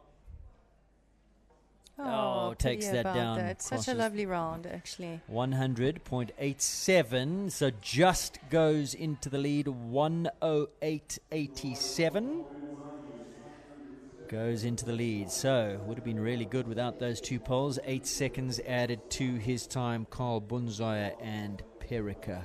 I think he definitely chose the quickest options. Looking at the options he took, the inside lines, I'm not so sure doing the balustrade down to the star jump, that number 3 on the side, is the quicker option. I think doing the water and turning inside 15 to the oxer is probably going to be the quickest. Karen Sander, she goes next. Quick trade, Ziais Mamili. This little mare is super fast. Karen is very competitive. Ryan would have been watching and giving her all the pointers from the sidelines, no doubt cheering. On the angle to the water, she's going to come inside and easily inside. Nice ride. Inside of the double on her ride down to the dike.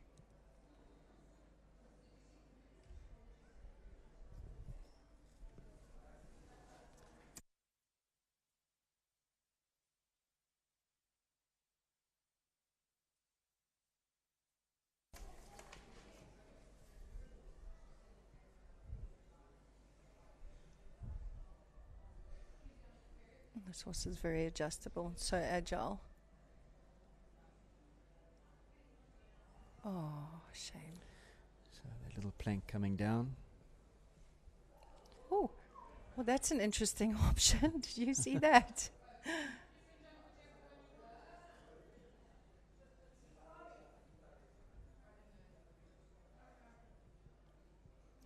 Just the one down so far. 4 seconds to add to the time. This horse has got great footwork. Sweet. On the turn back here, 2 left to come.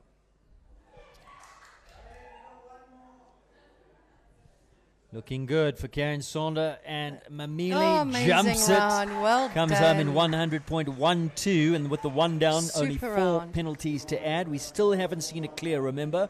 104.1012 the time there for Quick Trades. Yes, Mamili goes into the lead at the current time.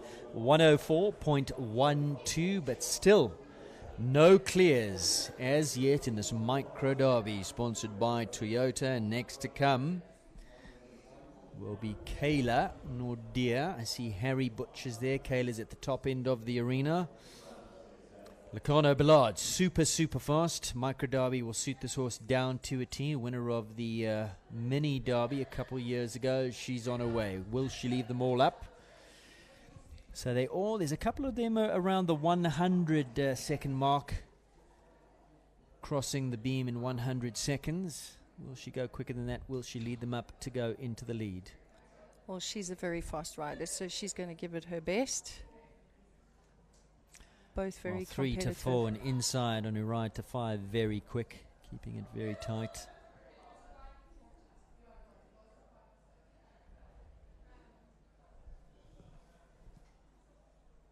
She does the 8 there. Beautiful ride on the 7 to the steps. The rhythm is good. Just keeping up the pace.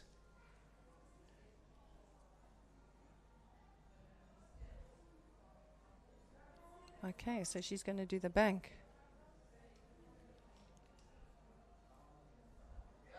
Keeps the horse at the canter all the way to the bank. Perfect ride. Well, what a great ride. And lands and puts the accelerator quickly to 11. This is looking this is super very fast. Got to leave them all up. Takes the route over the uprights, over that rustic panel to the double.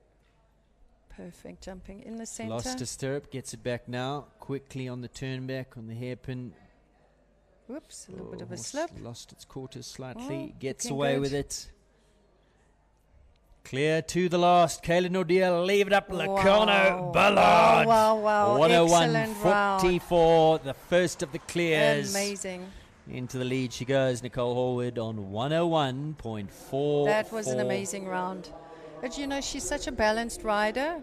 She works so hard at it, and very competitive.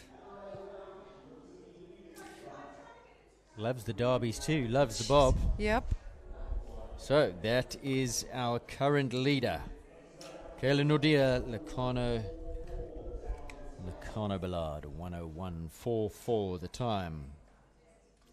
Next to go, Harry Butcher, number 11. This is Diamonds Kalea, super game mare. So She's I think just this an is 8-year-old. This is his first micro derby, and For I think sure. it's also the horse's first. So he said he's feeling very confident going into this class. Yeah, under Domini Alexander's tutelage has come along in leaps and bounds.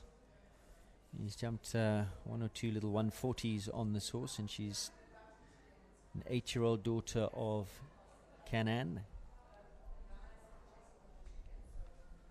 The Canaan's known for their scope. Oh, shame. Pity about that. Not an easy turn, that. Definitely not easy. No, just got a little bit underneath that, took that front rail. That slowed him down as well. He's come around this double of this Toyota double.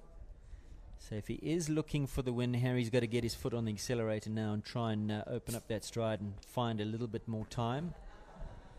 There you see he presses up to the stairs.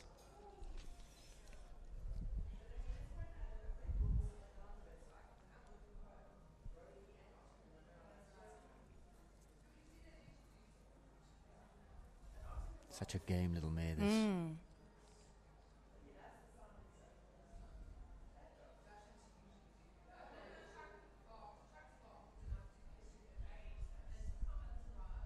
Got to remain balanced here. Good. Well done. Good distance.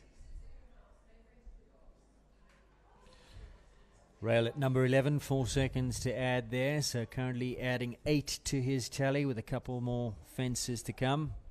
No, I think after the plank and coming down that hill, you've got to be very disciplined to get balanced. Otherwise, it's easy to hit that number 11. Nice to see Harry just patting the mare after that double. 2 fences left to come.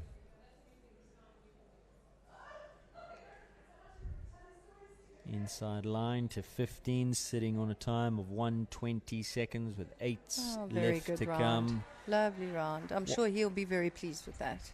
120.90 plus the 8, 128.90 for young Harry Butcher, and I think he will. Look at him smiling. He's had fun. That's a lovely young man, is Harry.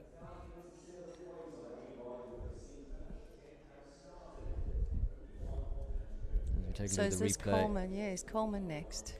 334 Capital Coleman, new ride for Aisling Triggle, recently purchased. So I just love this horse. He was one of my favorites. He was my pick off one of the auctions together with Night Star. He's sensitive, he's scopy, he's brave.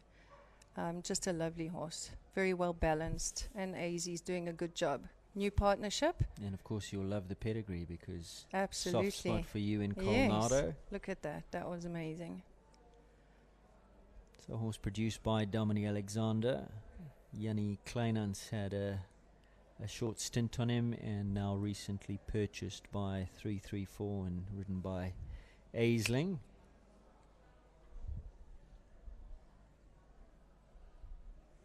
You can see his step there. When she put the leg on, he just ate up the shame, ground. That's a pity. So, top step, the rail there, down, 4 penalties, or 4 seconds rather, to add. Keen to do the job. He's got a lot of blood.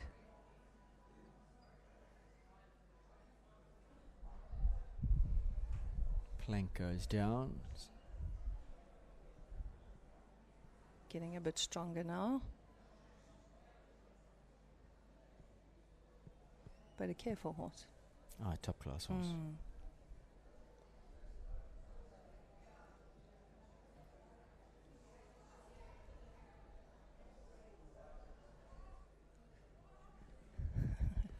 Crazy. Whoa, whoa. Whoa, whoa.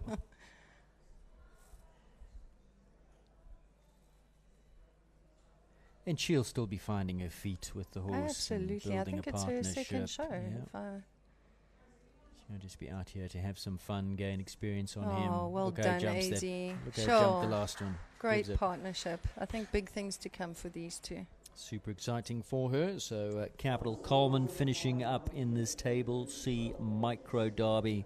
125.98 comes home in 113.98. 8 seconds, 12 seconds to add. Ashley Taylor is next to go. 334 Callao Stand By Me. And of course we are in qualification order, so the higher qualified horse and rider combinations coming towards the latter end of the starting list. And still some very, very speedy sorts to come.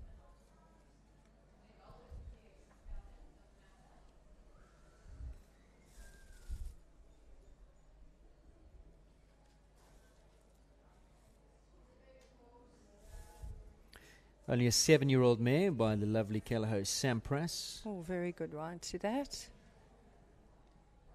First Derby experience for this horse.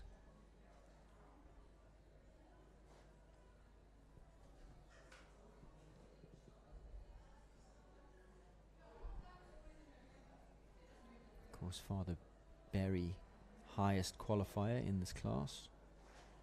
Nice to see Barry here again, competing in these Absolutely. classes. Like you, 4-time winner of the big one.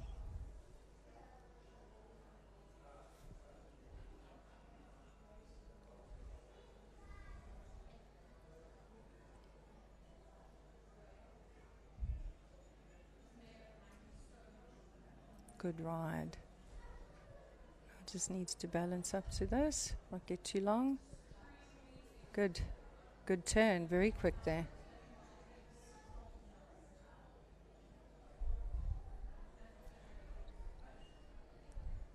.84 seconds over those rustic planks. Turn back, and then the last at 15. Looking good. Leader's time 101.44. That's come down. Bit of an innocuous fence to come down. So 4 seconds to add. Oh, and another shame. 4 at the last, unfortunately. But a good round. Yeah, I absolutely. think it was getting a little bit tired and strong towards the end, but really good round. Finishes in 1:10, 8 seconds to add, 118 seconds the overall time there. Into 5th goes Callao Stand By Me. So let's take a look at the rankings as they currently are. The only clear coming home in 101.44, Licano Ballard and Kayla Nordia. Mamili and Karen Sander, 104.12. With that 4 seconds, that one pole down would have gone into the lead by 1 second had she been clear. In 3rd, Carl Bunzai, Perica B. In 4th, Moon Zapper, Alex Wexler Snow. Jane Hahn, this is Linden Time, number 14. Linden Time, a 14-year-old Lindenberg. Good turn there too. Of course, Lindenberg, speaking of Derby things, a past winner of the class himself, sire of this horse. The big class we're talking about. Mm-hmm.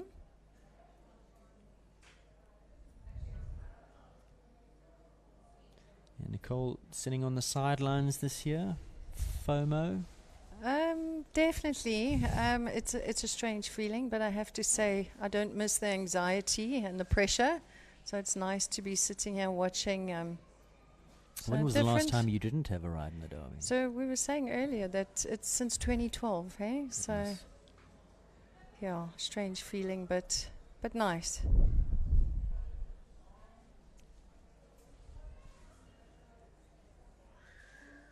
Sit up in the VIP section with the Derby legends.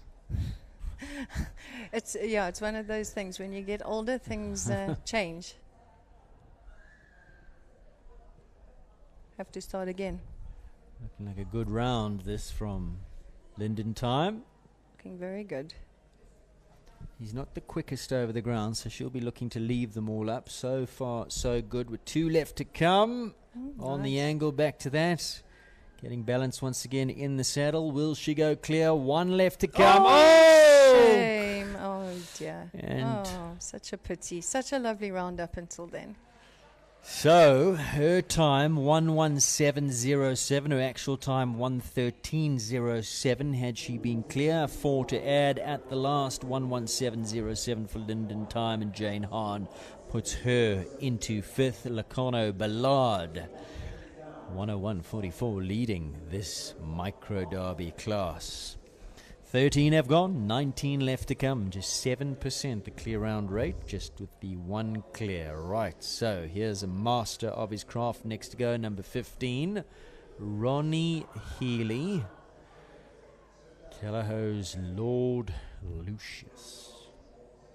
That is not Lord Lucius in pick. He's hovering around the water jump, so the cameraman's going to change. Ronnie's on the go now, so there he goes. Ronnie Healy, of course, the defending champion for the last 2 years, in fact, of the big derby. Gillian van Oorshoff and then Mandarino. Mandarino now overseas, rides tomorrow in the big class on Connor, the reigning South African show jumping champion. But of course here in the micro derby, and he's competitive in every class that he rides in. Absolutely. And the thing about Ronnie is he doesn't look fast, but he's always fast. You know, he's such a neat rider, always so balanced. Rhythmical, Absolutely. keep the pace, The will turns, find the best lines. tight turns. So it's very deceptive when you watch him. So he's missed out the water. He went for the option. Oh, shame. Has had a rail, front rail of number 4. So 4 seconds to add to his time. Also had a little look on the out of that dike. I don't think Lord Lucius the easiest in the world. I know that he has some attitude. Ronnie making him look easy. Of course he does on all of his horses.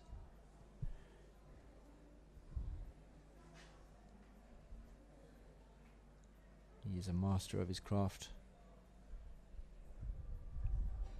And of course been racking up the air miles back and forth to Europe, working both Mandarino and Magic Boy, back to South Africa, up and down. So he did 8 down today. The horse obviously got big step.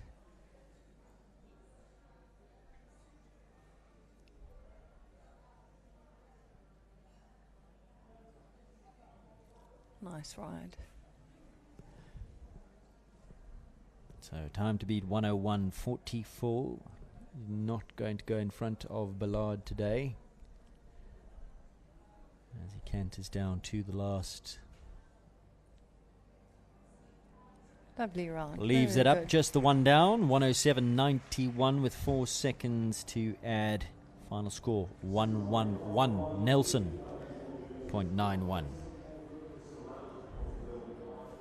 For Ronnie Healy and Kellehoe's Lord Lucius. There is the replay. Front rail with the back toes on the way through. Over fence number 4. Next to go on our program is Sarah Loubser, JJ's Girl. Sarah hailing from Zimbabwe. JJ's Girl will bring Thoroughbred Speed by JPEG. JPEG by Camden Park. And this out of a Jetmaster dam line.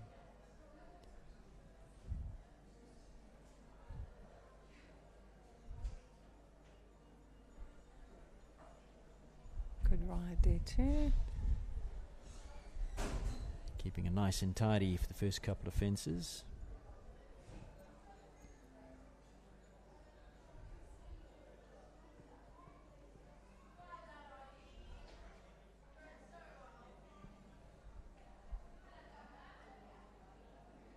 Oops, 8.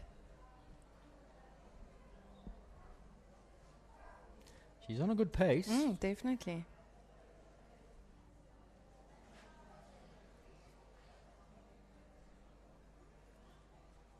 Doing the bank.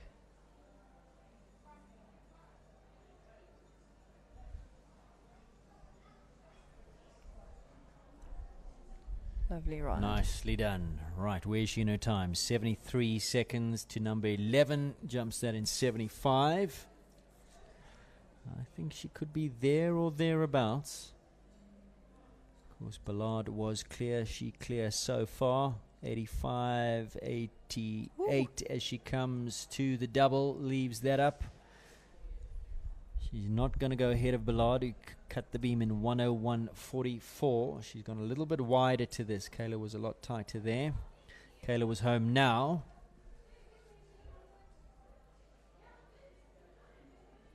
Oh, shame. Such a and pity. Front rail of Great 15 goes down. 109.25. 4 seconds to add gives us a total time of 113.25.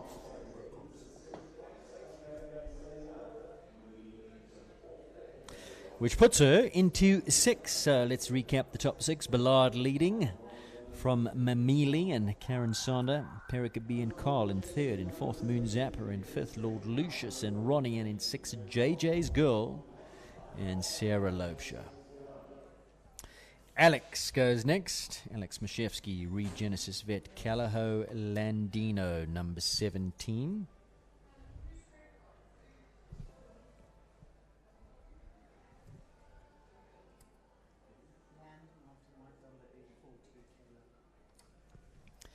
So just a few timing points. To beat Kayla, or to be up there with Kayla, you need to land after the white double in 84 seconds.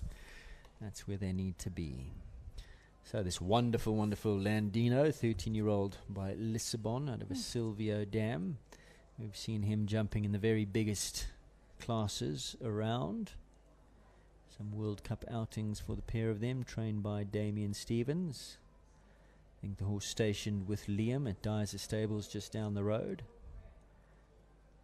I believe Alex commutes up and down from Cape Town, where she's based. And this is a lovely horse.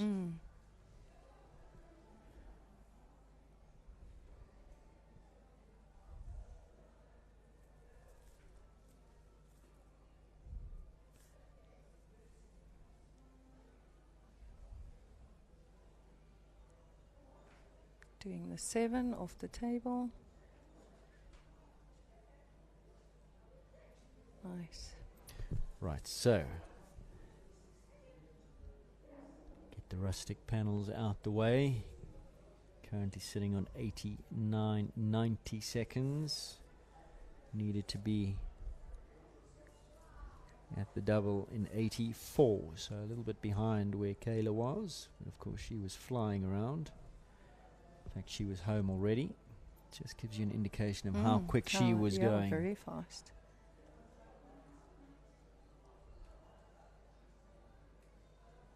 Super. Nicely done. Well Clear done. all the way. 115.13, and it just shows you Table C rules. She's clear, but only good enough for 7th. Amazing. Yeah, very different class. Tamsin Muller next to go, number 18. Calaho La Vista, as we take a look at that beautiful form of Landino over fence number 4.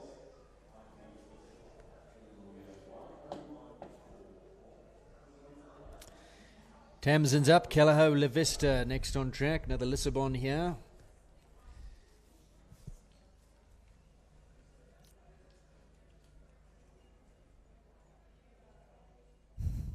Playing.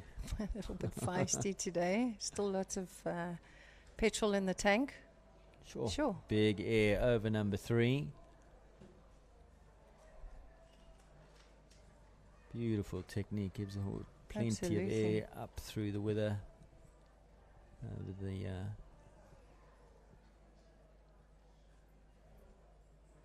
does a lovely job just accommodating this horse in front. Doesn't get involved. Just keeps the leg.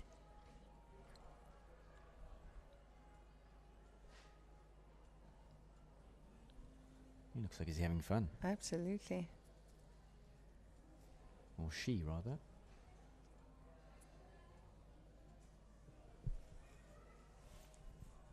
Some encouragement from the sidelines. Can hear the team shouting, turn, turn.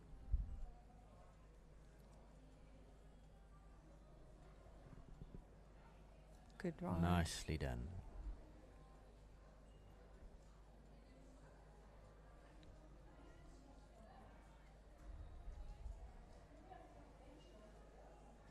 So needs to be at the next takeoff point in 85, just behind that, but not by much.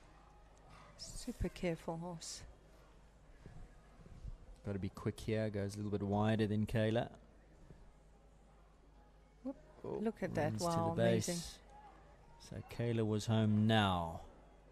It just shows you how quick she was back to that purple vertical. Oh, good round. Clear all the Well way. done. 108.27. Good enough to go into third. Calaho La Vista, Lacano Ballard, Kayla Nordia still leading. 101.44. Mamili with the 4 penalties or 4 seconds to add in second in 104.12. And with a clear round in 108.27 in third now, Tamsin Muller and La Vista. So, next to come, number 19, Anthony Eckerol, Tack and Togs, Pilgrim. Anthony visiting us from Natal. This horse has had a few trips around the Derby. Jonathan Clark, I think, piloted him last year. Over the last 2 years, if I'm not mistaken. Today in the micro, but a still relative new partnership in the making here. Anthony and Pilgrim. Big scopy horse. Big horse lands after the water, gone around number 15. So Anthony looking for the clear. He's come inside the double on his ride down to the dike.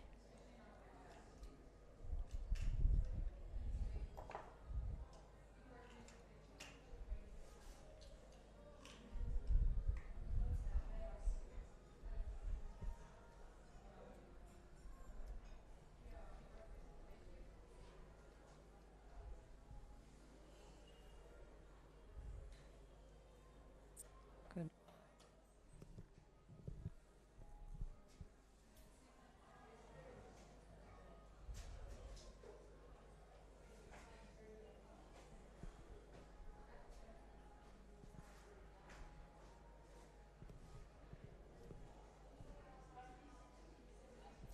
Clear so far.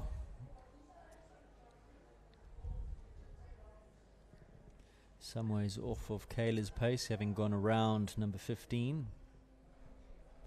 To the right to 4. But leaving them all up. Both looking like they're enjoying it.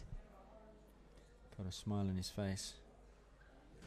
Oh, So Kayla was pity. down now, so that's going to be 4 seconds to add with that late rail. Finishes in 109.94 with a 4 to add. Gives him a final tally of 113.94 and into 8th position. Tack and Togs, Pilgrim and Anthony Eckerol still making their way up through the grades. New partnership that he's certainly enjoying. That was number 19, 20. Jean Courbe's next to come as we take a look at that poll that came down. I think fatigue playing a little part in that as well, on both horse Absolutely. and rider, it has to be Exactly. said. It's You a know, long way around here. It is for horse and rider. Mentally, you've got to hold your focus, and the horses are getting long and tired towards the end, so not easy. Of course, this is a lot further than a conventional track, so fitness certainly does come into it. Jean Courbe now on this wonderful classy boy, a horse who had to skip around the Derby. He was going great guns here with Jean, normally the ride of Rochelle, who no doubt is either here or watching. I absolutely love this horse. I think he's amazing. He's got the blood, he's got the scope, he wants to do the job. He's well named because he is a classy boy. Absolutely. And they jumped around the Derby, I think, just the two of them coming unstuck right at the end last year. Towards the end, Yeah, absolutely, but a brave attempt. absolutely. But So new partnership with Jean, but she's loving him, absolutely loving him. Well, she's going great guns. This is going to rival Ballard's time for sure because she's making all the turns. She's not hanging about. She's won this micro derby twice, I think, on Picker, I think in 2012, 13. So she's got the experience, definitely, jumping at the speed. 2011 on Piccadilly. Oh.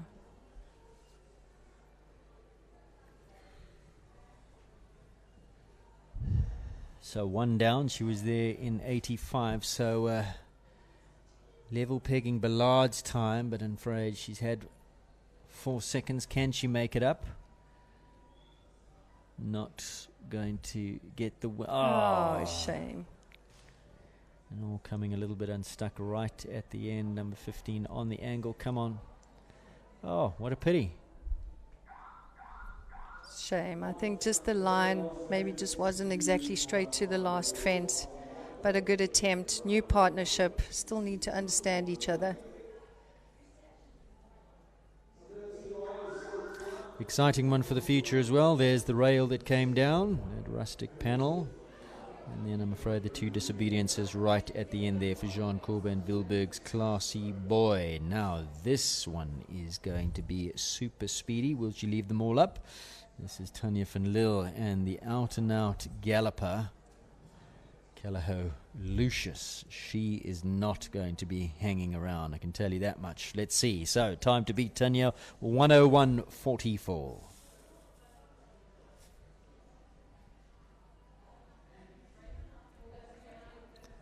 Coach Carl Bunzai has already finished his round. He's sitting up in fourth position.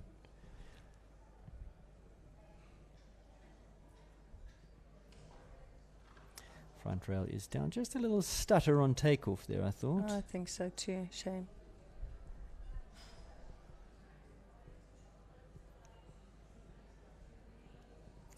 So with one down, time is good. He's got a beautiful step. This horse covers masses of amounts of ground and also steps quickly. So one down is not going to be the worst thing in the world. If she can keep it all together from here, she could still be in the fight. She's up, in fact, on Kayla's time at the road crossing. I don't think she's 4 seconds up, though. So she needed to be at the A element of the double if she was clear in 85. She's now on 80. Gets there in 83. So she's 2 seconds down in terms of the 4 seconds to add. Now she's gone wide, I'm afraid. A little bit wider Kayla was a than Kayla. lot tighter there. Jumps it. This is a magician of a horse at a fence. Absolutely, His footwork so is careful. unbelievable. Jumps Well the done. last. Good 103.58 was his time. So with that wide turn back to that purple, she just lost a few seconds there. Kayla made up time there, 101.44. Tanya's time, 103.58, but had the one down, 107.58 into third. She goes, Callao Lucius and Tanya van Lille. So Ballard, Kayla Nordia still leading in 101.44. One of only two clears. Mamili back in second, one down in 104.12. Lucius now in third. Fourth place, La Vista. Fifth place, Perica. Sixth place, Moon Zapper. Jenna Gilchrist is on track with another big striding horse. And she's fast out the starting blocks Yeah, from number one. fast out the gate. She's on the hunt here. This is a lovely horse. Quality horse. Landra. And like I say, big step, lots of scope. Nice ride there. Gets the 7 to the steps easily.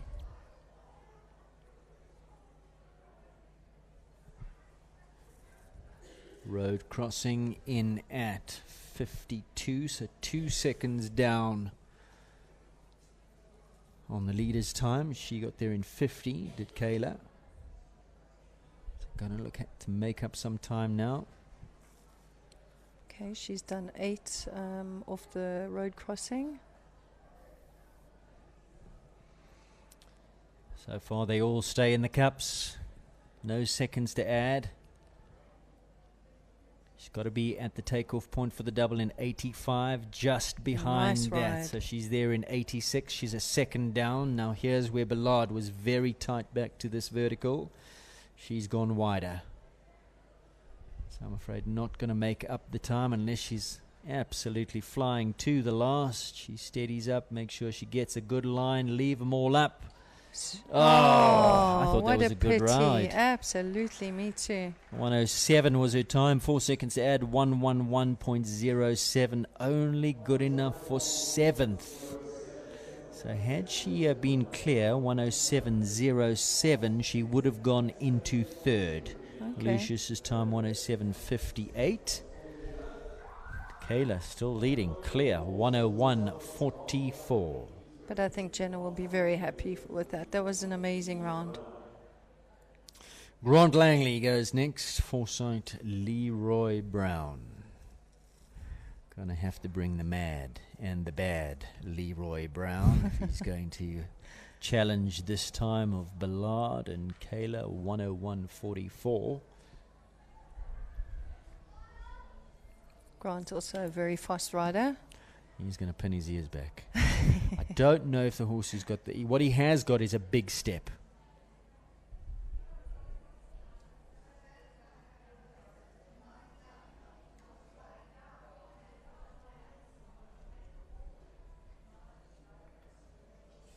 Not liking the water. Casley just reached out. She said when she won at Elmo had one pole, the first element of the steps down that year. Okay, the 4 interesting seconds fact, eh? added. Yeah, thank you, Caroline.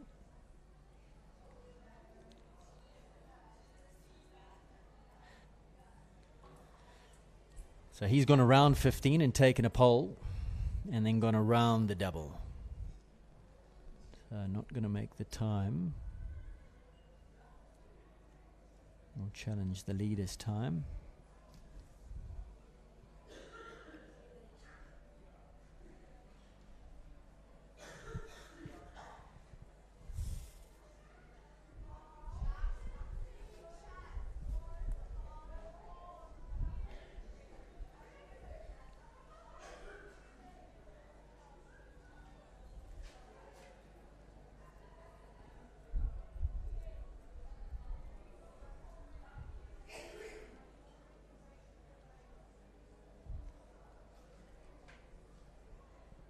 Good ride. Horse looks pretty strong. Yeah, I was just thinking as Yeah. he trotted to the bank with the head down, it looked like he was looking for the brake pedal.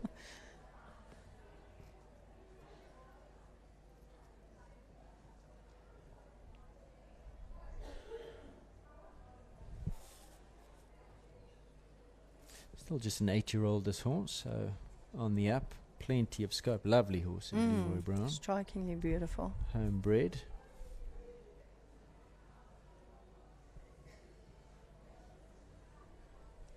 Got a lovely canter. And Grant not in it to win it now, going the long way round to 15. Jumps it clean. Good round. Comes home in a time of 138.22 with those 4 seconds to add with that one rail down, Grant Langley. And Forsyth Leroy Brown. So still leading Lacano Ballard. Just the 3 clears, 13% at this stage.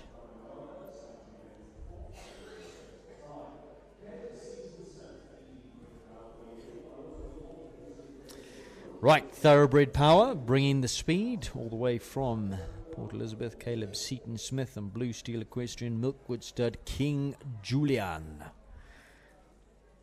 Now, if he's anything like the real King Julian from Madagascar, he's going to like to move it here. He's going to have to do that to beat Kayla's time of 101.44.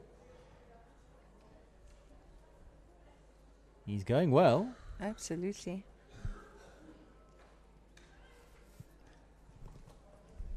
He's just about level pegging with Ballard. From my reckoning, at 4, he was 1 second down. He's keeping his rhythm.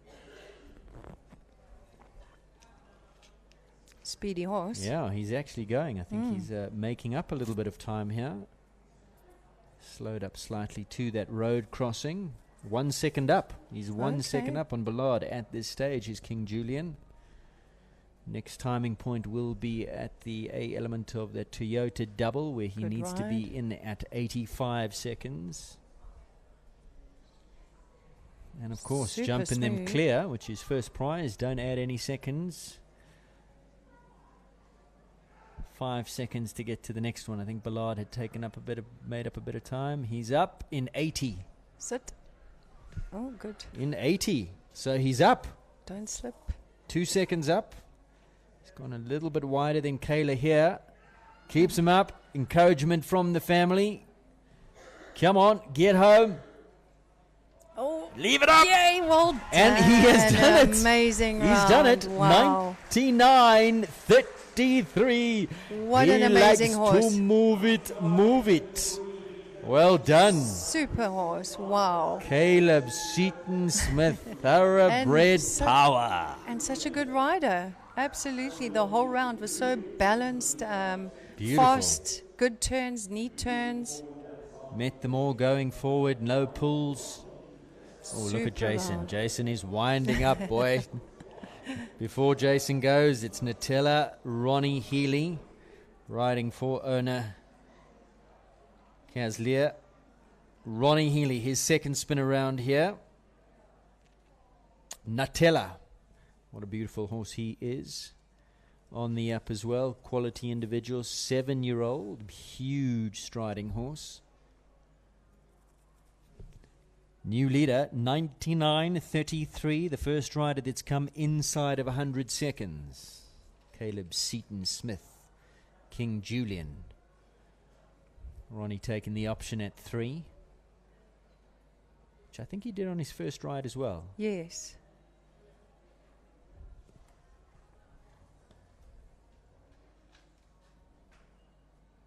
Got a very active canter, this horse.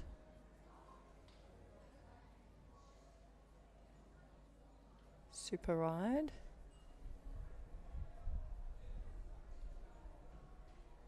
I think Ronnie's pretty fast.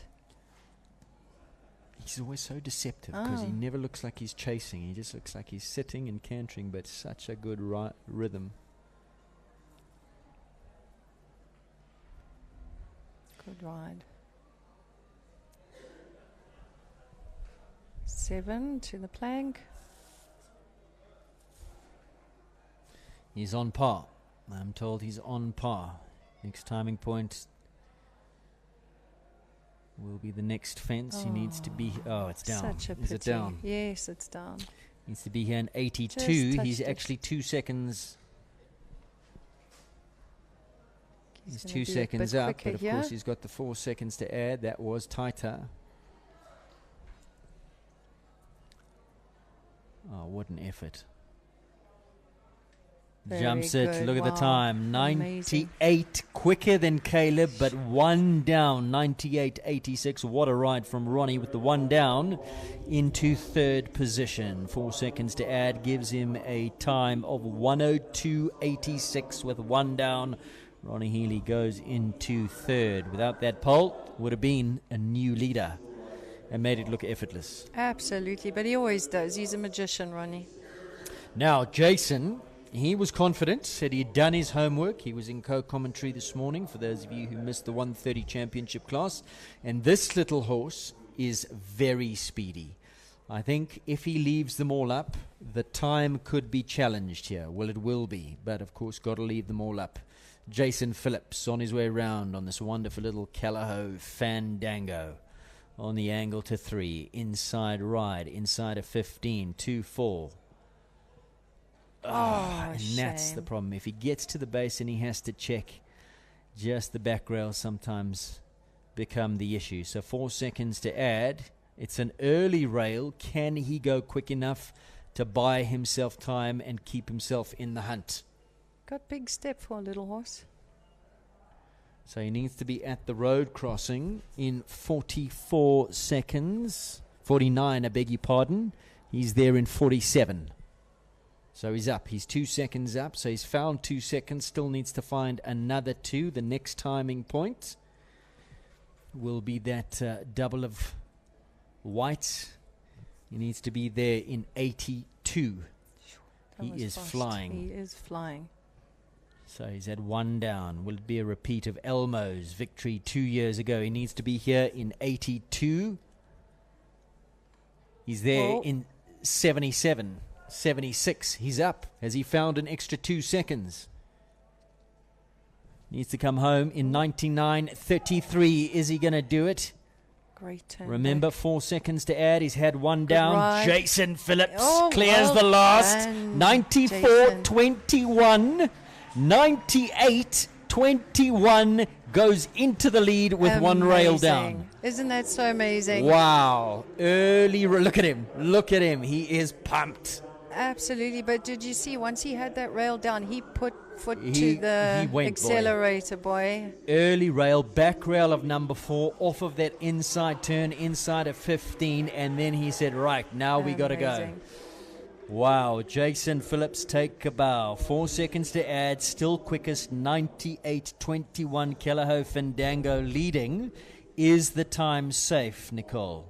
We would have said yes, definitely, had he not had that rail. Absolutely. So, yeah, it's not over until the fat lady sings in this class. Next to go, James Lowe, Capital Corland. I'll let you talk us through this horse because you know him well. Oh, shame. He just had number 1 down. So, also, I mean, James hasn't had him for too... Oh, dear, shame. So stop at that balustrade at number 2. Of course, a horse that you used to ride. Yes, absolutely. So, I mean, that's also stallions for you. You know, sometimes they have a mind of their own. Oh, dear, so the jump has fallen down. But, geez, great scope. Lovely to ride, easy to ride. James loves them, new partnerships. So, but big things to come with these two, definitely. And you rate him a horse for the big time. Absolutely, You know him well. definitely, absolutely. Got scope to burn. As you see there. So now James is just going to call this an outing for mileage. Was he clear? I think so. Looking for the water jump judge, hiding behind that ceramic pot, didn't quite see. So, top 6 once again. Fandango, Jason Phillips leading in 98.21 with those 4 seconds to add.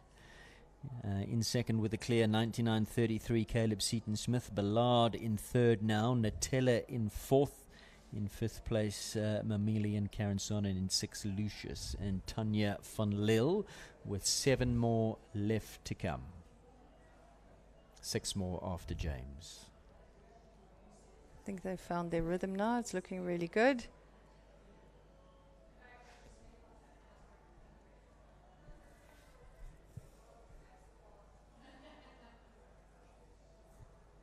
So still to come, Kerry Muir, Johan Lotte, Charlie Ann Barford, super fast on Van der Duivelshoever. Taryn Allnut, Cairo is quick. Razdi Rocket Power, and highest qualifier Barry Taylor on Masculine Z. Fortunately, 11's gone down as well, so another 4 seconds to add there.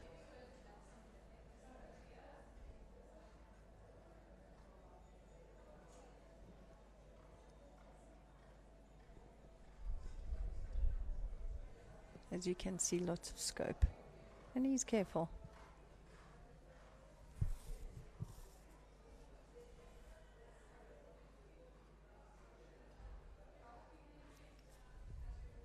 Relatively young stallion still, as a 9-year-old, and as you said, breeding season's upon us. Love is in the air. Super Nice well way to done. finish Nice over one, number 15. yes. 157.17 the time there for Capital Corland and James Lowe. As we take a look at the replay. Early rail at number 1, and then the stop at the balustrade at number 2. So, Fandango. Is he going to stay in the lead? Next to go, Kerry Muir, KZN, super competitive rider, Phoenix Quarrel. Can Kerry upset Jason Phillips in the lovely Fandango? She's on her way. Safely over jump number 1. Kerry Muir needs to come home in a quicker time than 98.21 to take the win. Beautifully done over that balustrade. Gave that a lovely jump. She's gone for the option at 3. She's not on Fandango's pace. needs to up the ante a little bit, and she's gone round now. Seen those who want to take the win come inside of that double. Kerry going round.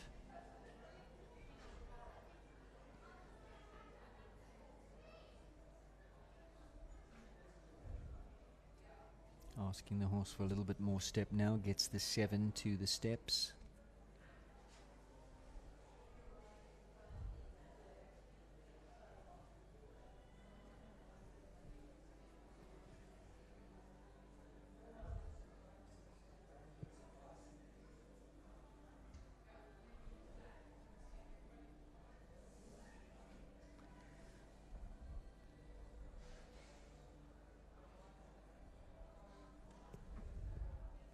She's left them all up.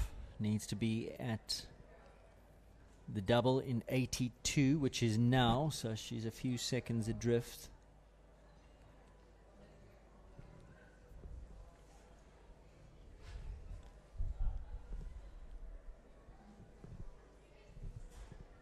.98 seconds. Jason was home 4 seconds ago because his actual pace 94.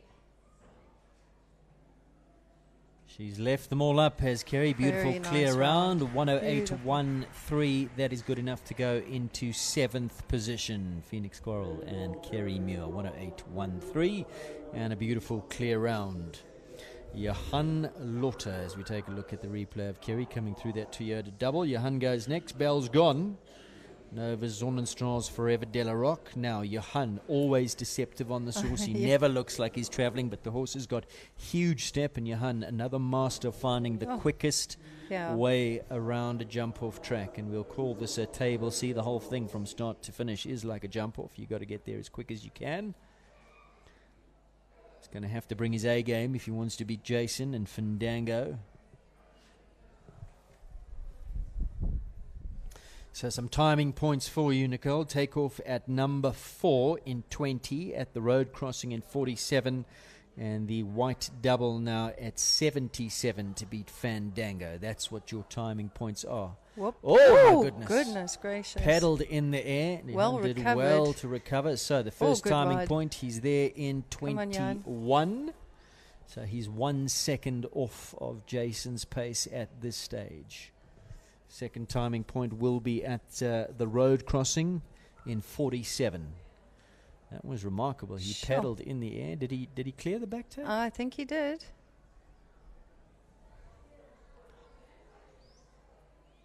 Right, so he's coming up now. Needs to be here in 47. Gets there in 50. 3 seconds off. Going to have to find some pace now, Johan. Good turn.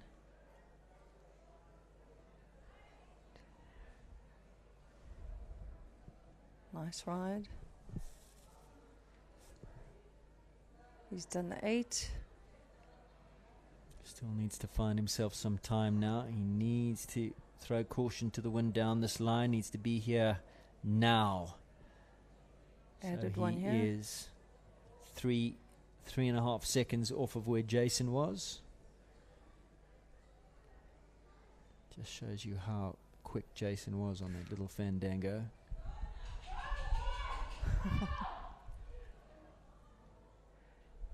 Gives a flap to the well last, done, leaves him Johan. up, comes Very home in good round. 99.85, and that is good enough for third position. Leaves them all up, no seconds to add.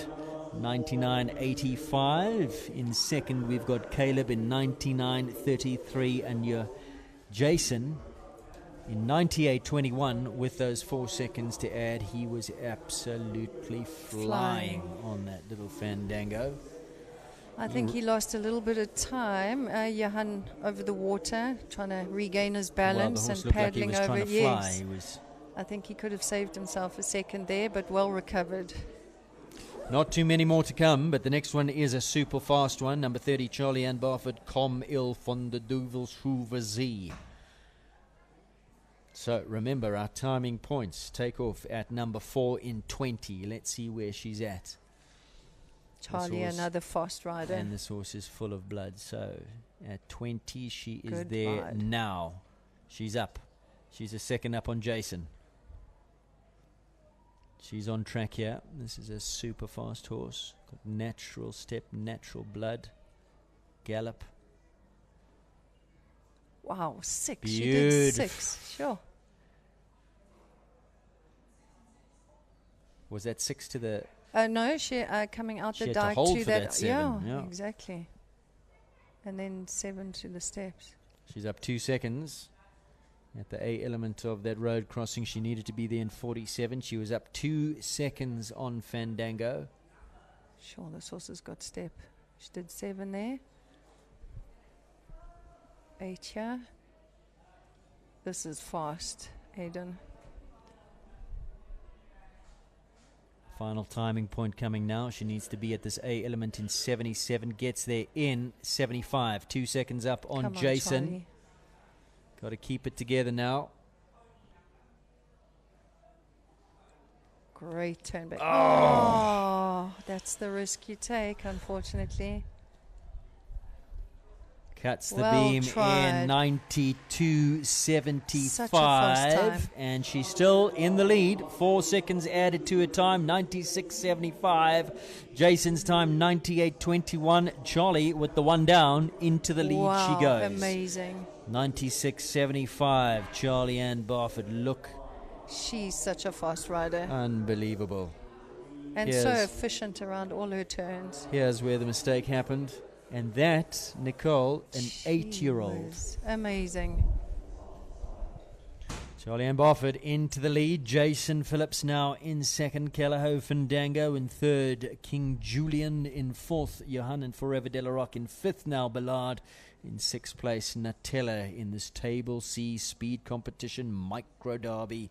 Sponsored by Toyota. On track now, Taran Allnut in another real blood horse, this 8-year-old Concoriano. Kelleho Cairo. She's won some hot classes on this little mare. Sure, Spicy little individual. She's going. So our next timing point will be the road crossing. Needs to be there probably. Oh, is that down? Yep. So 4 penalties, 4 seconds added. So she needed to be at the road crossing in 47, which is where she's at now. So a little bit behind the 8 ball. And of course 4 seconds to add.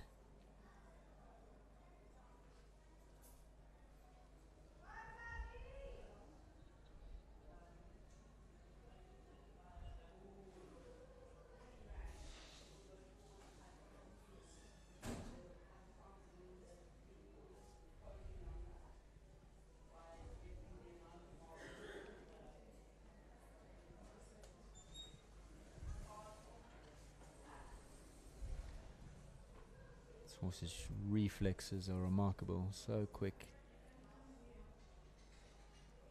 on the angle. Sure, Beautiful this is ride. fast.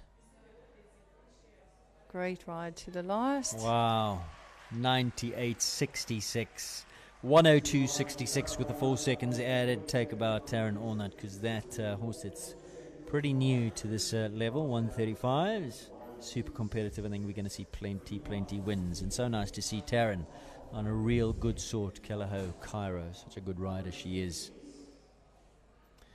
Charlie Ann Barford leading, 2 left to come. Jamie Williamson, Razdi, Rocket Power. I think Jamie from KZN, if I'm not mistaken. And then highest qualifier, Barry Taylor, 4-time winner of the Derby. He will be last to go. What a class this has been.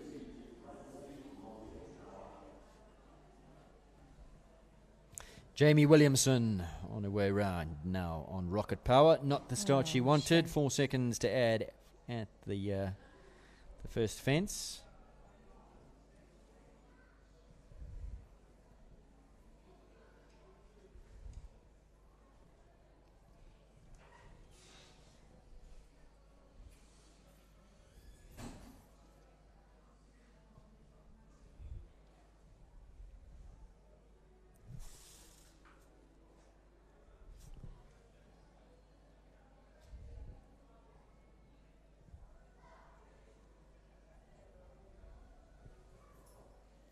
think with that round of Charlie's, when they have an early rail,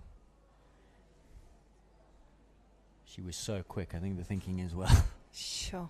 Oh, she's I'm just going to just amazing. go for it. But Absolutely. really, I think if you have a rail now, you really are. You got nothing to lose. Yeah.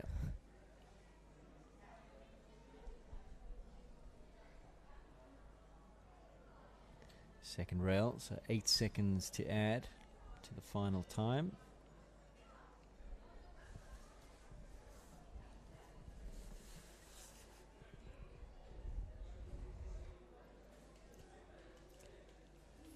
So Charlie was over this fence now at the point when Jamie was at the previous fence, some 8 strides back.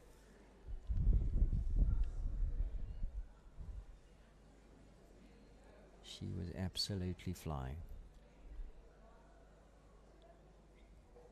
Nice round. Good round. 102.30 with the 8 to add gives us a final time of 110.30 into 13th. Barry Taylor is last to go. Highest qualifier, Masculine Z for owner Heather Mostert as we take a look at the replay of fence number 1. So that rail comes down.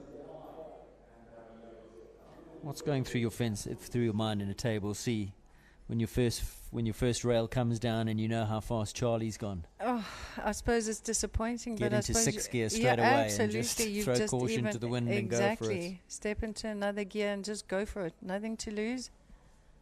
Right, so Barry Taylor, the godfather, last to come. This 9-year-old gelding, Masculine, highest qualifier. Beautiful step this horse has. Going to need all of it. It's going to rival Charlie's time. And Barry always so competitive Yeah, as he's well. going to go for it. Steadied up a little bit for number 3, and every little steady you take is going to cost you in this table, see, when But you're that was chasing very Charlie's short. time. Very quick turn. Gets the elbows out. He's come, let's go. Come, my son. Flap. Come on. Go, Barry. See, he's done the 6 there Beautiful too. ride there. Come on. 6. He's Come on, BJ. throwing caution to the wind. Right, here's a timing point. In at this road crossing. Got to be there in 47. He Whoa. is on par. Come on, Barry. He's giving it his all. 7 to the plank. See if he does the 8 here. Got there easy. Right, so the final timing point at the A element of the Toyota double. Got to be there in 77. Steady up, Barry. 74, 5, 6, 7. He's on, up. on par. Now it comes back to this turn back on the hairpin. Charlie was Ooh. super tight here. Come on. Come on, Oh. BJ. Yep. Could have left one out there. Ride to the last. Charlie's time, 96.75. Is he going to do it? Barry Taylor, 96.66. Wow. Highest amazing. qualifier. He Takes some still got it. Look at him. Punching the air. Oh. Well done, There's Barry. life in the old dog yet. Look at him. He's still got what it takes. Barry Taylor. Well done. That's amazing. What a smooth round. Wow, Barry, take a bow. I didn't think he was going to do it, to be honest. I didn't think so either. That was amazing. There is your winner, Micro Derby 2025. Barry Taylor, look at him. And he loved every minute of it. Absolutely. Heather Mostert will be She must over be. the moon as well. And we're just looking down. Has he ever won the Micro? No, because he's always been in the Big Derby. So this is first win in the Micro Derby. Amazing. And Four-time winner of the Big Derby. I can tell you for nothing that he feels like he's just won the big derby For right sure. now. For sure. Oh, good. Looking forward to this interview with Barry Taylor. South African show jumping's godfather takes a win here in this Toyota-sponsored Micro Derby in 2025. Came in as the highest qualifier on Heather Mostert's Masculine Z. What a ride. He was not hanging around. He said, right, hold my beer. Here I come. Amazing Chasing ride. down Charlie Barford and Davels Hummer. And I think that horse has got such big step as well. That's why it looked so deceptive. But, you know, he didn't take a pull anywhere. If anything, he dropped a few strides.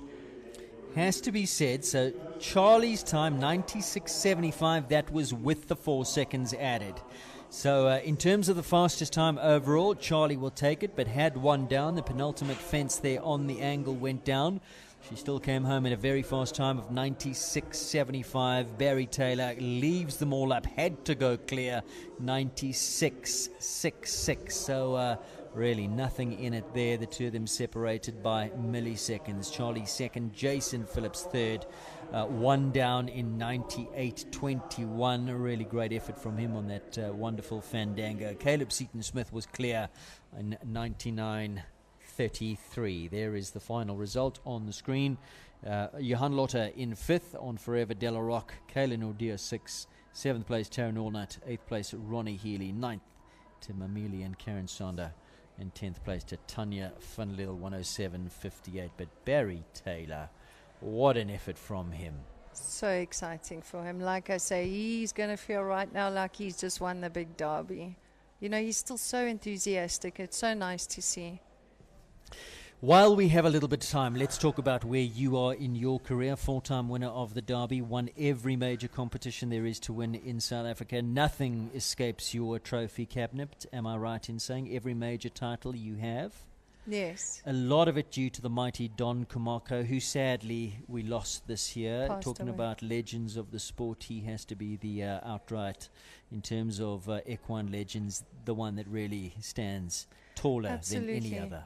You know, and you think back and you think 4 Derby wins, you know, you forget so quickly. I mean, that's such an achievement from his side, you know. I mean, to win the Derby, I think he is the only horse to win 4 Derbies. He is.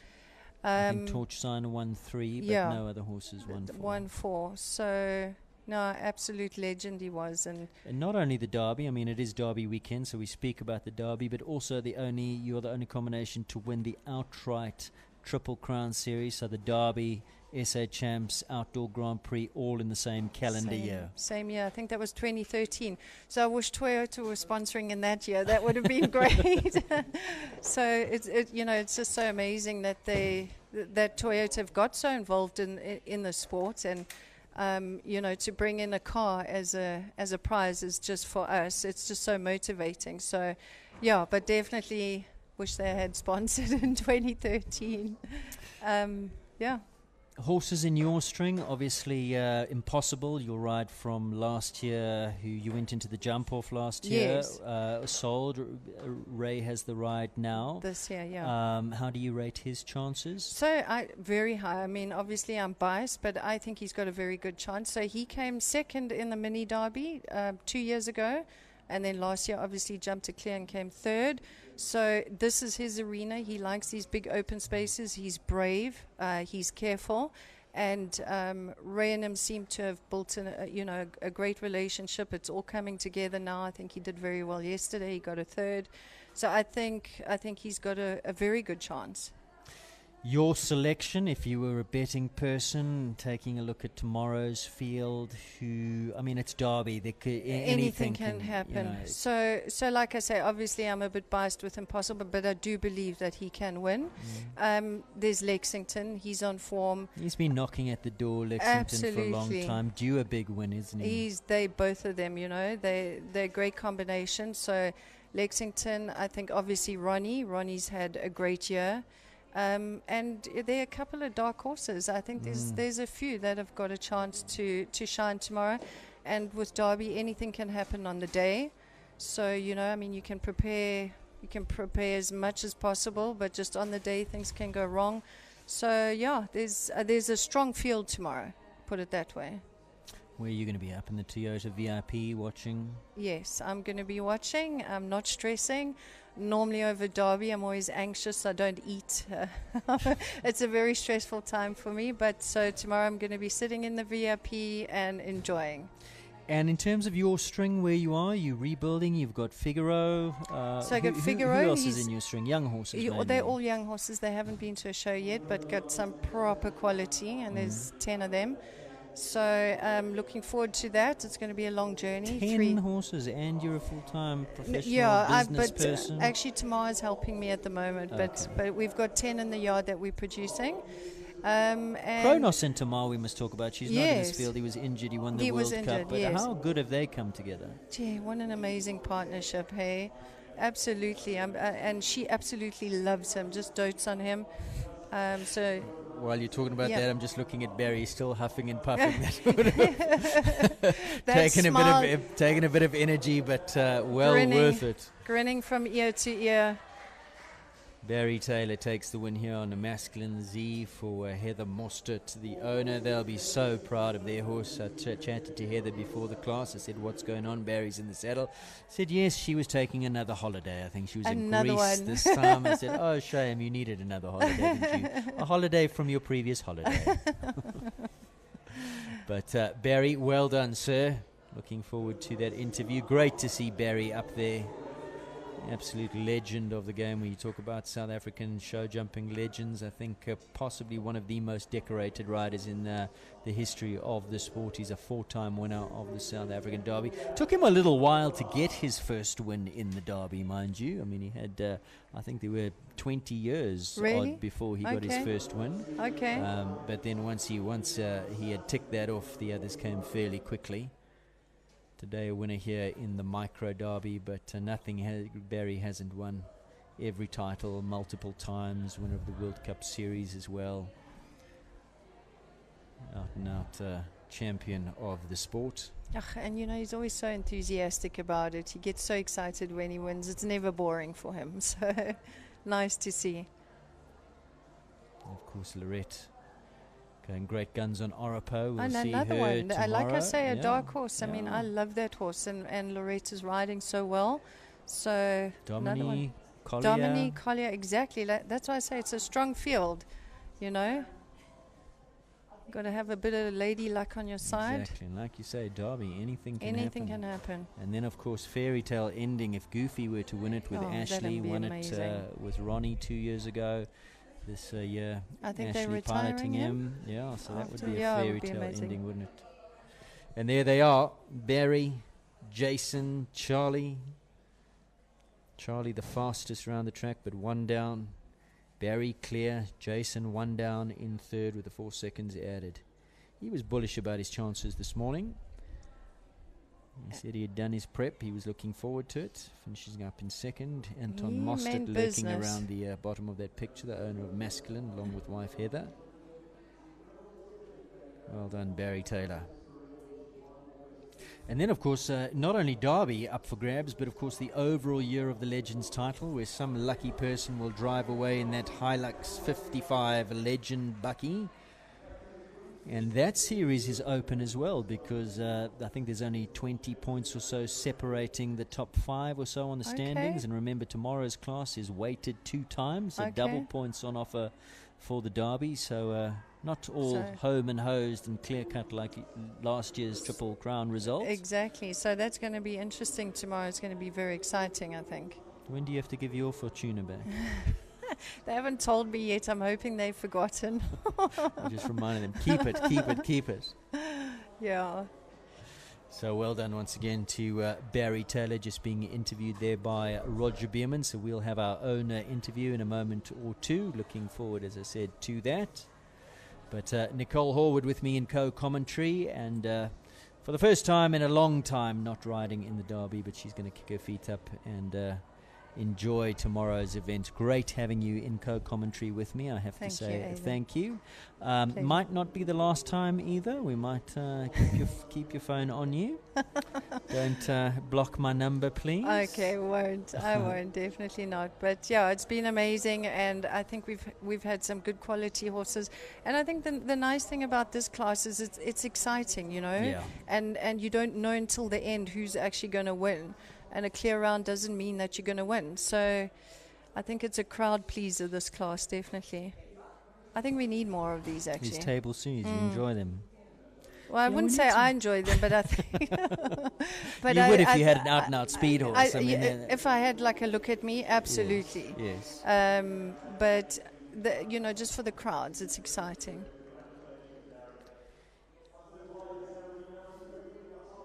So Barry's going to go mount up. We're going to go back to our pictures from the arena as he mounts up on Masculine Z. There he goes, the godfather of South African show jumping. And I'm going to say thank you to Nicole. She's given our prediction for the derby tomorrow. Her money's on Capital Impossible. And I thank her for being in co-commentary for this afternoon's Micro Derby Table C class sponsored by Toyota.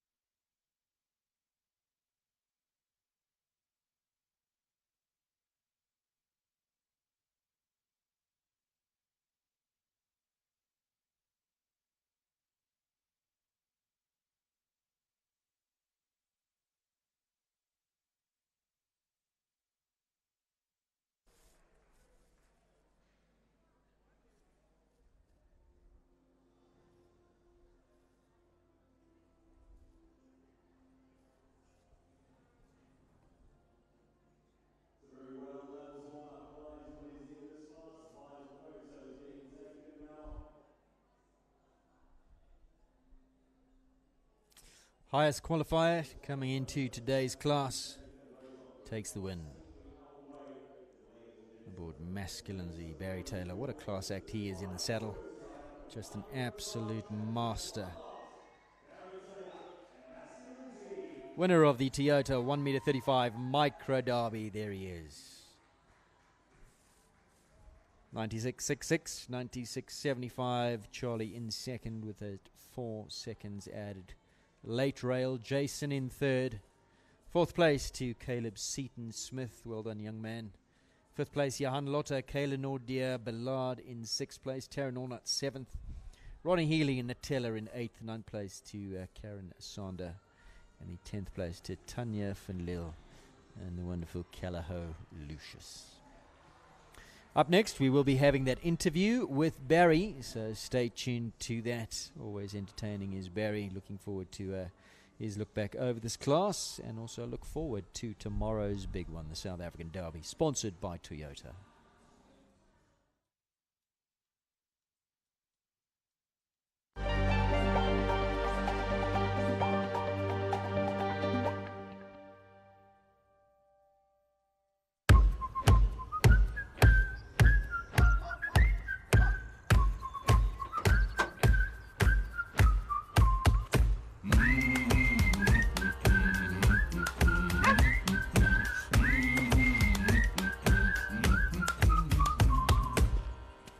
Nice bucky.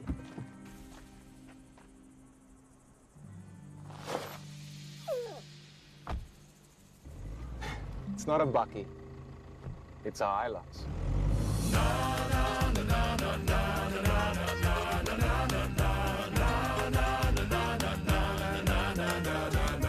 It's not a bucky. It's the new Hilux Legend 55.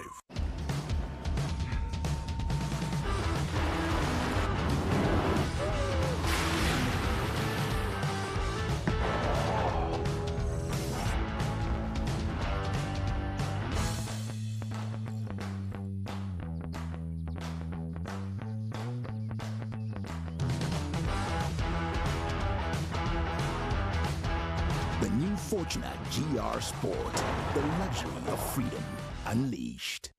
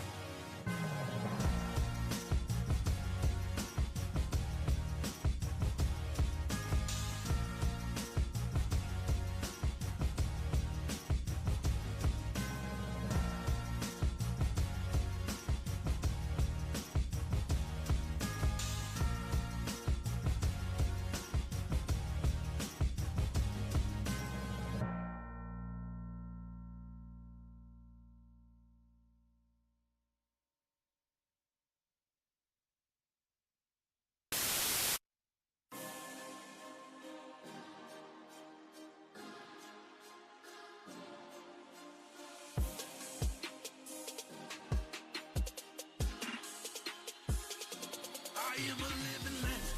Be careful what you say to me. I am a living legend, and I will always reign supreme. I am a living legend. It seems like everywhere I go and all I do is recognize as being true. I say to you, I am a living legend. Be careful what you say to me. I am a living legend, and I will always reign supreme. I am a living legend. It seems like everywhere I go and all I do is recognize as being true. I say to you, I am a living legend. Rolling out now, you know it, how it ain't no going out unless you on the top. Anyone standing in my path, gonna feel my wrath. I pull up on the spot, give it to your crew on site. We could go and do it all night. When they talk about the kid and all I did, they gon' say that boy is alright. If he say it, then he gonna do it. Nothing more to it. Well, we've just seen the conclusion of the Toyota-sponsored Micro Derby for 2025. What a class it was. Barry, how are your lungs, sir? A bit struggling with my breath, but I'm quite fit at the moment, I thought. I'm used to sort of 12 jumps I can handle quite easily. Yeah.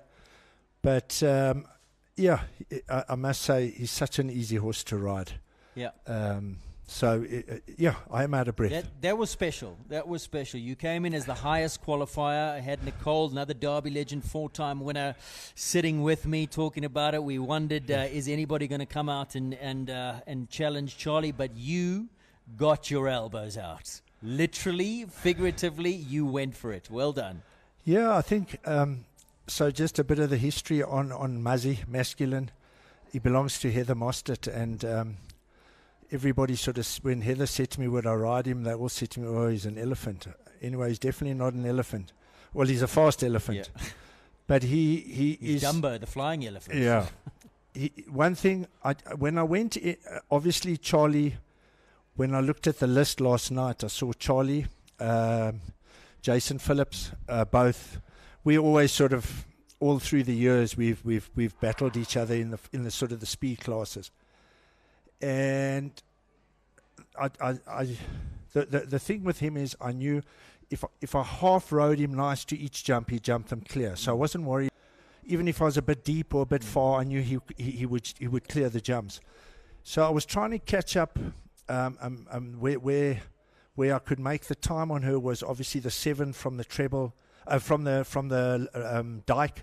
I did a 7 and a 7, and yesterday at the steps he also had a bit of a look. So I think I lost about a second at the steps. Well, I tell you what, why don't we queue up the round, because we'll have it and you can talk us through I it. will. Because you haven't been riding this horse for very long either, which makes it even more special. How long have you been on him? 3 weeks. Well, I rode him a bit earlier in the year for Heather, and then Heather rode him, and then after 334 World Cup, Heather said to me, would I like to ride him? And a funny story, I was at home teaching and he'd had a week off, and I said to my daughter Ashley, just work him for me. And I was training some people over the Derby stuff. I said, come on, jump him over the Derby stuff, see what he does. She said, Dad, you're mad. Anyway, he jumped everything. So Heather was overseas. I phoned Heather. I said, listen, I think we might have a Derby horse here. She said, Barry, do whatever makes you happy. You do it. I'll go with you.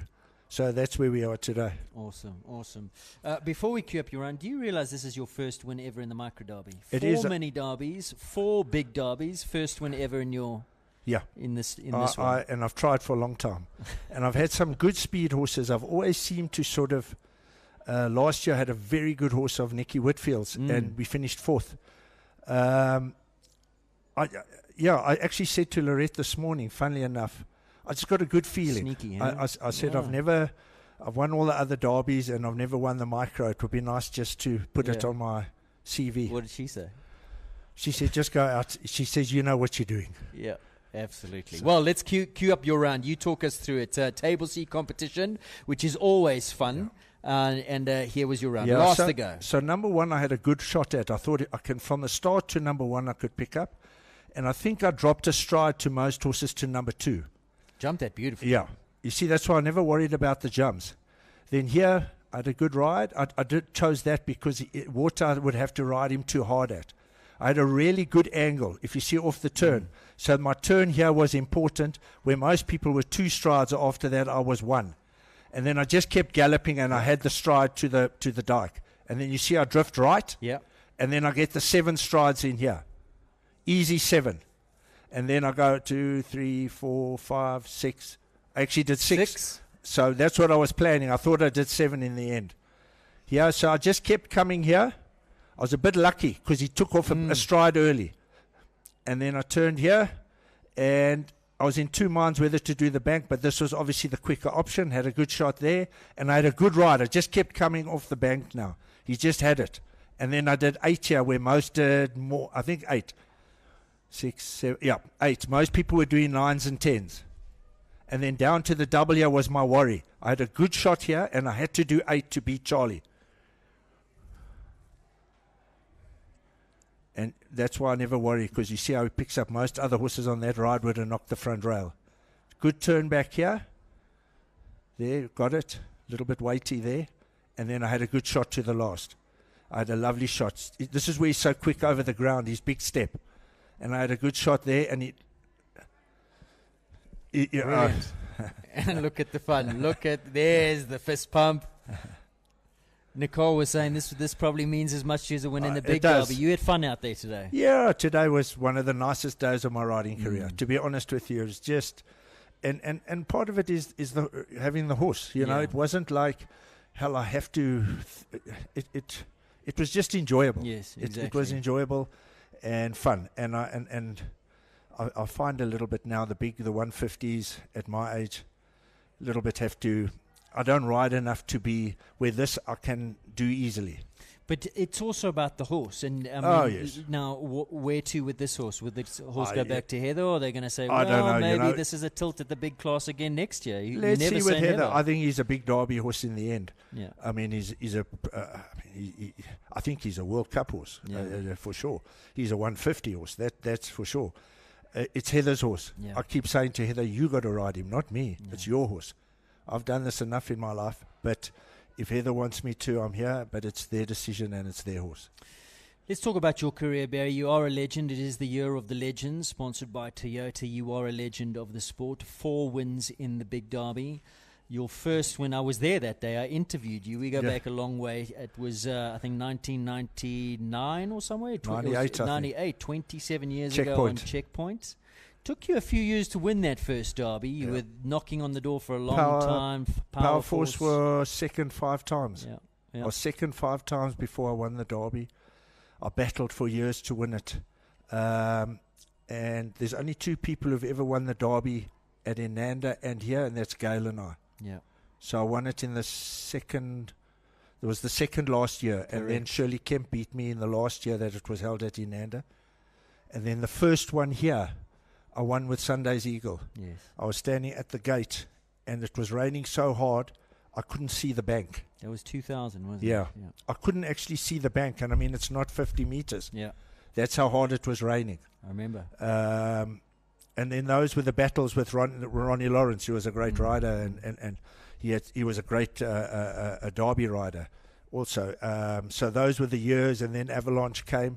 I think Avalanche could have won it 3 years in a row, but I took him to Europe, and he jumped the Hickstead Derby, and I jumped him in Europe. But he won it 2 years in a row. And I've always said the second Derby with Avalanche, they say riders in their life, maybe 4 or 5 times in their life, get to 100% of their 100% perfect round. And I would say that was the best round of my life, was the second win with Avalanche in the Derby.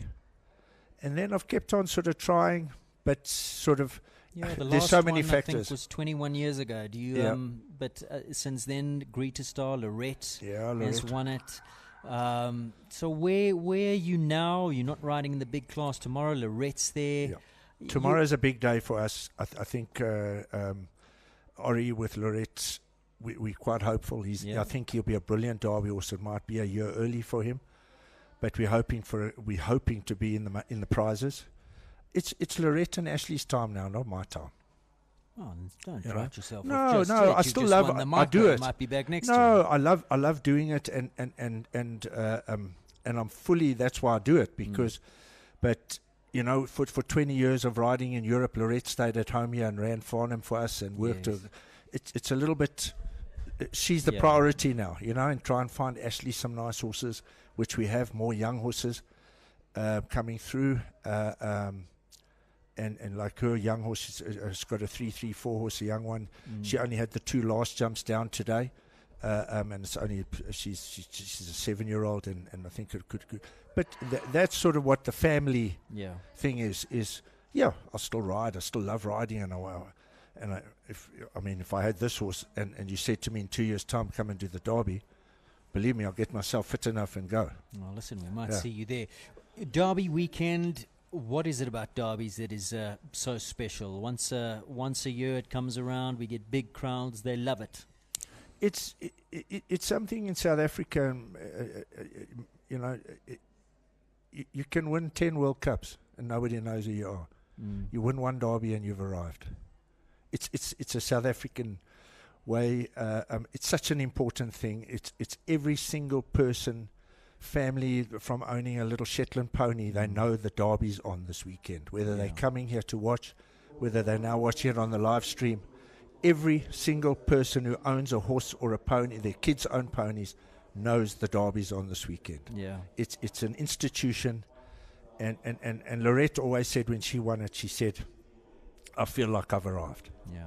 And it's never truer words said about the derby. Yeah. It made my career. My derby wins. First of all, my oopses when my stirrup leather broke back in those days, and people got to know me and the hard luck stories, and then you win it, and then say like Ronnie Healy 5-6 years ago, we knew he was a good rider, but now he's won 2 derbies. He's like he's the golden boy of the sport now, and rightly so. He's in the big league. Yeah. And everybody you ask, you go out, just say, do you do shows? Yeah. Do you know him, or do you know him? Yeah, exactly. And of course, you got a big brand behind it as well, Toyota. There's a lot of synergy with their vehicles and the Derby, and of course the Year of the Legend and the Hilux Legend 55 up for grabs. It's just raised the bar, hasn't it? Brilliant idea. I mean, Toyota has been to our sport. I know back in the day when there was Team Toyota, when I started out in the late 70s, Johnny, early 80s. And Peter and all those people, Team Toyota, and then,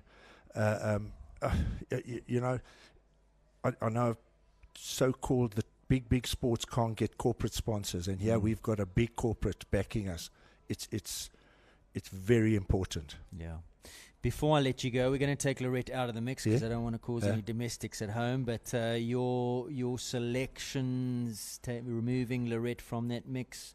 I mean, I know that she's a big one. Oropo could do it. You say it might be a year too soon for him, but it is Derby and anything can happen. We've seen debutants win on Derby in terms of horses. I think it's a very open Derby this year. There's not a standout. I think Ronnie with that Connor, he was 4th in the mini Derby last year. And Ronnie will always come with his A game on the day, and he's riding at the top of his game. So I put him in the top equation. I'm trying to think who else. Collier, Domini. Domini, definitely. Collier's a definite. Last year he did it, and Domini's Lexington's there. He's been knocking at the door. And I think Jean's owed a big win. Yeah, she's I agree. For years now. She's just been unlucky, and life has this derbies have funny things that happen. Like you say, those are all. I think there's 5 or 6 horses that could win the Derby. Yeah. And like I always say to you, you can train it, you can have the best horse. The biggest thing with the Derby is you need luck on the day. Yeah. I remember the year Annelie knocked number 1. No, had the steps. Yeah, she stopped on the steps. Storm and Finch. still won the Derby. Yeah. It's I can go through the years of all the I was clear in the Derby with Powerforce where my stirrup leather snapped 2 from home, and then Gonda beat me in the jump off. All those I mean, it's and that's what makes it special. But that's what's special. Tomorrow's going to be brilliant for the sport because there's new names, a lot of new people, and of course Toyota behind it. We're going to Super Sport 3, so taking through to the household that aren't really show jumping savvy. TV is people switch it on and watch. It's the most. It always was a draw card. Exactly. Barry, great chatting. Once again, congratulations. Your Thank first you. micro derby win. And Took we'll a look long time. forward- we'll look forward Hope to it doesn't take another 60. Exactly. Well, listen, maybe next year or the year after you back in the big one with that horse. Go chat to Heather. I'm sure they're watching Whisper in Anton's ear as well. we'll see. All the best. Well Thanks, done. Aidan. Thank you. Congratulations. The Godfather. All the best for tomorrow. Thank you. The Thank you. Godfather of South African show jumping. The juniors are walking the track. Let's cross over to pictures from the Bob Charter Arena with the junior 130-135 South African derby. That's up next here on Equestrian Live.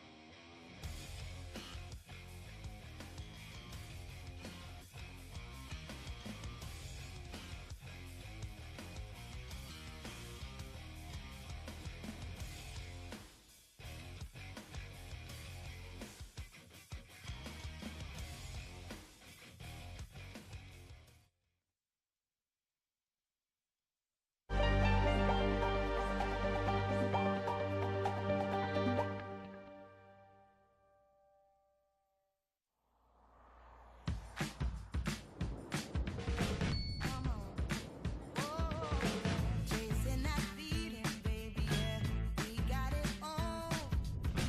My heart is beating, baby, yeah, we're on a roll. My mum's dinner's cancelled. Aww. Aww. The all-new Toyota Starlet Cross. Own it.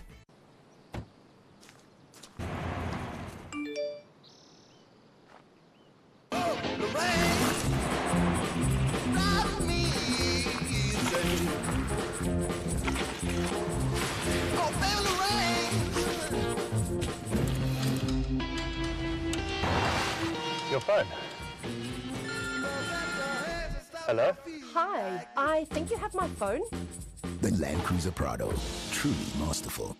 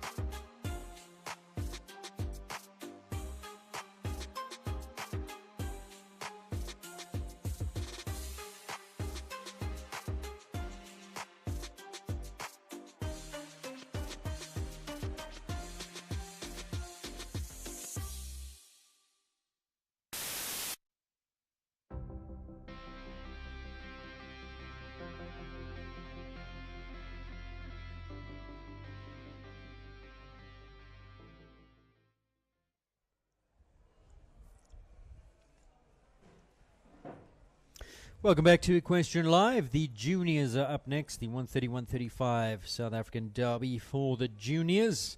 One round, and in the event of equality of leaders score, we will go to a jump off over 1, 2, 3, 18, 14, 15 AB, and 16. Once again, Kevin Spratley, FEI 3-star course designer, in his second year of pitching the Derby. He pitches the track here for the juniors. Have enjoyed his tracks this morning. Joining me in co-commentary for this class is Zara Didi-Lurie, who's just had a spin around the Micro Derby. Yeah. Did you have fun? So much fun. When I came out, I said to Charlie, I think I can do another round. Said, I wish I had another horse to do it on again. Good. Yeah. Good. And that's what it's all about, right? Yeah, so much fun. Wow. This is my first time competing in the Micro Derby. I want to do it again. Oh, good, Yeah. good. Do you think there should be more table Cs? Yeah, definitely. I think so. It's a very fun class, and like I feel like you can take a lot of the pressure off and just go around and enjoy it. Yeah. Well, it's time now for the juniors, and you know them very well, so let's take a look at the lineup. So Maxima Fondenstier at Capital Casino, she's there.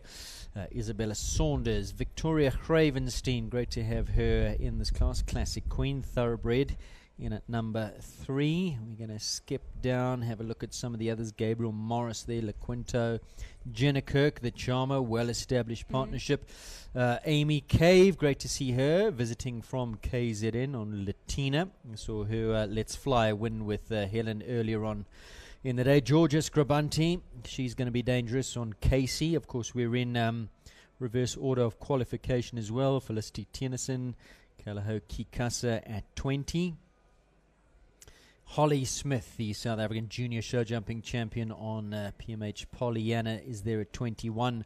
Luca Watson, he's in good form at 22. At 23, Hamza Minty on Conray, and Georgia Scribanti, highest qualified on Capital Crawford, who were winners at the Toyota sponsor Easter Festival in the Junior Outdoor Grand Prix. So they know this arena well and have done pretty well here as well.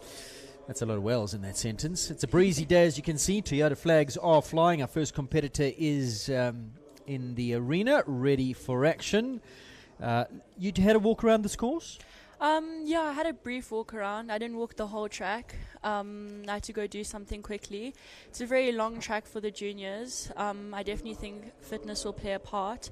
But I think it's a very nice track that Kevin's built, so I hope a lot of these juniors have fun.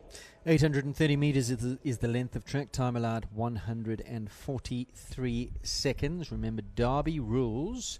The time in the first round plays no part other than that for time penalties. In the event of equality of penalty score, we will go through to a jump off, but the time will not separate the minor money. They will tie for minor money as per traditional Derby rules. Right, so on track now is our first competitor, and this is Maxima Fondenstein on Capital Casino. Maxima trains with Johan. I remember actually when she was back with Barry and Laurette. This is a horse previously ridden by Salome No, which she bought the horse from Nariska. I think this could actually be his first Derby.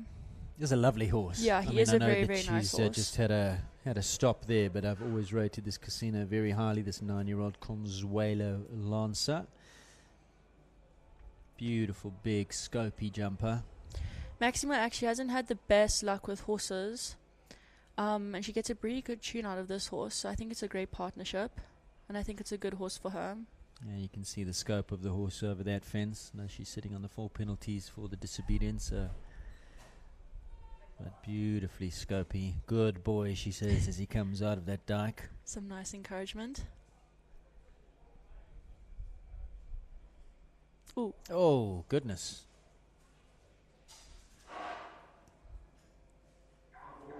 He looked like he knew where the water was and was not interested. Came around the turn, saw that and just went, no, I'm going left. Maxima went right. The two of them parted ways. He's walking to and the now crowd. He's just taking a lovely little Saturday afternoon stroll to the people sitting by the picnic tables. Very well behaved. I Very think mine well would have behaved. been in Soweto by now. I know. Freedom! Off they go. I think Maxima may have just jarred her ankle up a little bit, I think. Medic's coming to check. Kevin's got the horse, not only a course designer, but good horse wrangler as well. She doesn't look too upset. I think they're horses for courses, you know. Definitely. And Bob Charter derbies are not every horse's cup of tea. He had a look at those steps, not something he's used to. And then the water, he knew where that was. And we don't often see water. I mean, we ride a lot on the fibre arenas, and you don't often see it.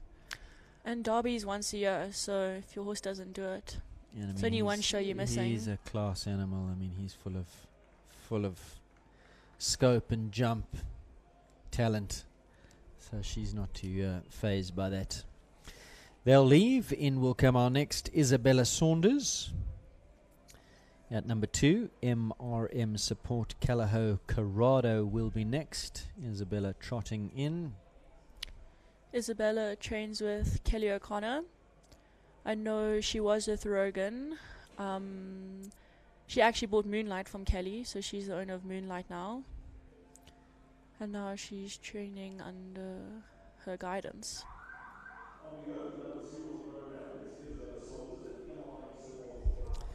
Isabella Saunders next to go. Bell has gone. We wish her well. MRM Support Calaho Corrado. 7-year-old Carnival Lacia Escudo. Young horse on the up. I think actually she bought this horse off the auction and has produced him herself. Like you say, got some serious horse flesh in her string. Moonlight, I think he's been waylaid with injury for a while, but got the lovely Bastille as well, if I'm not mistaken. Very nice junior horse. Jumps that one for fun. It's definitely this horse's first time around the Derby and could be around the Bob Charter as well.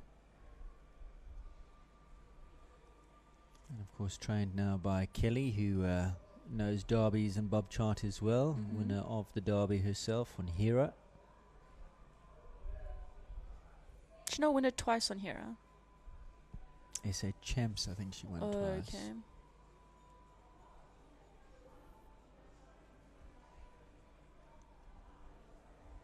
Very good ride through the dike.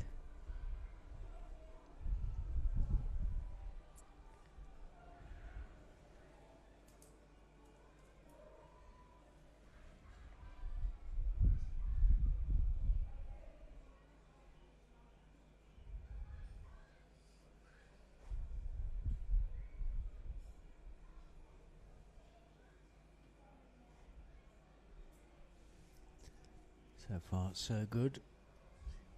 Very brave horse. It's going very well.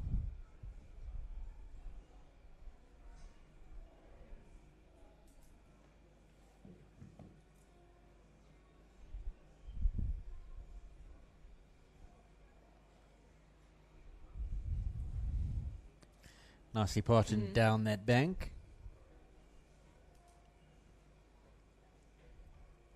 Riding well here is Isabella. She navigates 13 safely.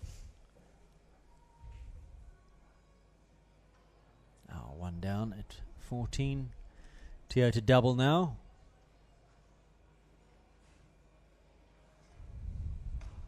I think fitness is definitely playing a part here with this young horse towards the end of the track. Very good round. 16 to finish. 2 rails down. 8 penalty ride there from young Isabella Saunders. MRM Support Calaho Corrado finishes on an 8 penalty round. So remember, we are in reverse order of classification in terms of qualification over the last couple of days. Next to go, number 3, Victoria Gravenstein, Sunny Park Classic Queen, as we take a look at the replay of young Isabella and Corrado. So there is Victoria Gravenstein, winner of the Junior Outdoor Grand Prix in this arena at Toyota Easter Festival 2 years ago. Of course, the last winner this year was Georgia Scribanti on Crawford, who comes up as the highest qualifier. Vicky actually did really well at SA Champs. I think she was 3rd at SA Junior Champs a couple months ago. Trains with Nicola. She hasn't been in the ring that many times this year. No, she was quite sick. Yeah, at she the had beginning some- of the year. Exactly. Mm. So I say great to see her back. And of course, this horse is a thoroughbred, 13-year-old.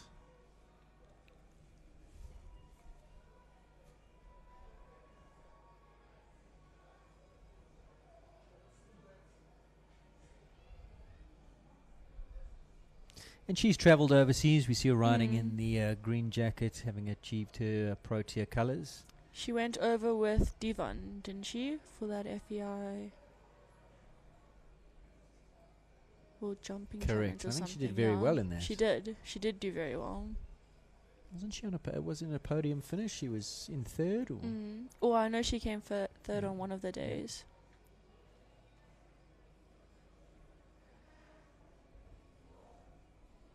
nicely done, perfectly ridden off that bank. I think Vicky's actually in matric. Is she not? I think she could be 18, so I don't think she's done that many shows since SA Champs. Because of prelims and our finals coming up next week.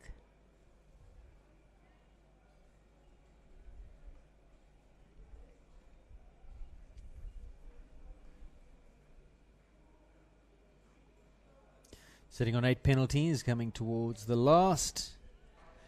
And I'm afraid the front rail with the back toes on the way through just collects that rustic at 16. We'll finish on a score of 12. Victoria Grovenstein and Sunny Park Classic Queen. So still looking for our first clear round. Daniela Zonbichler goes next. Midgard Zaratoga. Trained by James White. Yeah, saw them walking the course together, having a long conversation at the entrance of the Bob, going through their plan. 11-year-old Consuelo.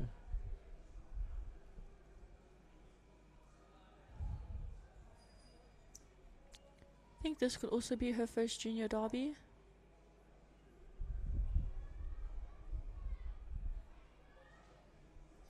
She was the winner of the 130 championships at Toyota Easter Festival in this arena this year on this horse, remember.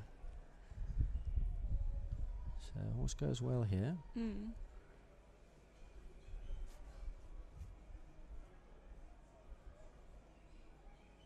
It's a very cute horse.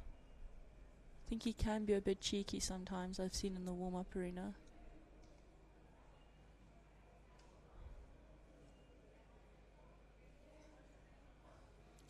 Oh, just a bit deep there.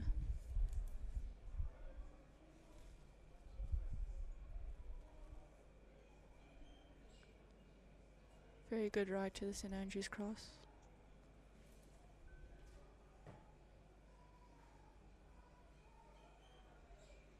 Good family that this horse is from. Consuelo Gluckskup, a full brother to Devon Bosman's Zakiro. And I think Carolyn Chelchinsky had a horse that was also the full sibling that jumped the Derby, in fact, one year. Zingaro, that's him. Just been reminded. That was a full brother, wasn't it? Yeah, so really good family. And Zakiro is actually the highest qualifier, or not the highest qualifier, but he won his class yesterday in the 140s. So I definitely think he's up there So for we'll see tomorrow's him mini tomorrow's derby. mini derby. Second rail that's come down here.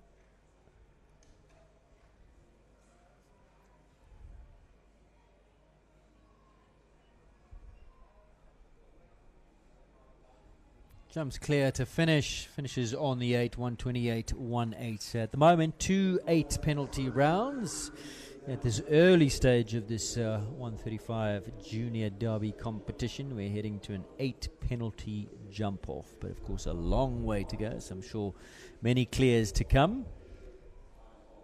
24 starters, 4 have gone, still 20 to come. 0 clears at this stage. Next to go, Corland, Amber Massane. This is number 5. Amber lived in Joburg, and I remember she actually moved down to George and trained with AJ when I was still at Ebb and Flow. And she was with AJ for quite a bit, and then required this horse when she was with him. Previously ridden by Olivia van Rooyen. He's not a spring chicken. Mm-mm. 18 now. It's by very careful, though. Vincenzo, but It's very as I s- yeah, careful. but looks full of life. Definitely very has his game. days. Definitely has his days. This is definitely her first junior derby. Amber now trains with Ronnie. She made the move back up here to Joburg. She's on a good pace. Mm.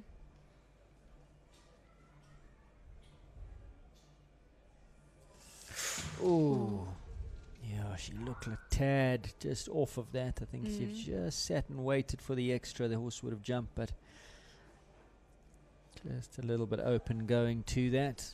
Felt he couldn't make it from there, or perhaps he was never going to try. I'm not sure his attitude towards water. I think he actually does jump open Yeah. water because there was open water in the second qualifier for these juniors. I think maybe she just got ahead of him a bit. So, is that board going to be replaced? I think it is. And the guys are just doing a little bit of a... Oh, look at Kevin. He's using it as a springboard. Corland is actually, as I previously mentioned, he's a very careful horse. Yeah, she just asked him if...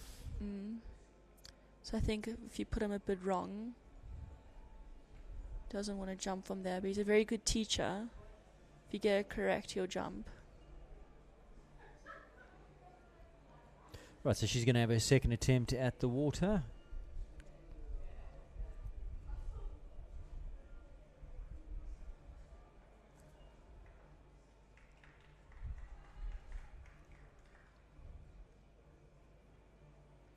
He's going to have to wake up a bit and just be wary that he's going to have a look at it now.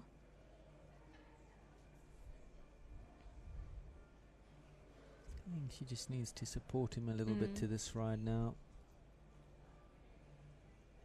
No, he's turned off, I'm afraid. So 2 disobediences at the water there for Amber. Means elimination, I'm afraid.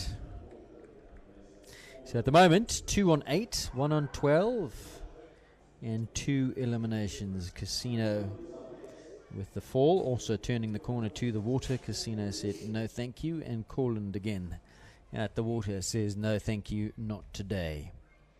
Capital Hayward is next to go, number 6. This is Hanu Niemand. See Hanu glued to Oscar at every show, like his little minion.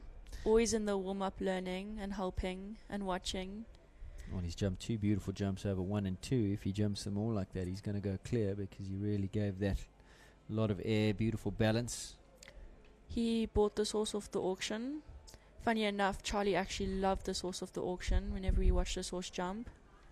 Always talking about how lovely this mare is. And so brave. She just keeps on going. She's such a trooper. 8-year-old Hamiris, capital A star.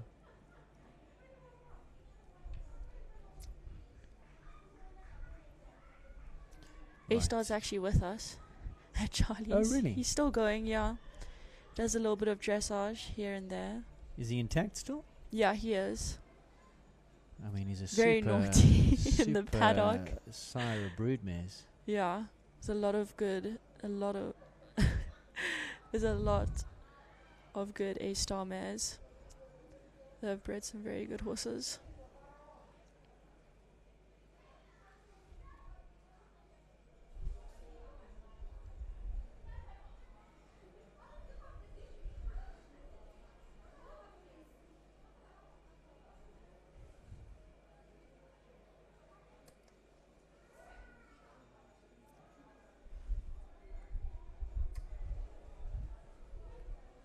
He's giving this a super ride.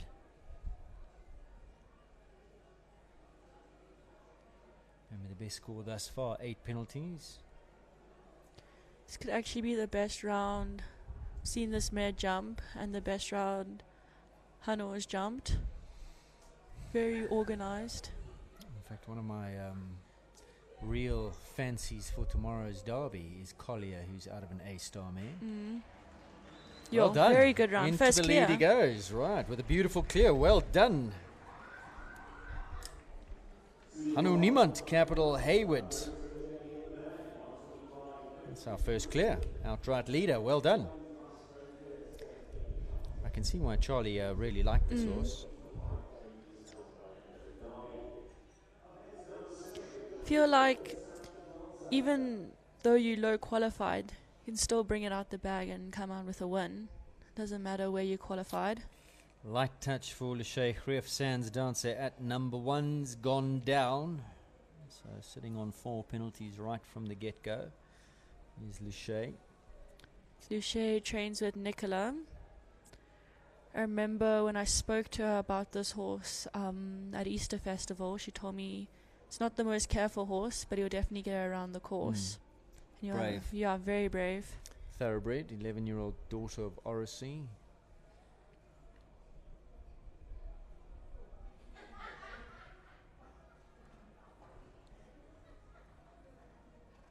Second rail coming down, sitting on 8 penalties. That was a seriously good round from Hanu Nimont. Impressed. Yeah, very good round. Yeah. That mare jumped amazing.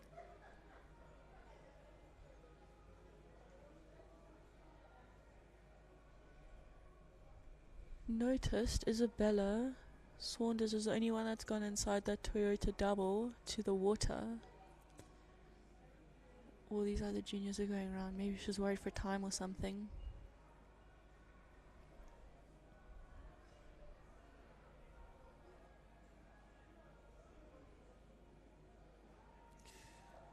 Yeah, I just got to the bottom of the bank a little bit, and then instead of on the 3, got there on a very deep 4. Yeah.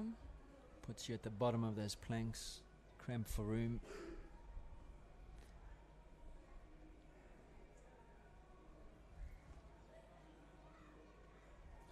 Think for as a junior's mindset, just getting around this track, no matter how many poles you had or anything like that, should just be an achievement itself. Because Derby's not an easy track to take on. Finds a rail at number 16. That comes down as well. 16 penalties for Lachey Greef. And Sands Dancer, the thoroughbred mare, finishes on 16. We have a clear. Outright leader is Hanu Nimont and Capital Hayward. Next to go, Layla Hunter, Zias Monsaka. Some class stats for you. 7 have gone, 17 still to come. 1 clear at this stage. I'm sure we will see more. We're in reverse order of qualification. The highest qualified riders will come towards the end of this first round. Monsaka now with Layla Hunter, 8-year-old, beautiful bred Katoki Consuelo mare. I love a Toki. Layla trains with Claire Webb. I know she gets some help with her mom as well. Her mom's very enthusiastic on the sidelines. Oh, she's lost her course. Well, she'll be well prepped for Derby. Being from Clare's, got lots of little eventing type obstacles and water and all sorts at her Aintree stables. And she's got 2 horses in this class. So she gets a spin on this one, because I know her most competitive horse, Nikita. So she came inside to the water.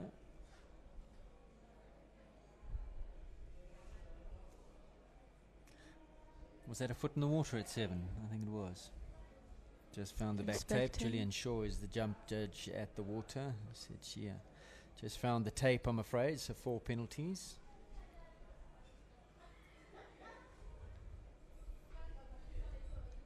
Pity, because she's going really well. And like you say, came inside of that, gave herself a short run to the water. She's on a good pace. I don't think she needed to try and buy herself some time, so she might be kicking herself a little bit, but all easy in retrospect. Yeah, and luckily she does have another horse, so she can learn from her mistakes in this round and fix it in her second round.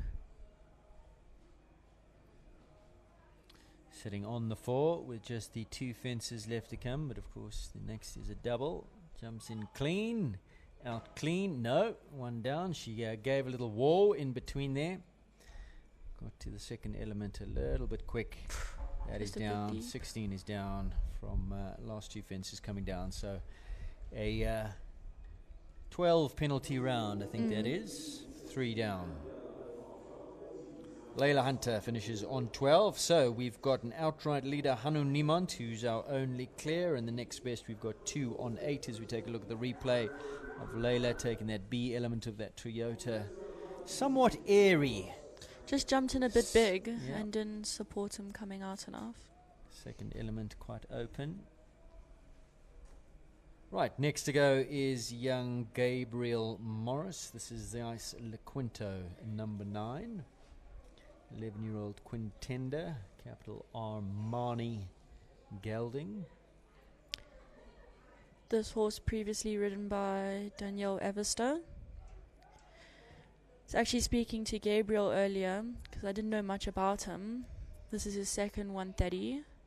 Oh. He told me that after he jumped the pony 1 meter or 1 meter 10 derby, he said he never wanted to do derby again. Well, here he is. He is today. This horse was backed by Graham Wynn. And I know he trains with Carl Bunzai. And you said this is his second 135? Yes. No, well, second open class. And this is a 135 derby? Yeah. Okay. So this is his second open class ever.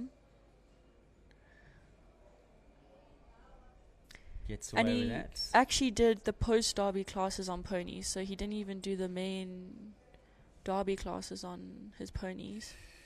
Took a short run to 7, found the back tape again, as did Layla, and then I'm afraid number 8 as well, so sitting on 8. Gabriel's finishing school this year. He's in matric, and he told me he wants to follow in his dad's footsteps next year with architecture.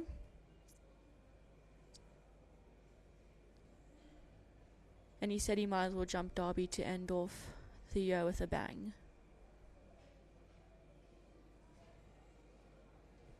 Keeps the leg, was a little bit far off the Mm. panel, but gets away with it. Supported the horse well. And again at 13, runs a little bit deep there, but like you say, because support was there in front, jumps it clean. It's a nice horse. Yeah, it is a very nice horse. Looks like he can get a little bit over its shoulders. But he supports this horse very well. Very cute horse. I think this horse was actually quite competitive with Danielle. Nice distance to the last. Well done, Gabriel. Maybe he'll come out of the arena enjoying derbies now. As we take a look at the replay, that was the foot in the water. He took the short ride to the water and found himself a little bit far off of it with not a huge amount of pace going in. And stretch as it might, the horse just couldn't make the back. So finishes on a score of 8. So that's another 1 on 8. 1 clear, 0 on 4, but 3 now on 8. So dead heat for second between 3 horses at the current time as we go on to number 10, Jenna Kirk, the Charmer. Jenna's been partnered with this horse for a long time now. She's had some really good outings. 17 years young, this son of Carrick.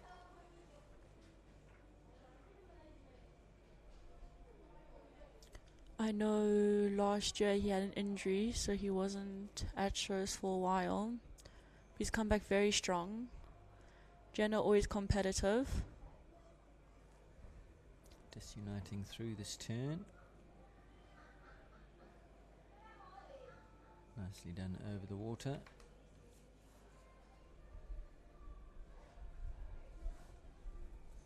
Going well here. This Derby track today looking like it's suiting him. Don't want to put the mockers on her. I think this horse actually does like grass. Yeah, he looks like he's on a good pace. He's enjoying the space between the fences.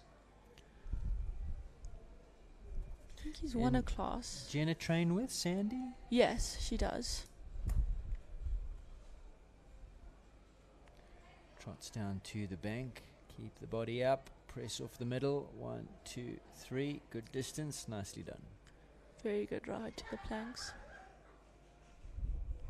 Super distance to 13 as well. Lovely expression. Ears are pricked, looking for the work. Still clear. Come on, give us a jump off. She carries on riding like this. I think we could have our next clear. Hanu Nimont is clear. Capital Hayward, could this be our second? Come on, sit up. Little push out the double. Jumps a bit to the right. One left. fence to come. Gives it a little tap on that front rail, but clear. Gets away with it. 121.70. The time inside of that time allowed. 0 penalty score. We have a jump off. So those on the 8 penalties will now drop down to dead heat for third, being Derby rules.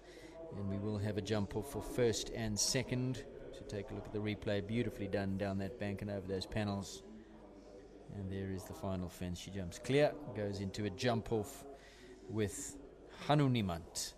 Jump off track will be over fences 1, 2, 3, 18, 14, 15A, 15B, and 16. So a couple of 1, 2, 3, 18, 14, 15A, 15B, and 16. So where is 18? We'll have a look at that when we get closer to the jump off. Amy Cave goes next, number 11. Amy from KZN, riding this lovely Calaho Latina, 13-year-old Lisbon Argentinus. Trains with Grant Langley. She had a winner earlier on. She wasn't riding it. Helen rode. Oh, ooh. goodness. Oh, no. Yeah. Just unseated her in the middle of that dike. I think jumped quite a bit to the right. Yeah. She looks okay. Air jacket has inflated. Now she's stuck. How do I get out of here? I have to open up the fence for her. Of course, she's the owner of a Let's Fly, who Helen Criticus jumped this morning to victory in the 130s. Latina, very similar looking. I think Latino and Let's Fly were actually previously owned by a rider called Catherine Staten. Correct. Who rode with Grant, and now she studies in Cape Town. The horse just had a real look at that dike, chipped in an extra, jumped to the right, just unseated Amy. And that's Derby's for you. Latina's a very careful mare, so I think she'll definitely be back in the other junior classes. I know she did quite well with her at Youth Extravaganza last weekend.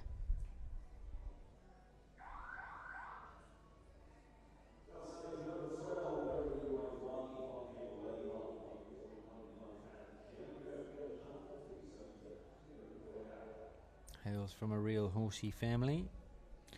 Dad Johnny Johnny Cave. and Mom Paula. They ran a lovely property where we all used to compete in KZN.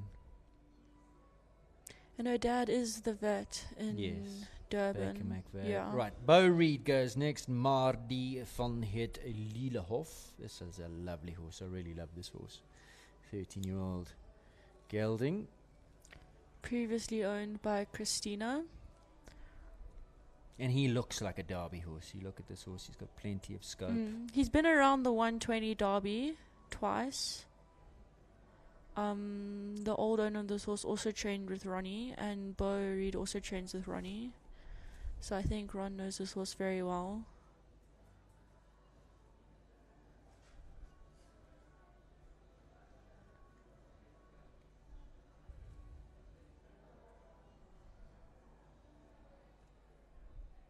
She was clear on the first day with him. I remember watching the first qualifier. Ooh. Thought she lost her stirrup there. She looked like she was slightly tempted to come inside to the run to the water, and then thought, oh, no, those who've had the back rail, back tape, Rode that very well. They came inside. He makes no mistake there. Beautiful jump over the water. He's a scopy horse, this. Very. I think he can be a bit cheeky sometimes. He's jumping well today.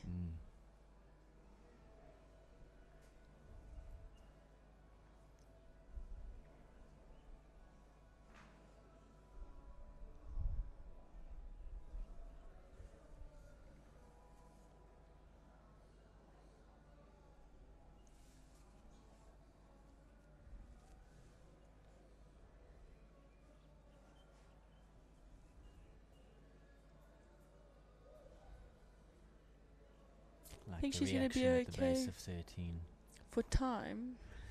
I was just looking, 1:43 is the time allowed, so she should be okay. I think Kevin's been quite generous. She is moving up with her pace a little bit now. She's got 20 seconds now to get home, so she should be okay. 13 seconds, no, she's fine. Yesterday, with the second qualification for the micro derby, there was a bit of an issue with the time. Third clear. Well done. Third clear. So Hanu, Jenna and Bo into the jump off. Muddy van Het Lillehof. So much to like about that horse. Such a nice horse. Time Very big pats. 1:36.55. So she was she is the slowest of the clears, but that is absolutely fine. She came inside of that time allowed and gets herself home with a 0 penalty score. So into the jump off she goes. Very happy. Holly Smith, 13, Brandenburg Classic.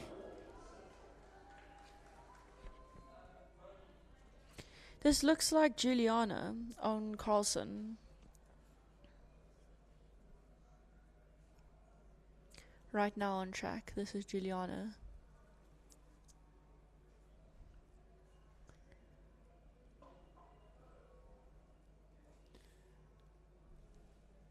Three has gone down. And I see we do have Hamza on standby, so perhaps Holly's out. I haven't seen her on Two Horses this show. Maybe it's a typo error on our side with the sheets. Not sure. Anyway, we'll put a line through Holly, as I don't think she is.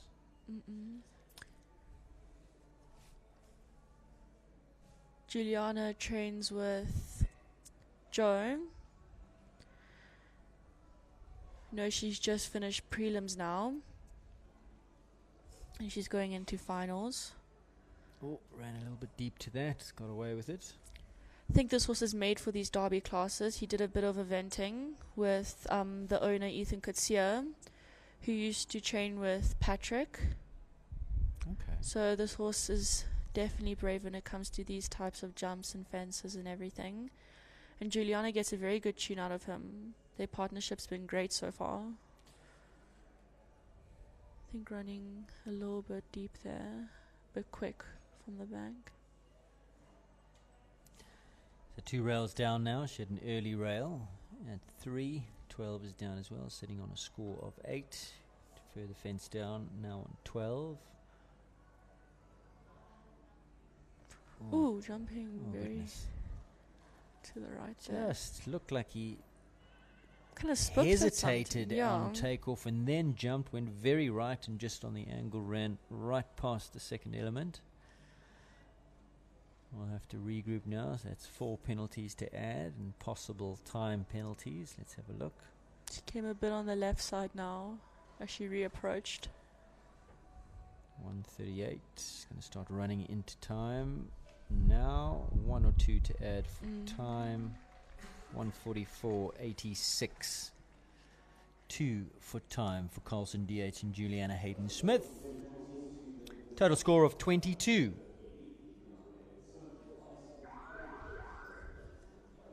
Bell's gone for Hamza Minty, number 15. First of his 2 rides, Calaho Corrida de Rebel. And you were at Spring Fair last week, didn't he go incredibly well? He did. He came second on Creed in the main class and first on Conray. So 1-2 finish for him. Yeah.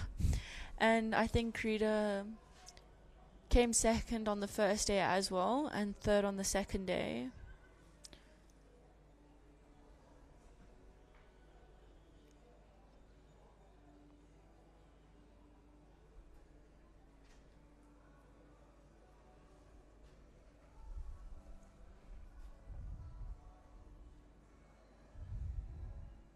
He's had a hell of a year. Hamza, of course, was the winner of the Philip Smith Memorial at Toyota Easter Festival.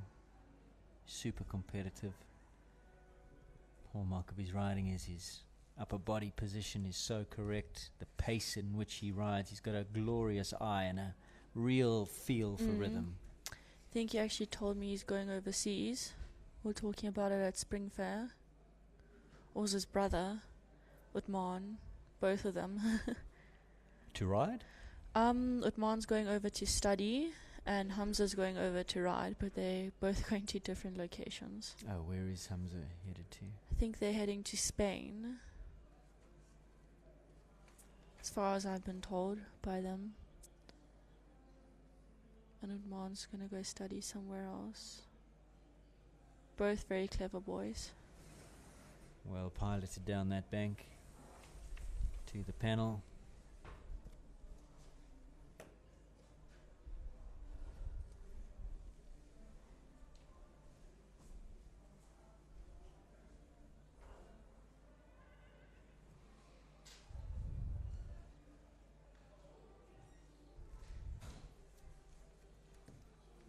Karida actually bought off the auction for Utman, but Hamza gets a better tune.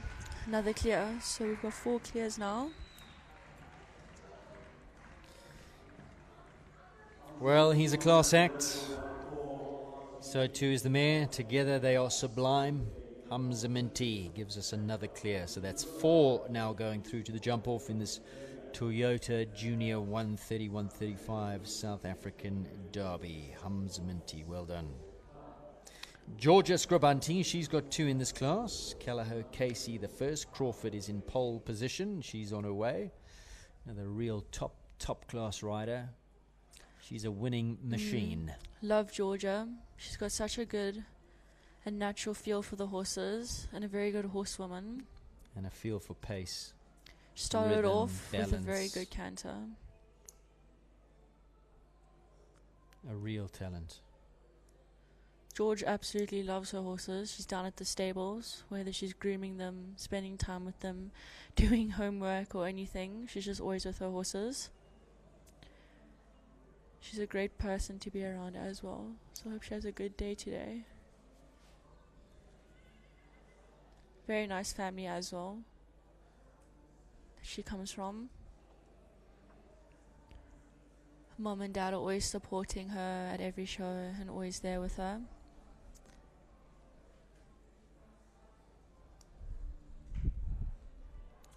Put in the miles up and down in 3 to Durban. The Scribantis, the previous, well, not the previous owners now, but the owners who got Kikasa going. She did very well with Hamza and now doing very well with Felicity. Interesting pedigree, this horse. It's 11-year-old daughter of Casperon. Of course, we've seen Casperon jump around the Derby himself clear with Carl Bonzai. And out of a thoroughbred mare, a modern-day Georgia got this horse very young off the auction, and she's produced this horse herself. I think she could have been either 12 or 13 years old when she got this horse. So she's done all the production work herself. Well done to you, Georgia. 2 late rails, maybe a little bit of fatigue, long way around this track. The element of that Toyota double coming down, and then the final rustic. 2 rails, 8 penalties, and as you said, Georgia absolutely loves her horses. Yeah. Despite the rails, she's smiling, patting. That's lovely to see. Well done, Georgia. I think she's very happy with that round. Crawford still to come. Highest qualifier. Look, still patting. She's not going to stop. Jamie Lee Joseph is next to go. Kalaho Katinka. Horse that was formerly ridden by Raina Korba. Beautiful horse, this, an absolute athlete. Jamie, new to these heights. She hasn't been in the open levels for very long. And also a very new partnership with this man. Beautifully bred mare by Katoki. Kidam's Reuben. She's a class animal. This horse, Ray won a lot on her. And I know Ronnie took this mare to the World Cup in Shongweni. I think he rode rode SA it a few rounds, didn't he? he did. And won some good Yeah, classes. he did. He was well placed on it, I remember. No, she's a little firecracker. Beautiful canter. That was nicely done, nicely ridden.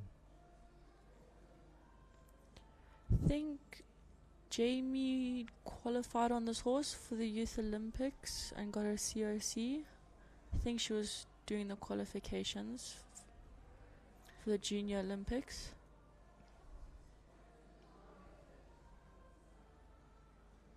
So she's going?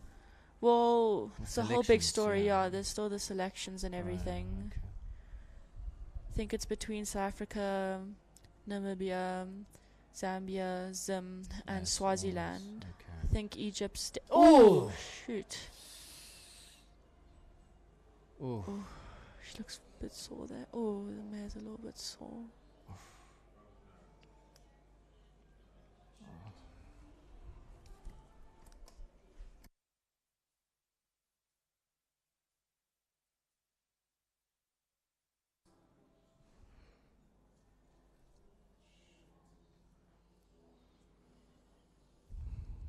That was a nasty spill.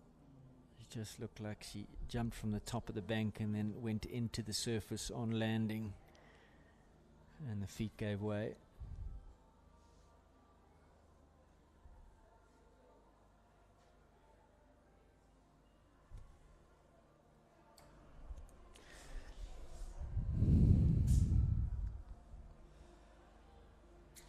Hope Jamie's okay. See everyone's running across the arena to see if she's I hope she's okay. I hope Katinka's okay. The mare looked very sore. sore afterwards. Not what we like to see in the sport. Mm-mm.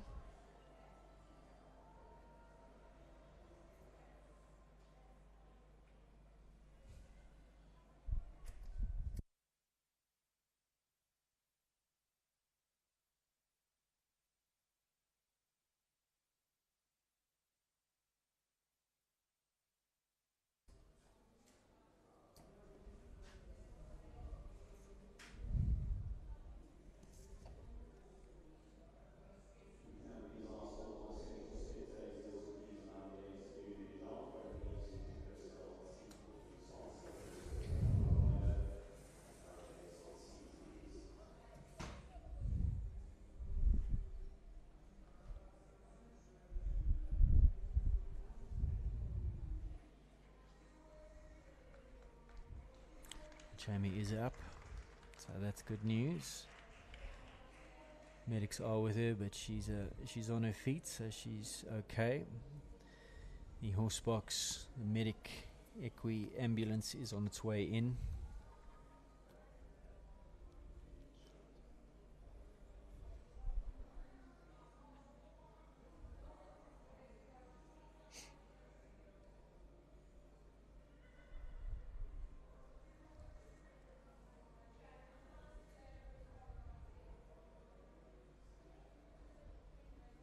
Does look like Katinka is putting her foot down and taking weight, so that is a good sign for those who are concerned. Hopefully she was just stung on the fall. They are walking her out of the arena now. The equi ambulance is not needed, so hopefully the injury is not too serious and it was just a little bit of a sting on landing. We do hope that they are both okay. And such a pity because it was such a great round up until there. Going It did so look beautifully. the picture. Yeah, absolutely. So we wish them both a speedy recovery. Thank goodness the ambulance not needed for either of them. So they were a little bit shocked with that fall, but they've both shaken it off, it seems, and are hopefully none the worse for wear, and we'll be back to fight it out another day. We wish them both well. So unfortunately, they will leave with the E next to their name, and next to go will be Jenna Kirk and Elmo. Jenna already clear on her first ride, the Charmer.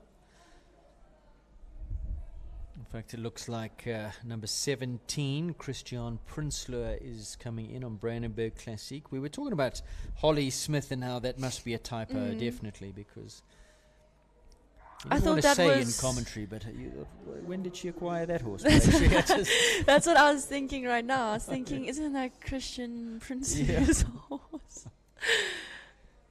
I definitely think it's a typo. Yeah, well, here he is in front of us. Yeah. Here's Christian on Brandenburg Classic, next to go, and we wish him well.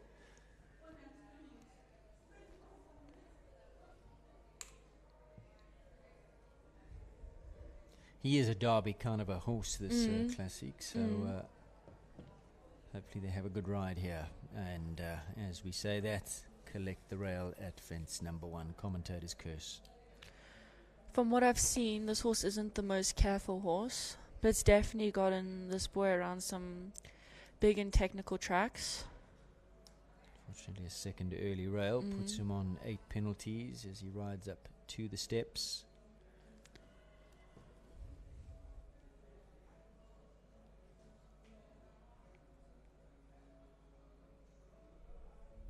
Starting to settle down very nicely now.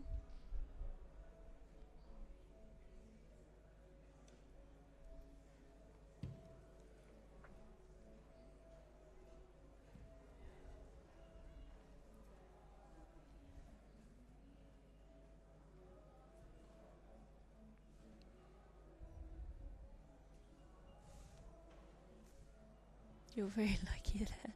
Looks like the pole jumped out the cups and back in.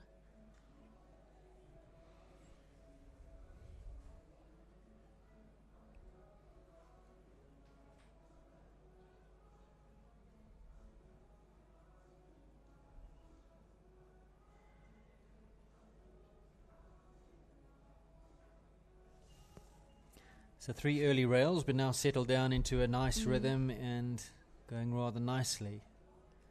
I think maybe at the beginning of the track, nerves definitely played a part.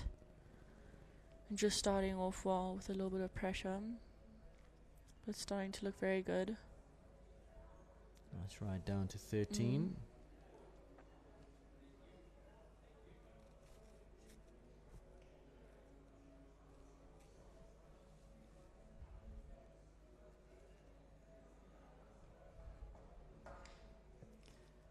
Fortunately, that A element down, so further 4 penalties to his score, so now sitting on a score of 16.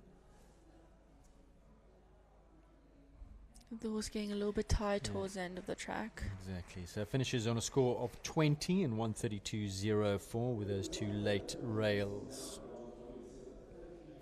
Christian Prinsloo. Jenna Kirk goes again as we take a look at the first fence that came down, which was at number 1, and then a further white pole. That A element of that Toyota double for Brandenburg Classic. Elmo is next to go, Jenna Kirk. A horse who is a previous winner of the Micro Derby that we saw earlier on today.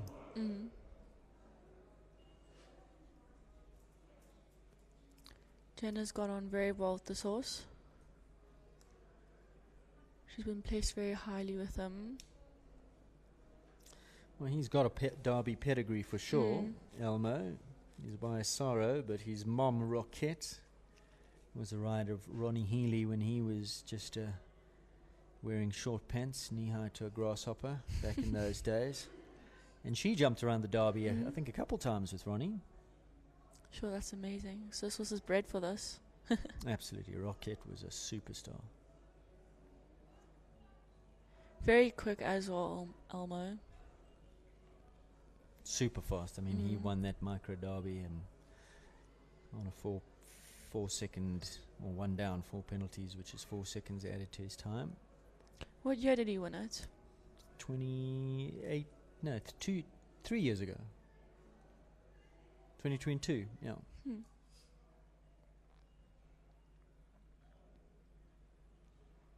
Now you can see how good his reflexes are. Runs a little bit deep to that star, but just pops up, gives himself space. Jumps quick out of the road crossing.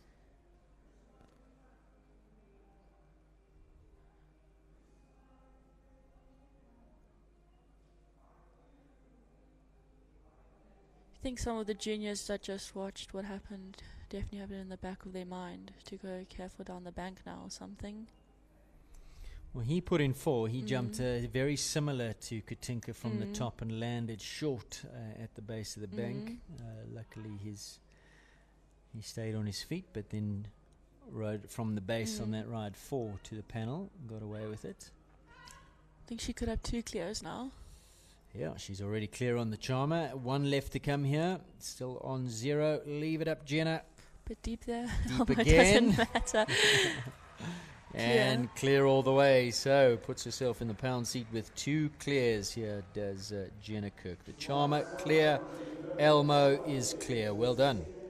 Sure, this jump off's getting exciting. Layla Hunter goes next. Her first ride, Monsaka, 12 penalty. She goes on Diamonds. Nikita next to come at number 19. At this stage, 1, 2, 3, 4, 5 clears in this junior 1 meter 30, 135 South African derby. Remember, still the higher qualified horses and their riders to come. We have had 18, 6 left, 5 clears, 27% at this stage. Layla Hunter on track. Nikita. As previously mentioned, this is her most competitive horse between the other one that she first came on in. Such a nice man, Nikita. See, sometimes when she goes over the jump, she puts her ears back and lands and then pricks her ears forward.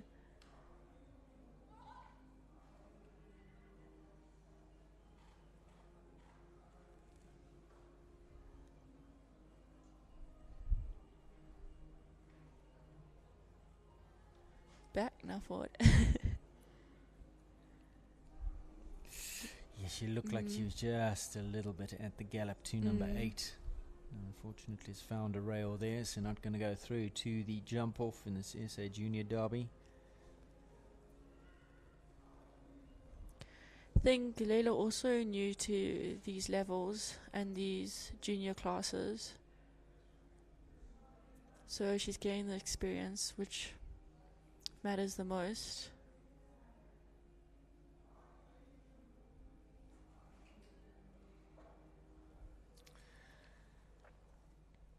Also rode on the 4.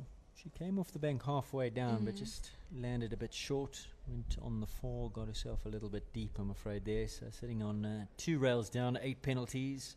A couple more fences to come. The Toyota double now. I think the mare getting a bit tired now.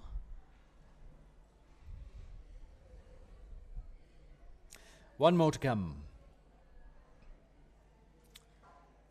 Gives a little tap, but jumps it clean. 8 penalty round there for Layla Hunter, her second ride. Diamonds Nikita.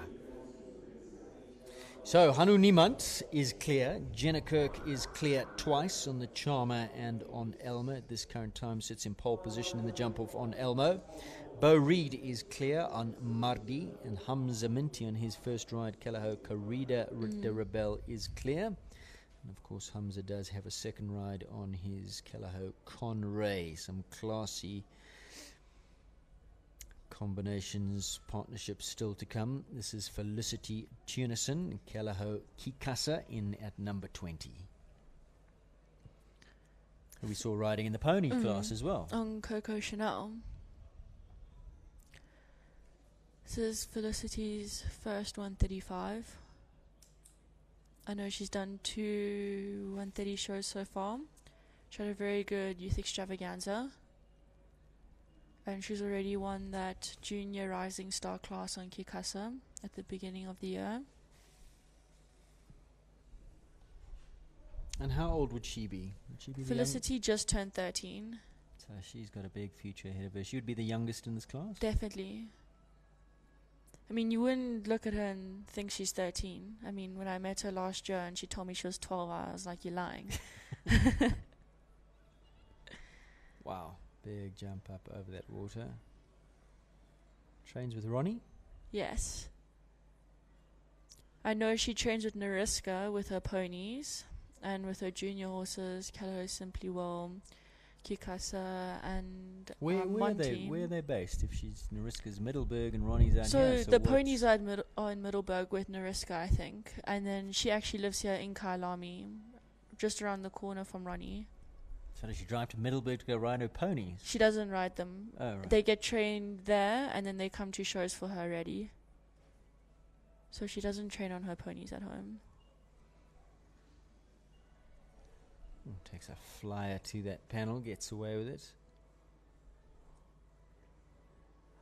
This little Kikasa can jump. Kikasa, Kiara Byrne was actually telling me that they required this horse off the auction many years ago because Simon wanted it for Kiara, and then all of a sudden she grew. And then they sold it because Kiara's like way too big for this horse. Who was the grey that you rode? Cascaya. Cascaya. Yeah. I was thinking, didn't you ride this horse? But no, No, there's another no, grey no. Cascaya. Yeah.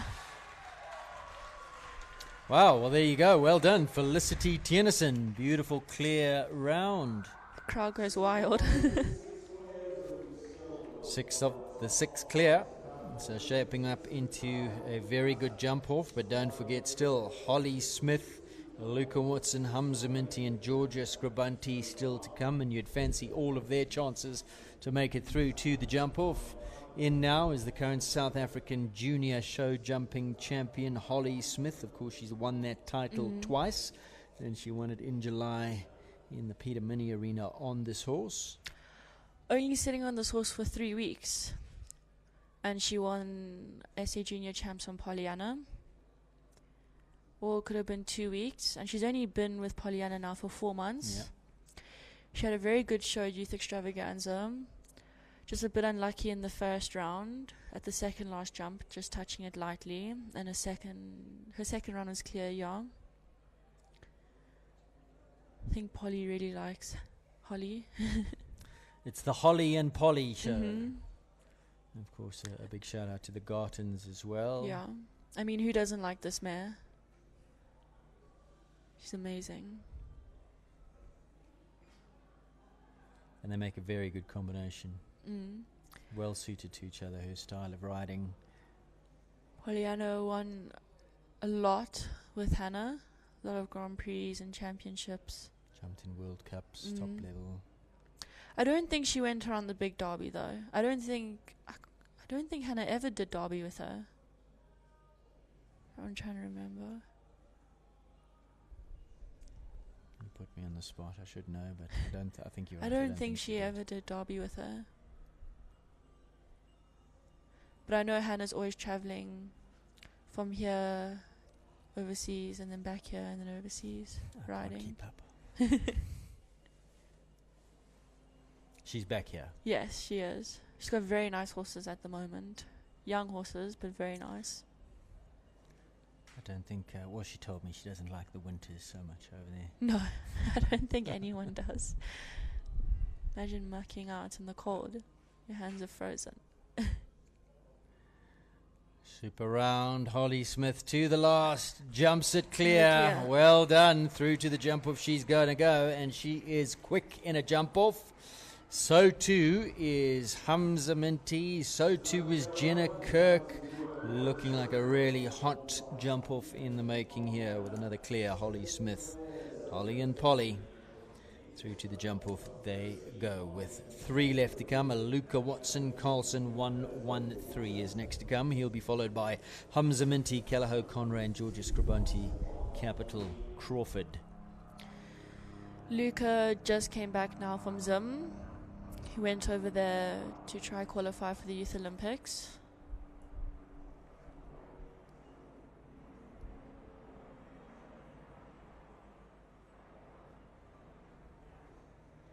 Unfortunately, I don't think he did get his COC, but I don't think that's stopping him. Could have other plans. Super competitive rider. He's on a good pace here. I think he's had a very good show with Sunny so far. SA champs against Second. Pollyanna. He was right up there.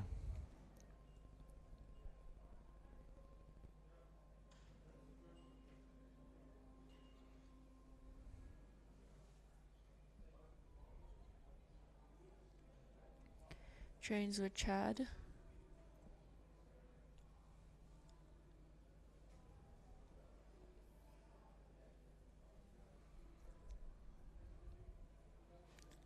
Riding in his Springbok green, South African colours, has been overseas representing South Africa. For that FEI World Jumping Challenge or something, the finals, the children's finals, yeah.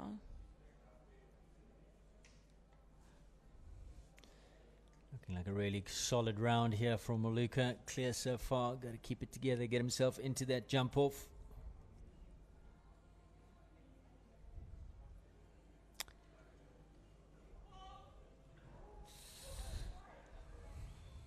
Gives himself a whirl. Horse makes space in that double. Jumps to the left. And last pole. Last pole. 4 penalties at the last cruel blow there for Luca Watson Carlson. 1-1-3. He'll be very disappointed with that. Last rail, didn't need that. Did so well to get out of that double clear. Horse was on a good pace. As I said, jumped left, made some space there, clever riding, and then at the last he was straight, well set up, and just found the rail. Last to come now, Hamza Minty is on track, or second last to come, I beg your pardon. Penultimate is Kellaho Conray, and of course he's already clear on Corrida de Rebel.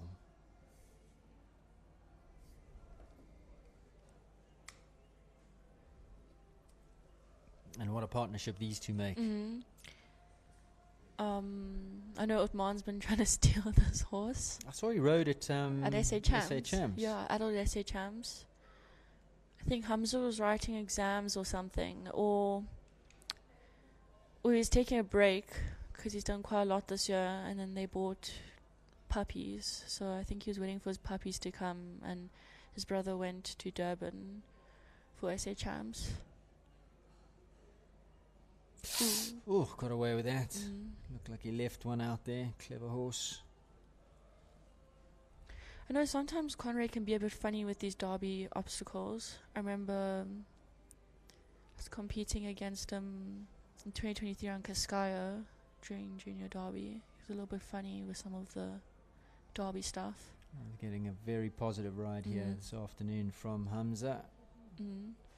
Keep his head up. Come on, leg. 1, 2, 3. Good ride. But I think Conrad just trusts Hamza so much. I think it's mutual. Yeah. I think both take a lot of confidence from each other.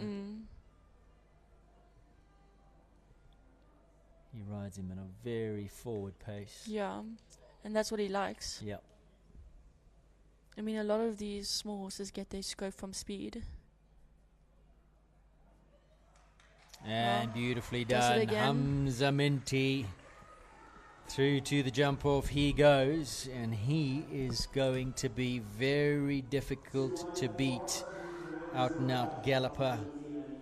And their time in that first round, 1:11:62, which is The fastest of the clears by some way. In fact, 5 seconds faster than anybody else. I know it's a first round, and times, but it's just an indicator of the pace that he was going, which sets him up well for the jump off. So Hamza Minty's clear. Last to come, she is the Outdoor Grand Prix champion of South Africa, title that she took over Easter at the Toyota Easter Festival in the rain on that day on this horse.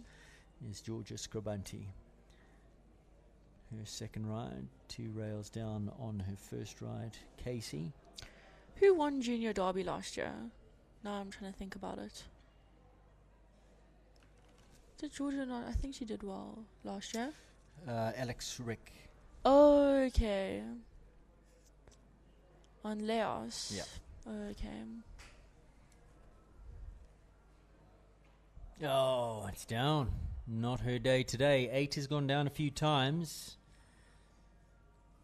Come down here for Crawford and Georgia.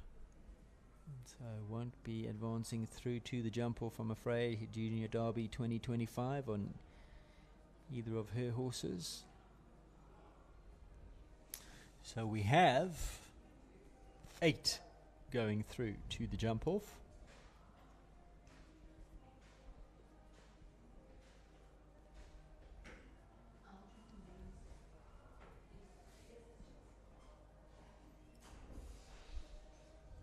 What a pity. I don't think Georgia's going to be too upset with that, to be honest. I think it's quite a lot with these horses. I mean, they were just at Youth Extravaganza a couple of days ago, and now they're here in the Bob Charter doing Junior Derby. And as I previously said, I mean, Derby's only once a year, so there's bigger things to come in the future with Georgia and Crawford. Just the one down, 4 penalties at fence number 8 for Georgia. and the lovely Crawford, and he'll get lots of pats. Probably like a whole 5 kg Bag bag of of carrots, yeah. Pat, pat, pat. Well done. Lovely to see. She certainly does adore her horses. Georgia also got the green jacket today.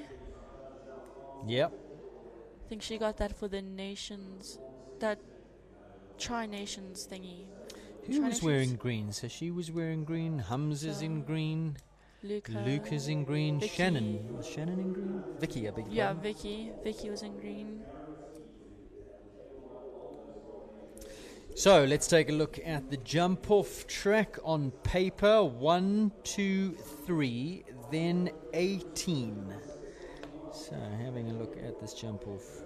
1, 2, 3, 18 we're trying to work out. It doesn't have it on. Oh, there we go. Oh, they're building in 18. They are building an 18. Okay, so 18 will come in. 1, 2, 3, 18, 14, 15 AB, and 16. On screen is your lineup for the jump off. Hanu Niemand, Capital Hayward will kick off business. Jenna Kirk, the Charmer, quick one. Bo Reed, Mardi, goes at 3. At 4, Hamza Minty. He's going to be galloping, make no mistake. Elmo, very fast. Felicity Kikasa, very competitive, quick. Holly Smith, we know how fast she can be on Pollyanna. Hamza Minty, Callahoo. Conray sits in pole position. It's a difficult pick from those. I mean, there are some super competitive combinations. Where would your money be? It's quite a long jump off, if that makes sense. I mean, the jumps are quite far apart. It's not like a quick little jump off that you usually see in the fibre arenas. I'm going to go Conray. I think it all comes down to the horse with the biggest step and covers the most ground. Hamza, I think, sitting in pole position.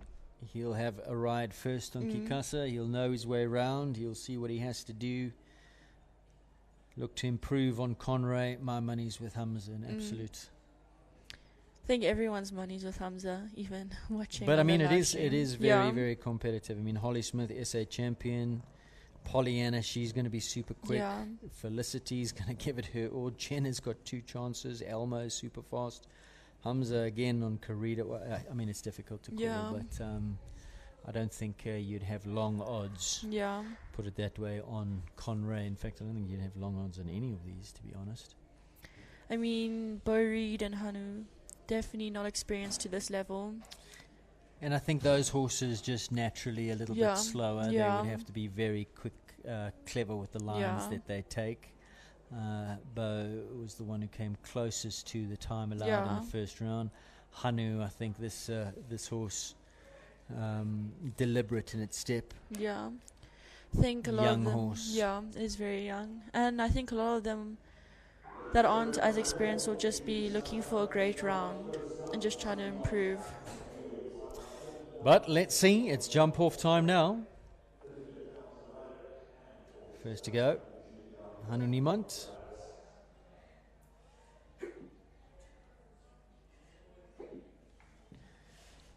Capital Hayward. Let's follow this jump off track. 1 to start, 2, 3, 18, a new fence, 14, 15 AB, and 16. Safely over number 1. To the balustrade, nicely navigated Puts over on that. the gas. Not hanging around. Beautiful Can hear jump Oscar. over number 3. Lands and presses the button to go forward once again. Can hear Oscar on the sidelines giving some encouragement. Come on. 18, the vertical is just jumped. 14, 15 A and B. He's there in 33 seconds. Inside to the last jump. Inside to 18. Oh. Forward ride to the last. Gives a bit of a push with the hands. 43.79 for Hanu Niemand. Good efforts. Very good round. I mean, this is definitely the best I've seen this horse go. And the best round Hanu's definitely ridden. New to these levels. 43.79 the time. Cavill Hayward, Hanu Niemand, the Charmer. Jenna Kirk's got 2 in the jump off. This her first. She's not going to play around either. Jenna. So let's try and get some times on these fences. We'll take a check at 18 and at 15 A and B. So 1 and 2 clear. Beautiful jump over 3 at 15 seconds. 18 in 20.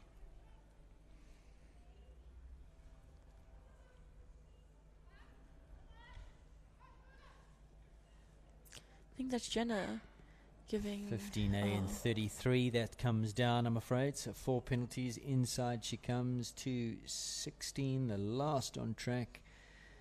Cuts the beam. 4 penalty ride there in 43.01. So not too much between Jenna, who goes to the top of the leaderboards, and Hanu, who now sits in second in 43.79. Jenna's time 43.01.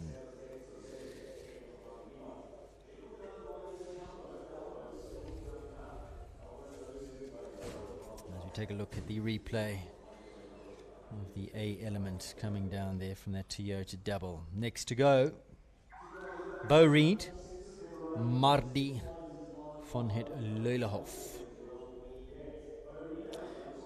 Now she's going to have to go up not 1 but 2 or 3 gears from her first round canter to be in the hunt here, because the others are not going to hang about. No. She's rode a very correct round, set the horse up nicely in the first round, but she's going to have to throw a little bit of caution to the wind here with this horse. Let it use its canter, move forward to the fences. Safely over 3. I think now maybe the she's first check at 18, she's there in 23. Jenna was there in 20. So 3 seconds off of the Charmer's pace. I think maybe she's just looking for a nice double clear today. Nice ride around the Junior Derby track. Wasn't quite straight to the A element and tried to straighten out to the B element and just cramped the horse's body slightly. And that one comes down. So still no double clears as yet. Mardi comes home in 52.69 on 4, goes into 3rd position with Bo Reed. Hamza Minty, quick changeover from Conray onto Carida de Rebel. She looks ready to go. So remember, at fence number 18, Jenna was there in 20. I reckon he's going to be there in 18. Here he goes, already on the pace, not hanging about. Really starting off with a good canter. Flyer over number 1. Round the corner he comes, over the balustrade, on the gallop, keeping the pace. 3 is clear. Here he comes to number 18. I said 18. Oh, it's down. He was there in 18. He was there in 18, but it was down. There's still no double clear, so a faster time will see him go into the lead. Got to leave the rest of them up, though. Oh, goodness. Did he bounce that? He definitely did. A little bit too much pace, I'm afraid, there. So 2 rails. Remember, he's still got Conray to come. The time, 40.62. Leader's time, 43.01. So a little bit too much pace, I'm afraid, there through the double. The mare couldn't put the stride in, actually bounced it. I'm not sure if we've got a replay of that Toyota double. Of course, Hamza still has Conray to come. Let's see. In he comes. Just maybe a bit off balanced. Yeah. 2 strides. When I say bounce it, he did it in 1. Yeah.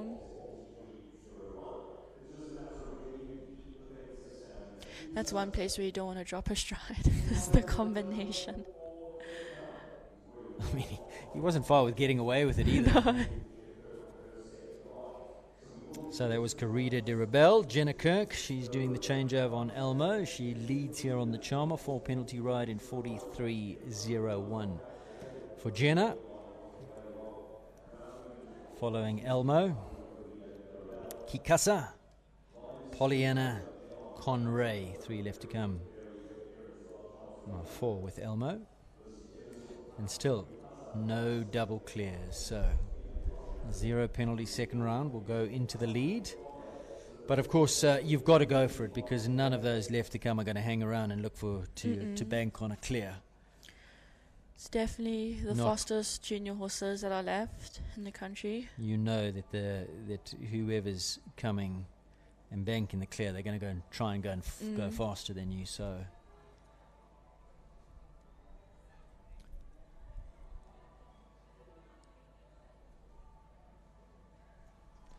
just waiting for Elmo. Sure, the judges have put the clock on her. So just to recap, the Charmer leading with Jenna, 4 penalties, second round, 43.01. Hanu Newman sits in second. Capital Hayward 4 in 43.79. And Bo Reed sits in third, 4 penalties in 52.69. Fastest time, 40.62. Kalaho Karida de Rebel. Hamza Minty had 2 down.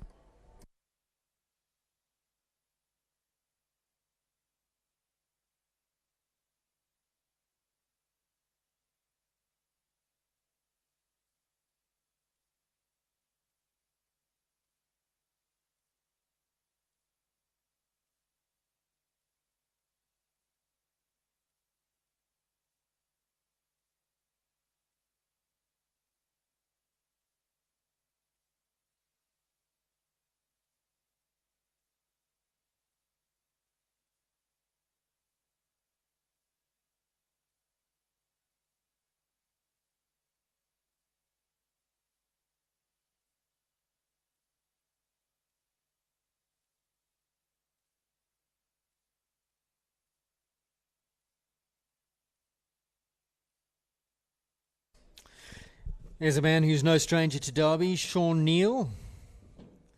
He's been around the Derby track quite a few times. And here is Jenna Kirk. No second right. She leads the class on the Charmer, but of course on 4 penalties, looking for a clear and a brisk clear to put the pressure on those still to come after she is completed. And they are Felicity Tennyson, Holly Smith and Hamza Minty. Can she go clear? Can she go quick enough? No, she can't. First rail is down, fence number 1. So now she's got to try and go out there and beat her time of 43.01 and hope that the others run into trouble as well, and that it does turn out to be a 4 penalty jump off for all across the board, and that she can just post a quick enough score to see herself to the top of the leaderboards. I think she's definitely quicker on Elmo than she was on the Charmer. Inside she comes, time to beat 43.01, looking like she'll go ahead of that time. Yes, she does. 42.32, so into first and into second goes Jenna Kirk. Elmo leads now 4 penalties in 42.32. Felicity still to come, Holly Smith still to come, Hamza Minty still to come. Felicity has got to go quickly. She can't afford to try and bank a clear. She knows that Holly and Hamza are class combinations that will go behind her. Horse jumped out of its socks in the first round. She's on a good clip, good pace, without being ridiculous. Clear over, fence number 1, Felicity Tennyson. Beautiful big jump over that balustrade. Down the hill she comes, rolling onto fence number 3. Takes Picks a flyer up a 3. forward ride to that one. She needs to be here in 20 seconds. She's there in 18, 2 seconds up on the leader. I think Felicity will definitely be the first clear.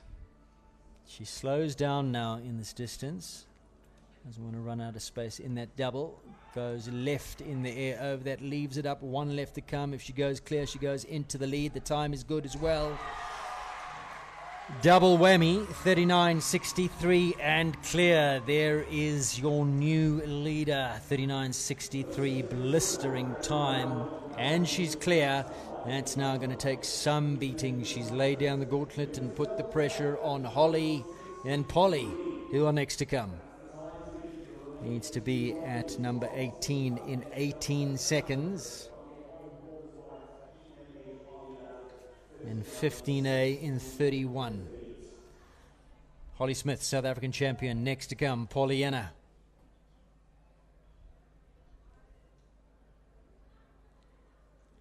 Safely over fence number 1. Puts the gas on Polly.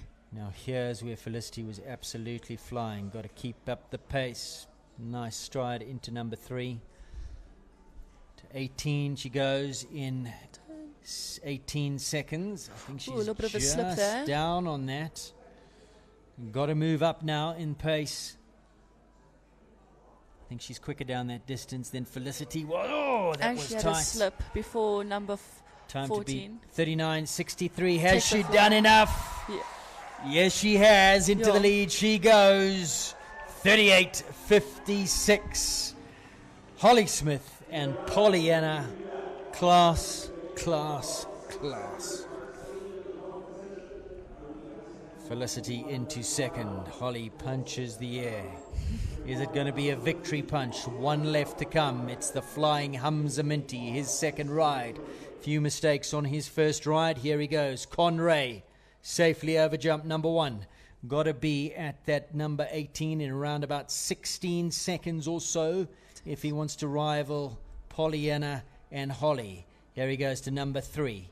For my money, he's down. Got to get there in around about 16. Where's he at? Slower. He's slower. He has to move up now. He's well down on the pace. Now he moves up. Now he's galloping. Gives a kick. To the last. Got to bring it home in a quicker time Definitely than 38.56. He's not going to get there. 40.48. Hamza Minty moves into third. In second, Kikasa Felicity. The South African 2025 Toyota SA Derby goes to Holly and Polly. Pollyanna and Holly Smith, South African Championships in the bag. SA Derby in the bag. What a year. That was amazing.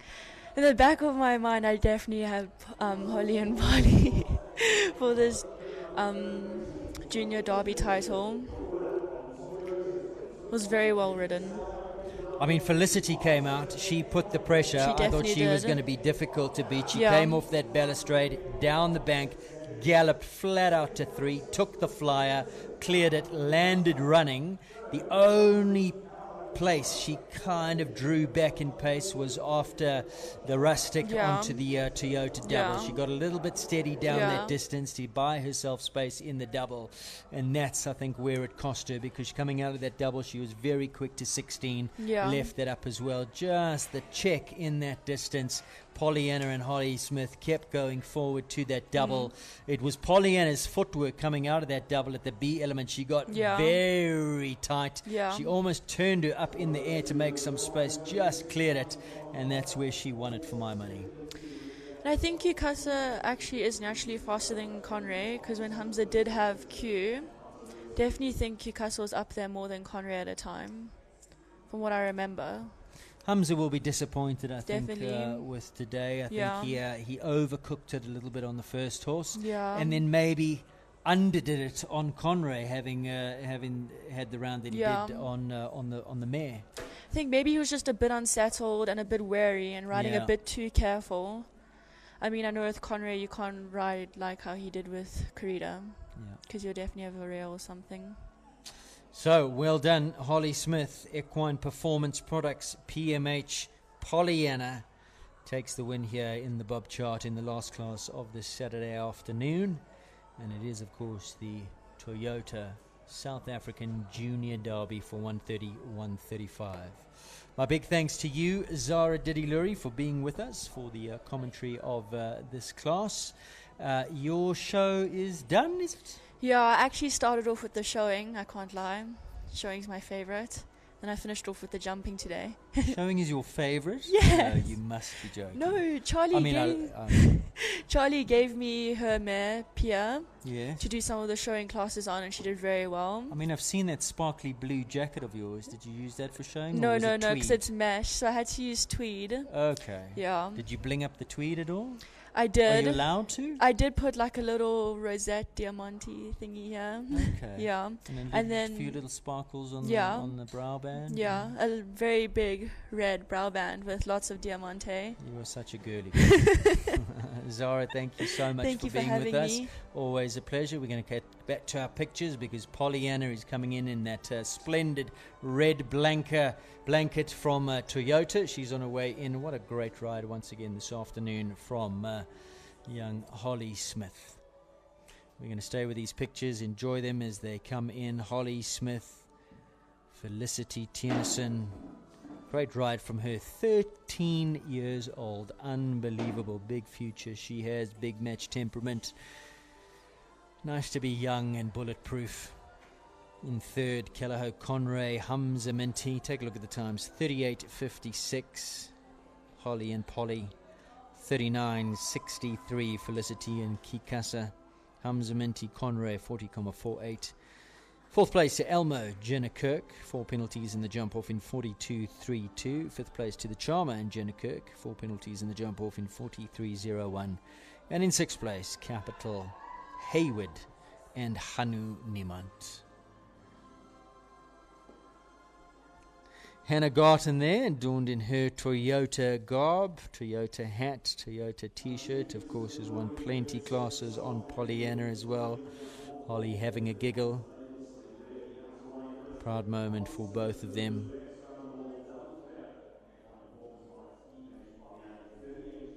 Holly, the rider today. Second place to Felicity Tennyson. Super ride from her. Top class. Gave it her all. Hamza Minty in third.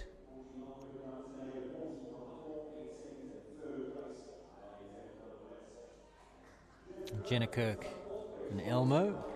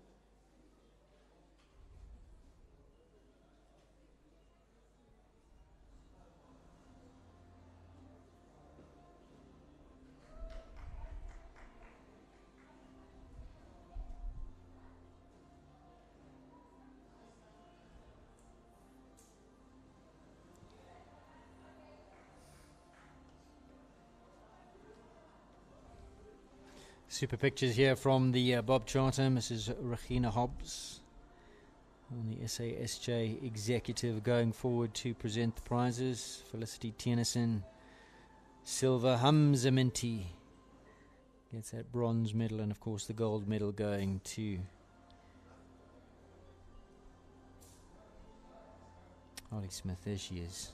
Beautiful car in the background. That'll be won by one lucky person tomorrow. Of course, it's the year of the legend. The series comes to a close tomorrow. Point series for the 150 riders. Well done, young Holly Smith.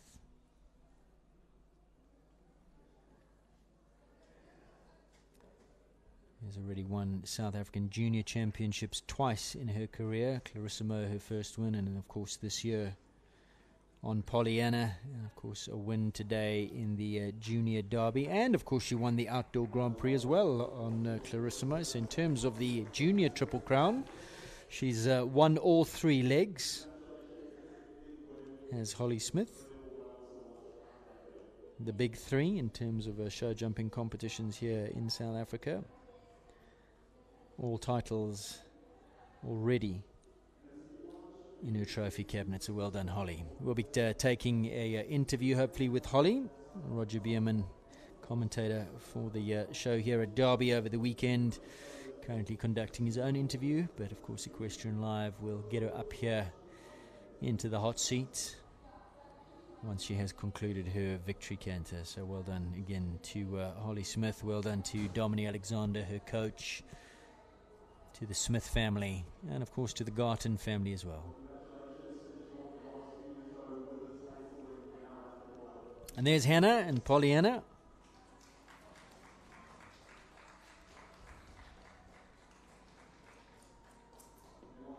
I'm sure we could write a poem about them. Hannah, Pollyanna, Holly and Polly. We'll pen something for you. A little rhyme, I'm sure.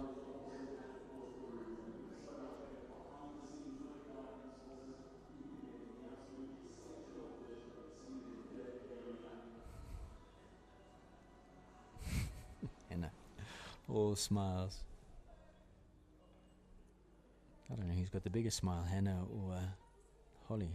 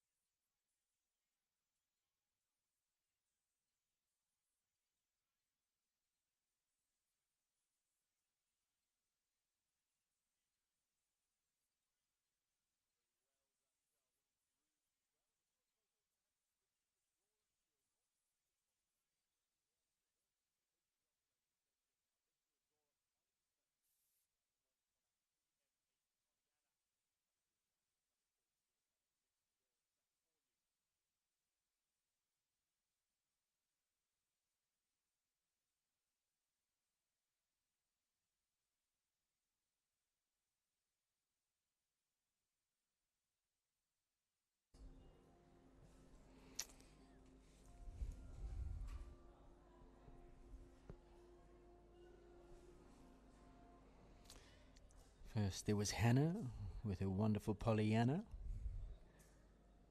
Then came Holly, who dominated with Polly. Prizes for the best little limerick.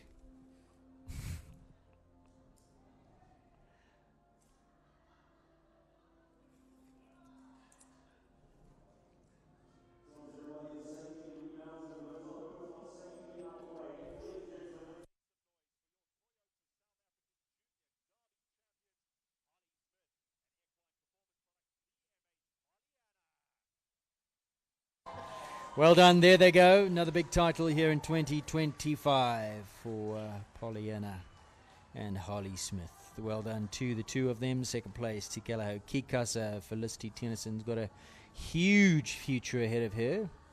Off of camera, the grey mare just bouncing around, playing in the victory canter. Third place, Tikelaho Conray. Hamza Minty, Jenna Kirk gets fourth and fifth. And Hanu Niemand, well done Hanu, gets sixth place on the up-and-coming Capital Hayward. We'll stay with these pictures. Still more to come on Equestrian Live. Of course, we've got that interview. That's up next with Holly Smith.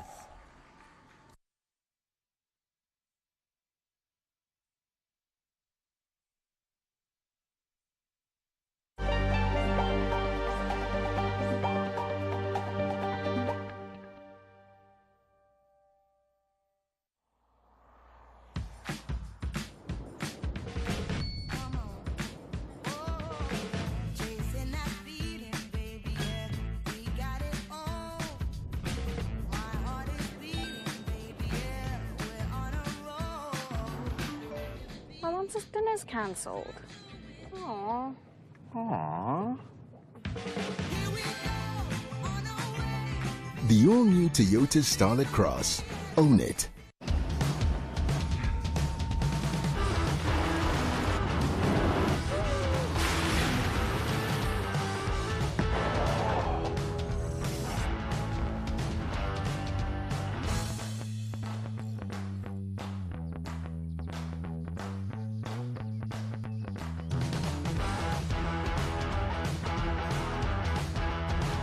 Fortuna GR Sport, the luxury of freedom unleashed.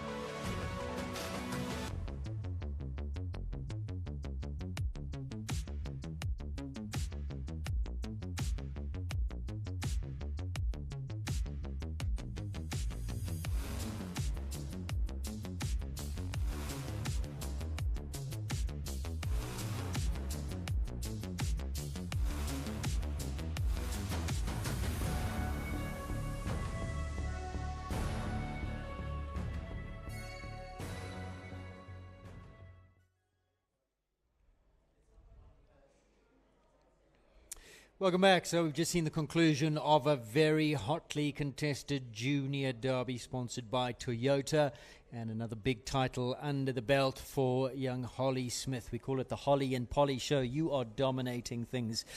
What a performance, and what a partnership with you and this wonderful mare. Thank you, Aidan. Yeah, I've had her just short of 4 months now. She's been amazing, and it's my last junior show, so I really wanted to give it a go. And she's just unreal. She knows how to do everything, and she loves winning. In those 4 months, South African Junior Championships under the belt. Your second win, of course, you won it on Clarissimo. You won the Outdoor Grand Prix on Clarissimo as well, and now the Junior Derby. So the top 3 titles in the junior ranks all belong to you. Yeah, I've had amazing horses throughout the years, so I'm so grateful for all of them. And Polly's amazing owners, the Garten family, they've just been so amazing, and I'm so grateful for Hannah's help. And yeah, I couldn't ask for more.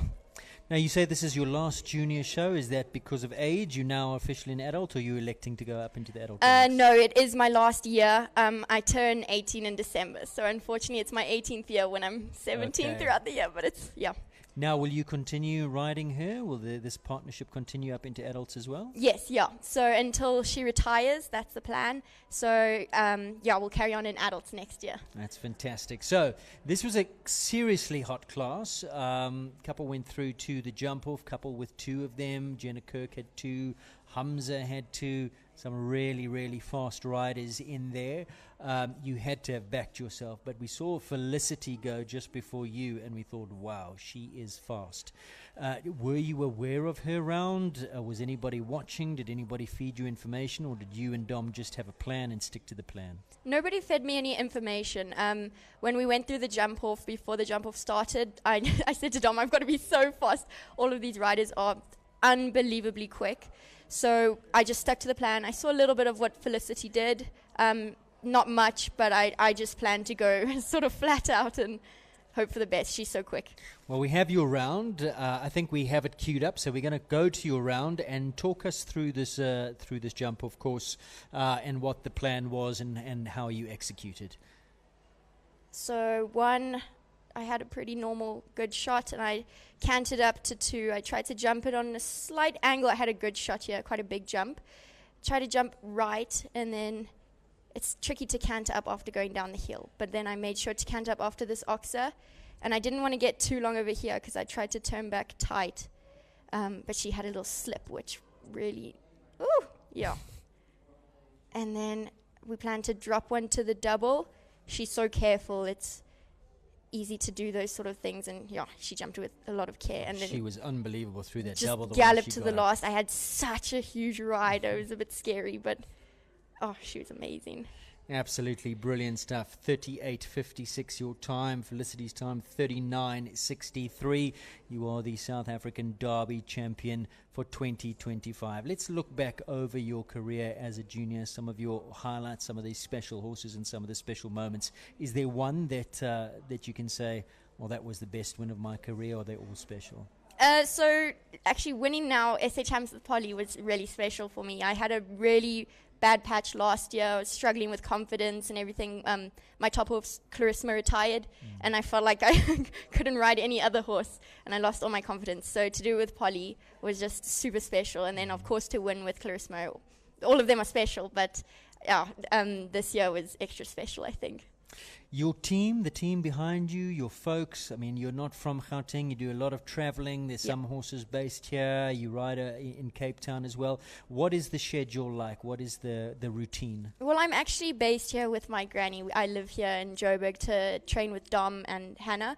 And my parents live in Cape Town, so they've come to watch me now for the shows. But yeah, I'm here for all the shows. And what will the plan be going forward? So where are you in your schooling? You say Yeah. last years of school? Yes, yeah, I'm in my last year of school. I do online schooling as well to help with the busy schedule, but yeah. So horses. Yeah.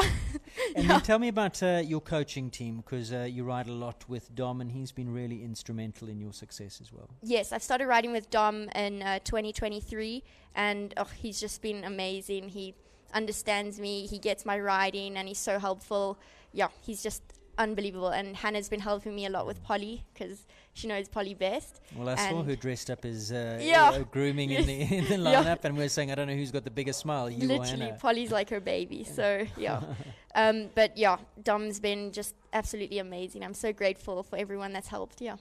Any aspirations to go overseas once you are finished your schooling, or do you want to base here for a little while? I'm hoping to go over sometime next year and hopefully go up and down a little bit, see how it works. I leave for Holland tomorrow night to go and check it out and Who see are you if going to it be could based work. with in Holland? We're not sure yet. We're just going to go over and check out a few yards and see how it goes, because that's ultimately what I'd like to do. And Yeah. So you would like to ultimately be based overseas and Yes. have a crack at Yeah, eventually. the world Yeah. stage. Well, that's Yeah. fantastic. Yeah, thank That's you. fantastic. So congratulations from all of us. And maybe before you go, a little bit about this show, Derby. It's a special show, the Toyota brand behind the show for the second year. Yeah, thank you so much to Toyota. It's been phenomenal. It's my first time jumping Derby, and their effort is just amazing. The generous sponsorship, it's really great. So it's no better win than I think winning at Derby. It's so special. So thank you so much to Toyota. Yeah. Now, your riding at the show is done, is it? But of course, Collier, who is yours, jumps tomorrow with Dom in the big class. Yes, he's the third highest qualifier, so he's been amazing all week, and he jumped last year. It was quite promising, so we're really excited for tomorrow. Yeah. Does it make you nervous watching Dom partner your horses around? I mean, no better jockey as well, Dominique, but him being yours, do you get as nervous watching your own horses go around as you do from being on top of them? Yeah, even though, in my opinion, Dom the best jockey in the country, I still get so nervous. It's like, I get so nervous, but I'm so excited for them. And I think he's got a big chance tomorrow. Yeah. I mean, he is an outright, he's a superstar. In terms of Derby type horses, I think he's all that. For sure, he loves it, and he's so brave. So we're holding thumbs. We're really excited. Well, maybe big celebrations coming. I mean, you'll have a big celebration tonight, but maybe end of Derby, a double whammy for you. So holding thumbs for you and the Hope so. family, and of course for Dominique as well. Holly, that was absolutely top draw stuff. Congratulations, and I'm sure just one of many big wins still to come in your very young but promising career. Thank you so much, Aidan. Thank you. Holly Smith there, absolutely dominating proceedings here in the junior 1 meter 30, 1 meter 35. We're going to go to a quick break. When we come back, a wrap of all the day's action and a look forward to tomorrow's events. Of course, it's the Derby. We look forward to that one. Don't go away.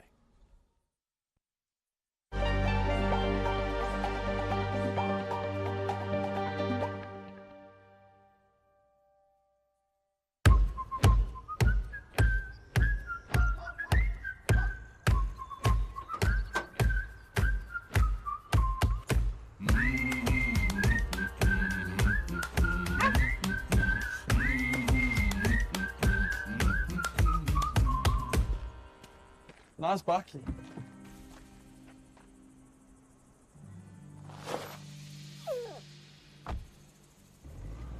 It's not a bucky. It's a Hilux.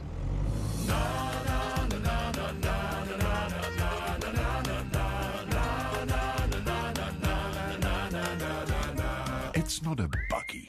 It's the new Hilux Legend 55.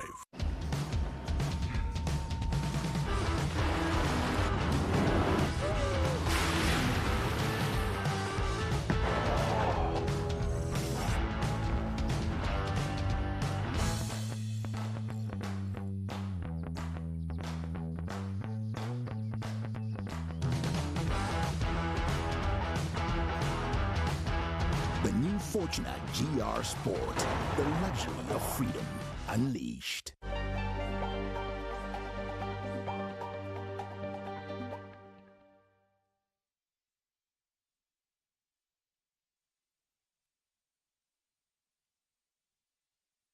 Oh, I beg your pardon there. Some technical right to end the day. So what I was saying is we've enjoyed a great day here on Equestrian Live. Really enjoyed the show jumping here from the Bob Charter. Enjoyed the company as well. Big thank you to all of my co-commentators and, of course, the entire team behind the scenes at Equestrian Live. You know who you are. We started the day off with the 1 meter 30 1 meter 30 championship class. Great win there for Helen Criticus aboard Callao Let's Fly. The pony riders, I'm afraid we didn't get to take the coverage there as we were concentrating on the international dressage between South Africa and Japan, which of course South Africa won. So well done to Team South Africa. Brilliant win by you guys and the riders in the team. Were Nicola Moore, Andrea Harrison was in the team, Siobhan Records was in the team. Who else was in the team? Candice Hobday. And Catherine Burning was in the team, beg your pardon. Have to rack the old memory banks there. So well done to Team South Africa. Brilliant stuff. And again, big thank you to Toyota for making that happen. And we wish the Japanese all the best on their short stay, but hopefully it is enjoyable here in South Africa. Then, of course, the Micro Derby. Well, while that was going on, the Pony Riders were doing their thing here in the Bob Charter. Well done again to Jamie Riley, who prevailed in the Pony Rider Derby. And, of course, the wonderful, wonderful Scooby-Doo taking his third title in that class. Oliver Neal finishing up a runner-up. Then, of course, it was the turn of the Micro Derby. That was some super exciting stuff. Table C speed competition. Barry Taylor, goodness me, prevailing. He was the highest qualifier. I must be honest, I didn't think that Barry would prevail. I thought there were some very, very speedy horses to beat Barry. Of course, you can't put a pin a bit good man down. He had other ideas. He came in and took the win there away from Charlie Barford, who finished up in second, and Jason Phillips third. That was exciting stuff. And of course, we finished the day with another very, very exciting class, and that went the way of Holly Smith and Pollyanna, the junior 1 meter 30, 1 meter 35 derby. So great stuff. Big thank you to Toyota. And of course, it's only Saturday. Plenty more to come tomorrow. Plenty more to come tonight. Don't forget about the Springboks, who take on Argentina at Twickenham tonight in the final stanza of the Rugby Championship. And should we prevail there, is that all over? Oh my goodness, it was at 3 o'clock this afternoon. Who won? South Africa? 29-27. Catch the replay. So we are the rugby champions. I thought it was on at 5. Goodness me. So wrapped up here in the show jumping. Forgot about the rugby. Well done, Booker. So there's, let's take a look at tomorrow's lineup here in the Bob Charter. The Toyota 1 meter 40 mini derby gets us underway. And then, of course, we build up to the big one, the Toyota South African Derby for 2025, which will also be broadcast on SuperSport Variety 3. Do join us tomorrow here on Equestrian Live, or perhaps you're going to join us on SuperSport from myself, Aidan, and the entire team here at Equestrian Live. Big thanks once again to the team, all you guys working so hard behind the scenes. From all of us here, we'll see you tomorrow bright and early. Not too early, it's not a super early start, but look forward to tomorrow's action here from the Bob Charter at the Toyota SA Derby 2025. From all of us, bye-bye.